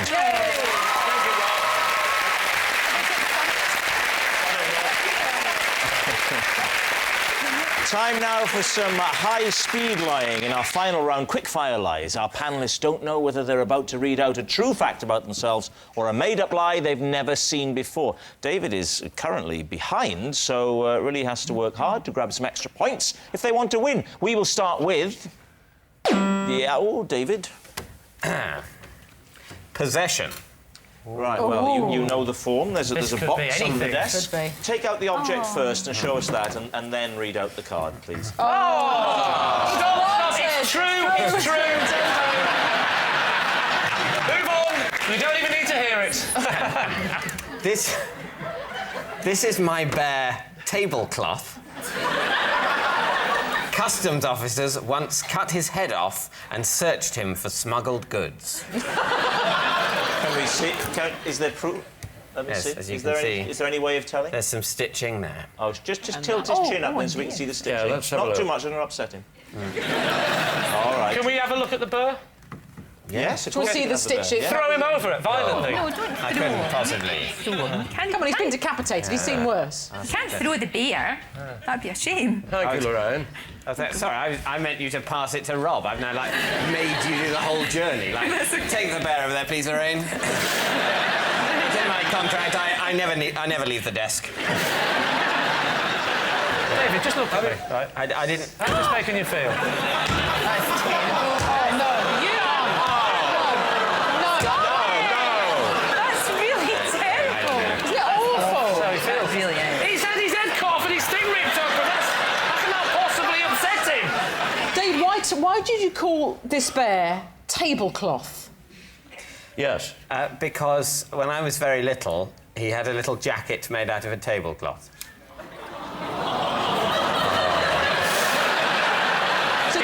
If this turns out to be a lie, you are a shameless little light entertainer.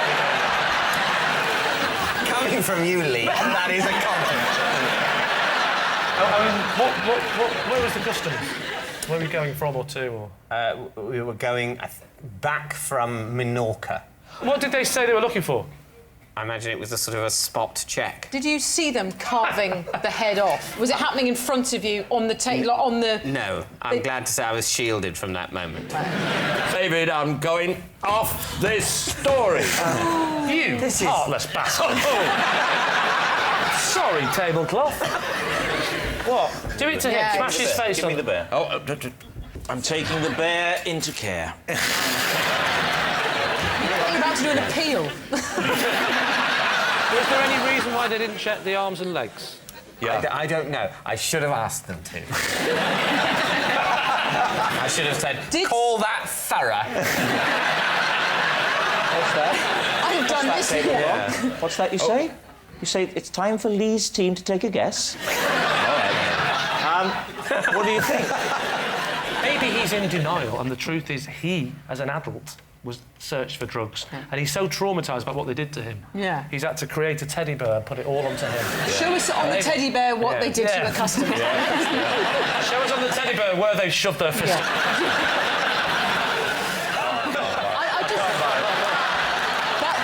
why the bear's hands are like that. OK, we can say lie, are we, Sue? I think so. Lie. I think so. I don't think I can argue Lie. with that. So OK, lie. David. Well, it is a lie.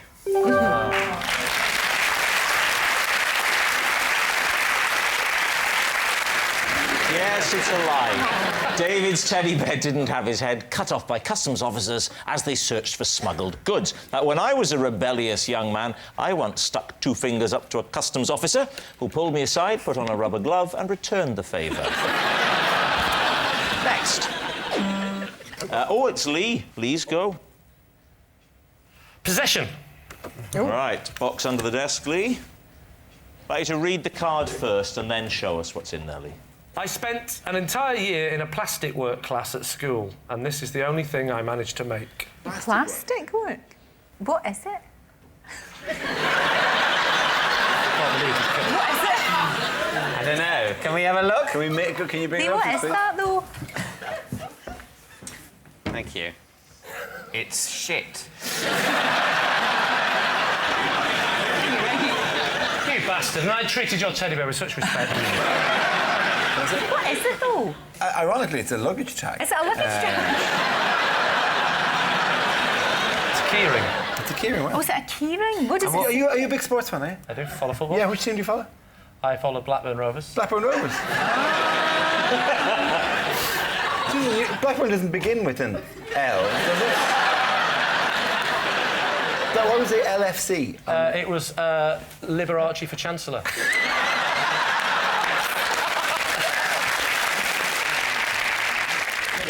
It stands for Liverpool Football Club.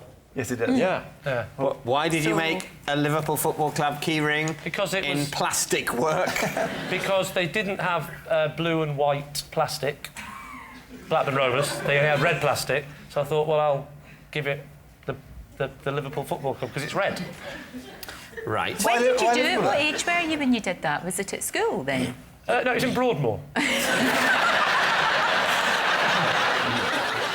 You say it took you a year? No, a year.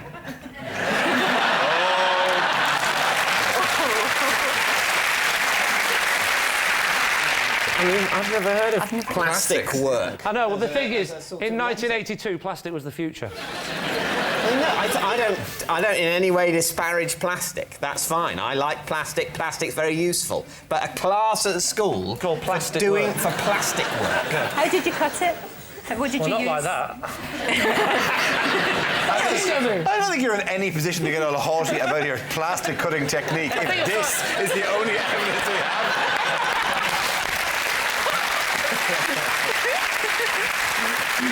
I must say, I don't believe this, but I'd love to know what this object is, and who made it and why. But I think we think it's a lie. Oh, a lie. No, A lie. totally. I think it's a lie. OK, they say it's a lie. Lee, is it a truth or is it a lie? It is, in fact, true. Plastic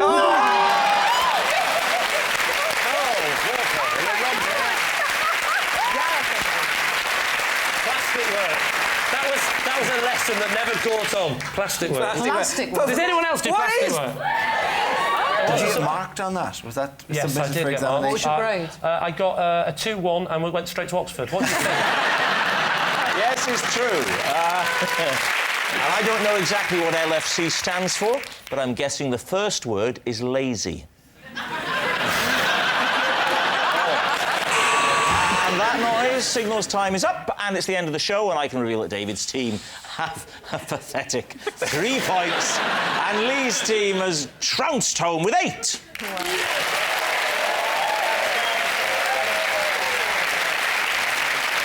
But of course, it's not just a team game, and my individual liar of the week this week is Barry Cryer. Yes, Barry Cryer, who hasn't lied so much since he typed the words new material at the top of a page of jokes. Good night.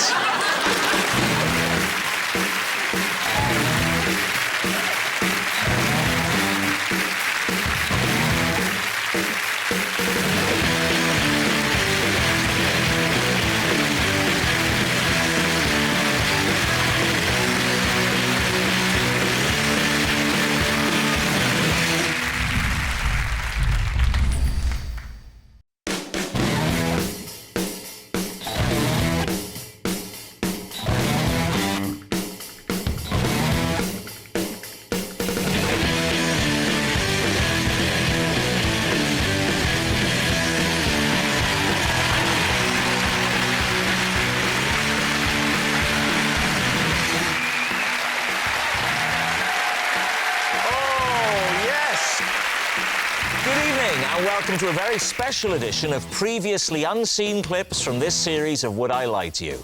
On David Mitchell's team tonight, Mackenzie Crook, Frank Skinner, Catherine Parkinson, Dara O'Brien, Lorraine Kelly, Bill Oddie, David O'Doherty, Rebecca Front and Jack Whitehall.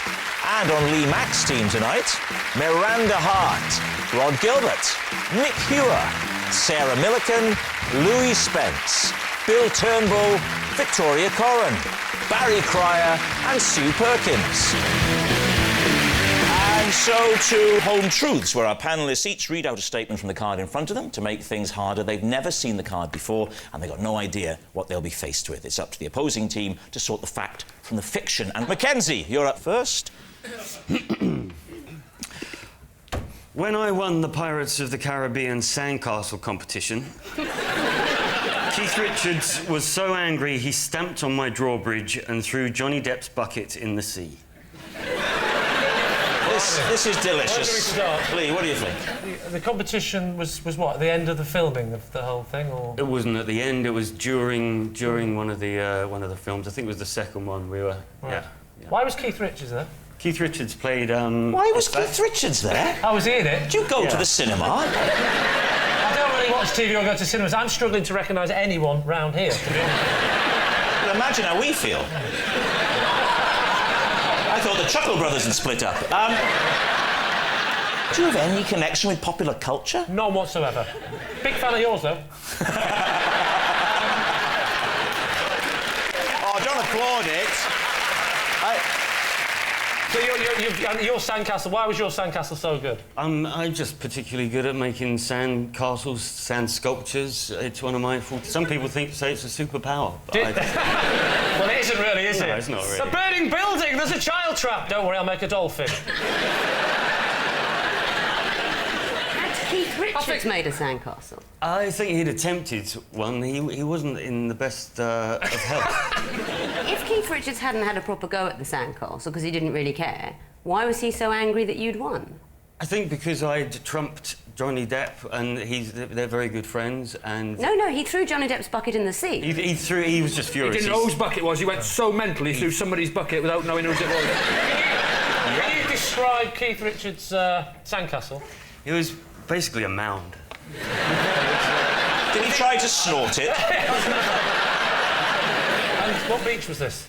This was on a beach in St Vincent in the Grenadines. Was it a completely empty beach? There was nobody playing on it? We were on... Sandcastle Beach? We were on, like... Sorry, can I just interrupt? If there's a beach with Johnny Depp and Keith Richards making sandcastles, it's not an empty beach anymore. That's going to attract tourism. I doubt they were having to film amongst holidaymakers. I've not seen in Pirates of the Caribbean families, you know, carrying kids into the sea. You are in Captain Jack Sparrow. Sorry, mind you go there, kiddie. Put factor 24 on there. How far out was the sea from where you were making the sandcastles? Gosh, 50 yards. And how... and Richards made it all the way down to the sea with Depp's bucket? I reckon he ran 10 of those yards and lobbed the rest. He lobbed a plastic bucket 40 yards? I think you've heard enough. What do you reckon? Is he telling the truth? I don't know. You don't know? Do you think he did it? You think it's a lie? No. I think he did it. So you think he did? Do you think the story is true in I think the story is true in its basic form. Right. Well, that's pretty much what we need. That's the game, yeah. So come on then, Lee. Truth or lie? Right. I'm going to go with Rod and say it's true. You say it's true. OK. Mackenzie Crook, star of Pirates of the Caribbean. Is it the truth or is it a lie? It is a lie.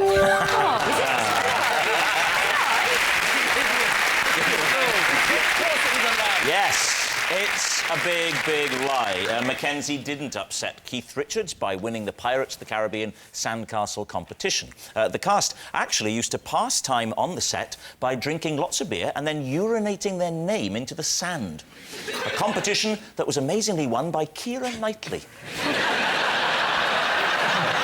Miranda, you're next. Off you go. Last year, whilst house-sitting for friends, I had to shout for help for 2 hours when I got stuck in their children's Wendy house. David, what do you think of that? Right, so where was the Wendy house? In their garden. Was there bait in the Wendy house? There was cake and I had to have it. I actually thought this looks fun, I'm going to go and have a little look. You were supposed to be looking after the children? No, I was house-sitting. Oh, you're house-sitting, yes. right? The Wendy house specifically, or the actual house? The actual house. Oh, the actual house. What was it made of? Wooden structure. It was a shed. A wooden structure in a garden is called a shed, not a Wendy house. It was smaller than a shed. It was a little house made of wood. So it looks very inviting. You open a little door, crawl in, then what happens? Then I shut the door and think, oh, this will be fun. Right. I know I'm coming across a bit weird now. I go to the little door and there's one of those latchy things which doesn't work. And then, so I think, well, I'll just push it. And you see, it got stuck to the concrete on the bottom. Right. And I could not push it. Well, that's quite sad. So it was... It was a very... You're like a very posh Chilean miner. So you shouted for 2 hours? Yeah. What did you shout? Help me! I think she shouted. Recipes? Who saved you in the end? The neighbours. And how did they manage to open the door? They got a little saw and sawed around the latchy bit. It's an episode of Tom and Jerry. How do you do that? How do you get a saw in there? It was one of those ones. Jigsaw. Yeah, that's a jigsaw. Okay. So it has a thing that initially penetrates Yes. and then cuts laterally. There is... Jigsaw. Have you ever thought of advertising for B&Q? You'd be the perfect voice. Are you looking for something that does that, then penetrates laterally? B&Q. Which way are you leaning on this? So are we leaning towards a lie? Yeah, but I slightly wanted it to be true because I think it's a funny image of Miranda being stuck screaming in a Wendy house. I'm not buying it, I'm afraid. Let's say it's a lie. You're saying it's a lie. OK, Miranda, truth or lie? It is a lie. Very well, though. I thought Bill, you're up next. I have drunk rum from a human skull. David's team, what do you think? That must have been a dark moment. I was in Haiti. Right. And I was working and the opportunity presented itself. I don't think we need to ask any more. How did the opportunity present itself? I was attending a voodoo ceremony in the middle of the night. Right. Best time for a voodoo ceremony. Those 10 o'clock brunch ones are rubbish. Were you covering the... Was this work-related? Yeah, yes. Yeah, work-related, yes, it was, yes. Where was it held? In Haiti. Where specifically? Where they practice voodoo. Yeah, in a conference centre? In a cave? It was out in the countryside. Right. In a little shed thing. Right. And they passed around this skull. Yeah. It wasn't the whole skull that was full. It was the top had come off. They poured rum in it, and then they all took a drink from it, and they asked me to drink from it as well. Oh. How did you know that this sort of grey... How did I know it was a skull? Yeah. Someone told me afterwards. I thought it was a coconut at the time. Right. Did it have hair on the... Did it have hair coming out of it? What? Like a coconut.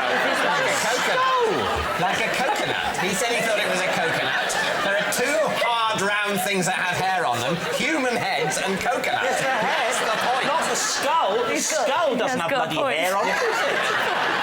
The cranium. I think it's possible I've seen hair on a pork scratching. It gets passed round, you take a sip from the weird grey saucer, it gets passed on, the voodoo ceremony ends, you head back. Who tapped you on the shoulder and went, I'll tell you what you just drank out of, mate? Was it the bloke with his brain showing? I was there, actually, to do an interview with a zombie. Right. You met the zombie? Yes.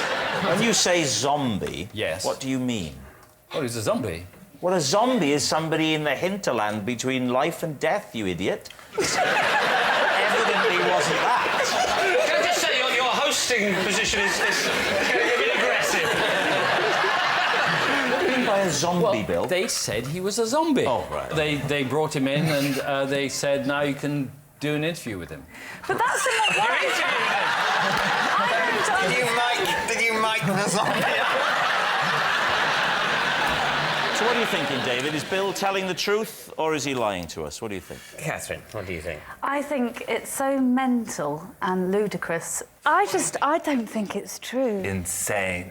I'm going to say that is not true. In which case we're going to say we think it's a lie. You think it's a lie? OK, Bill Turnbull. Truth or lie? What do you say? Insane, ludicrous, and true.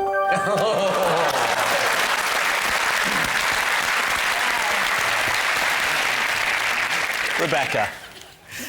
Right. OK. I have vomited in Cliff Richard's hedge. Now, can I just be very clear about this? I don't know about you, but I'm terrible with euphemisms. Was it his front hedge or his back hedge? Lee, please, Lee. It was the hedge inside a Wendy house. The pavement. The front Where is boundary. this house? I think it was Surrey. You think? How drunk were you? No, I was very, very young at the time. This kind of explains the vomiting. How old are you? Young. I think I was about 5 or 6. How did you know it was Cliff Richard's house? Yeah. Because I He came out and said congratulations. I had been taken to see this house because it was Cliff Richard's house. Oh, you were taken as like a day out? Yeah, because I was a big fan at the time. Was it a revulsion or something you had eaten? Car sickness. Car sickness? Yeah. What was the plan when you were getting there? It was a drive-by, Just almost. him? You... A drive-by puking. Drive-by puking. Drive-by vomit. Presumably there was a lot of other vomit in the hedge. It was sort of matted with the vomit of admirers. Probably. Was Cliff in the house going, oh, oh, oh, oh. What's... I'm doing Cliff Richard.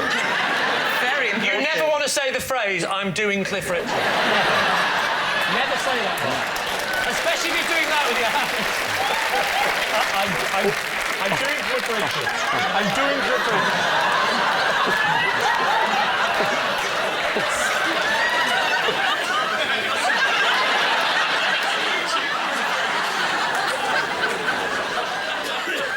Stop! Such fun. Did you just say such fun? Yes, I did. So, what do we think, Lee? OK, well, shall we say true, Nick? I think so. It's a dismal little story. Do you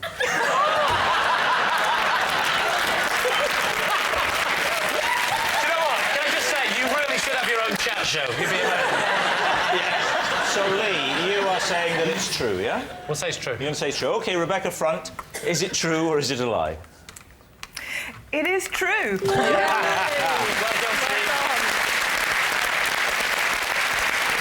Yes, Rebecca did once vomit in Cliff Richard's hedge. Cliff, on the other hand, has never been made to feel nauseous by a bush of any kind. And we'd like to thank our lawyers for the wording on that one. Sarah Milliken, you're next. I once ruined a christening party when I was overheard calling the baby ugly on a baby monitor. David. So the baby monitor, presumably, is by the baby. Yes. So most of the party is in, let's call it room A. Okay. And the baby How big is your house? is... Room Z. We'd never speak of room Z.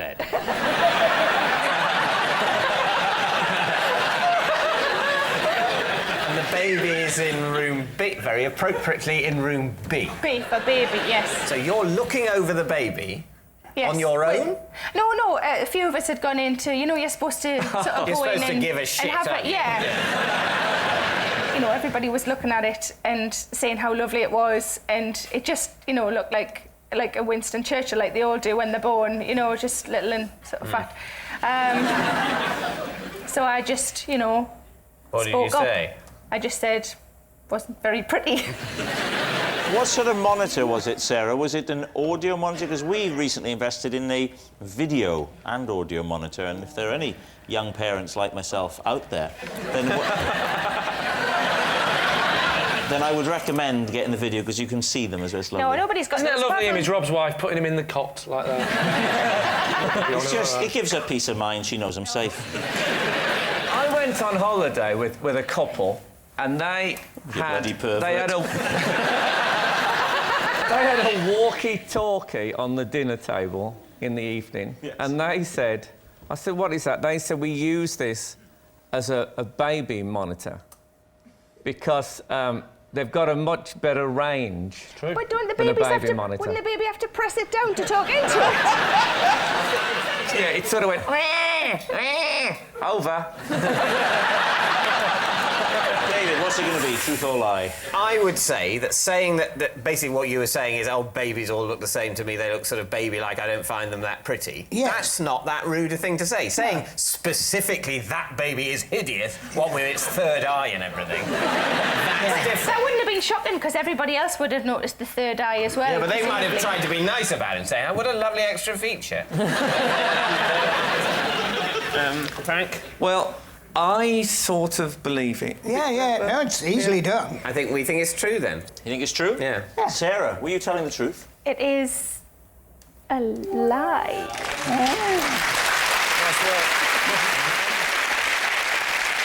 Nick, you're next. Possession. Ah, right. There's a box. If you just pick that up, bring it up to the desk there. And would you read, there's a card in there. I'd like you to read the card first and then reach back in and take out the possession. Right, OK. This is a hat from my hat collection. I wear one whenever I throw a dinner party. OK, now take out the possession, the hat. Please be a fez. Wow, let's see. There we are, how's that? Wow. You should wear that in the boardroom. That would be terrifying. Right, just pop it down there. So, David's team, what do you think? What sort of hat is that, Nick? That hat is the hat of a Kazakhstan border guard. Can we have a look at it? Yes. Lee, What? it's his hat. It's a hat. Oh, yes, it's his hat, isn't it? Thank you. I would love to see you wearing that hat, David. I'd be very proud to wear it. It's a bit small for me. Very fetching, though.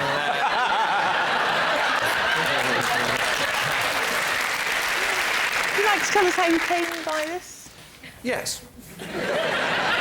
I happened to be dawdling my way through Kazakhstan.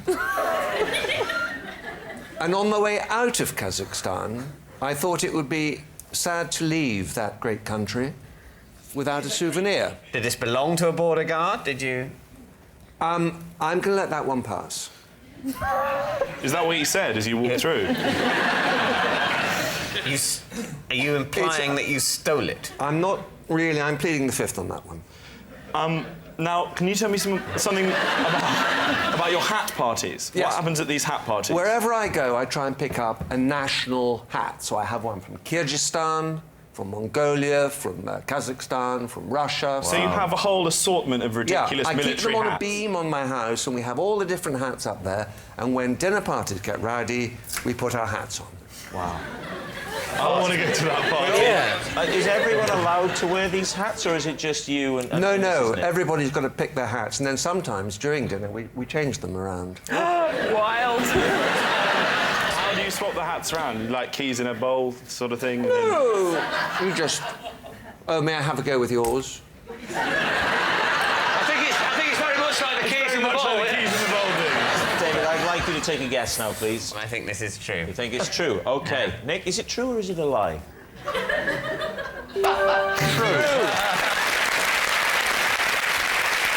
And here's a picture of Nick in another of his favourite hats. Isn't that nice? Yes, it's true. That is a hat from Nick's hat collection that he wears at dinner parties. At one of Nick's dinner parties ended up in a food fight. Margaret Mountford got a face full of sugar, and when Lady Sugar found out, she started a food fight. Catherine, you're up next.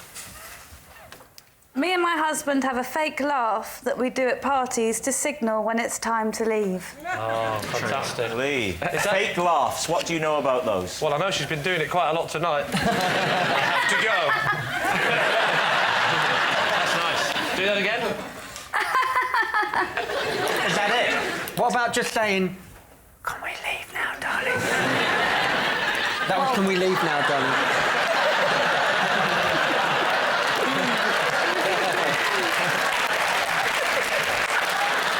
So just put us through this scenario then. You're both having the same conversation at the party with somebody else. And when one of us wants to go home, we will just laugh in a certain way. And does your husband do the same laugh as you, or has he got his own version? No, he's got his own version. What's his? Deeper than mine. Same thing, but deeper? Yes. Like, for instance? Do his laugh. Sort of.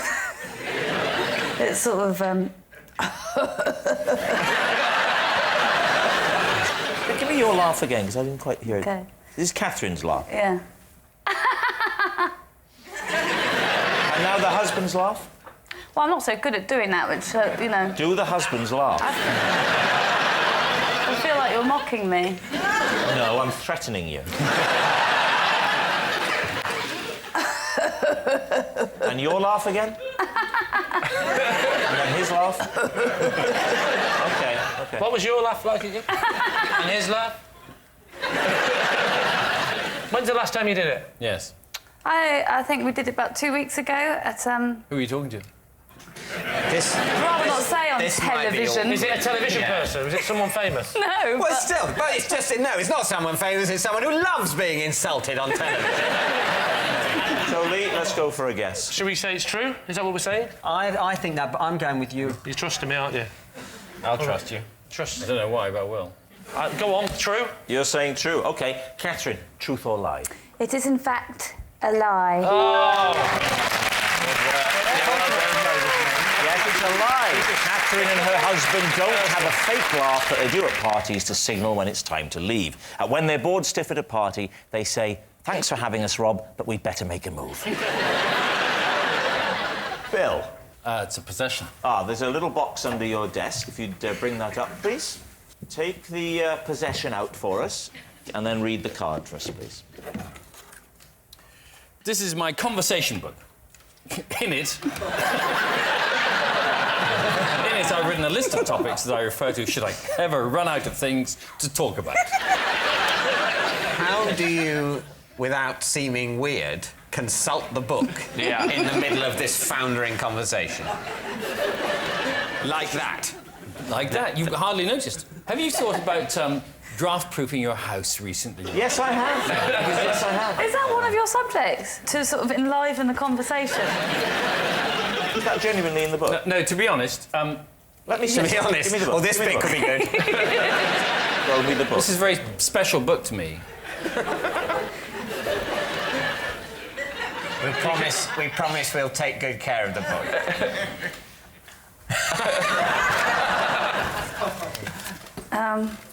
Right, let's have a look. OK. Home insulation tips is indeed the first thing. Interest rates. Very low, of They course. may be going up. Yeah, they may be this going year. up, but not on this programme. Are the Cotswolds overrated? Are the Cotswolds overrated? See? It's interesting. It is interesting. Rugby, 3 question marks after rugby. Do you not know much about rugby? Is that why you were a bit worried about I'm just not sure. Sometimes it doesn't really work as a topic. So- and I'm not sure how Not with well it women. would go with you, Catherine. Well, quite a few of those won't go very well with me, if I'm honest with you. Seriously, when was the last time you thought about draft-proofing your... where do you stand?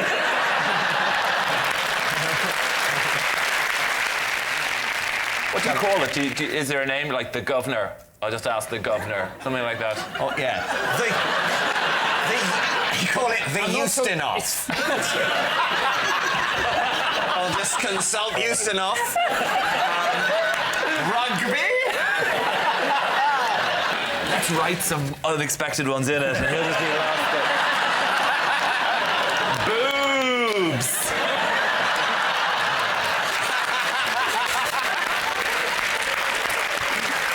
So, Archbishop, what do you think about boobs? Oh, my God! I said boobs! Right, David, come on. Well, I don't think it's true. I think it is true. I mean, look, you went to all the effort of doing it. Well, someone did. But you think it's true and you think it's a lie. Is that right? Yeah. Decide. I think it's a lie. My instinct is it's a lie. It's a lie. Yeah. OK, Bill, truth or lie? I'm immensely relieved to tell you that it is, in fact, a lie. It's a lie. It's not Bill's conversation book that he refers to if he ever runs out of things to talk about. In fact, if Bill ever finds himself short of things to say, he just throws to Carol Kirkwood for a roundup of the weather. It's me. For 1 week, I appeared in a Dear Deirdre photo casebook in the Sun newspaper. Both teams are able to probe me. Although I'd be happiest if it was Lorraine. Can I just clarify the Dear Deirdre is the sex thing where you have sex You're in bed problems and you're the photographs with the balloon coming out your mouth. And what are you doing? What's your relationship problem? I was the husband. What was the problem? The wife was attracted to my friend. And what face did you do? I only realised at the very end. Oh, So go on, most of the time I was being happy or vacant. How did you find out in the story about the... that she fancied the... I walked in on them. So I had to, Oh, did they walk in? So I had to be Oh, shocked. do Sorry. they? I did vacant, happy, shocked and sad. So I Yeah. do happy. Do vacant.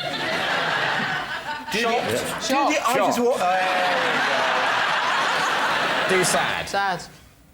Oh. Well, that's nasty. That looks pained. Well, how would you feel? My best friend was in bed with my wife. No, but I'd say something. No, it doesn't look like you're upset. It looks like you're trying to pass something uncomfortable. Let's imagine for a moment that Lorraine was my wife. Oh. She is having a relationship with the better-looking half of Mitchell and Webb, OK? Right. But he's not here, so we're here, David. Right? So the two of them, so get yourself in a position that might, you know... Oh, we're having an affair, is yes. that the thing? So we have to get closer. I don't know how you do that. Do it.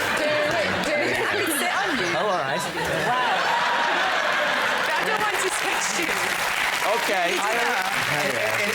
In this scenario, am I waiting my turn? So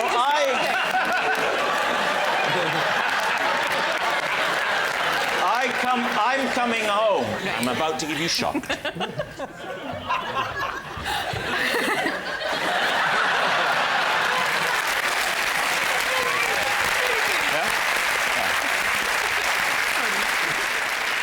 Truth or lie, Lee? We can say lie, are we, Sue? I think so. Lie. I think Okay. so. I don't think I can argue Lie? with that. So OK, lie. David? I think it's a lie. You think it's a lie? OK, we'll say it's a lie. You say it's a lie? Aha. It is, in fact, a lie. Well, that's all for now. Good night.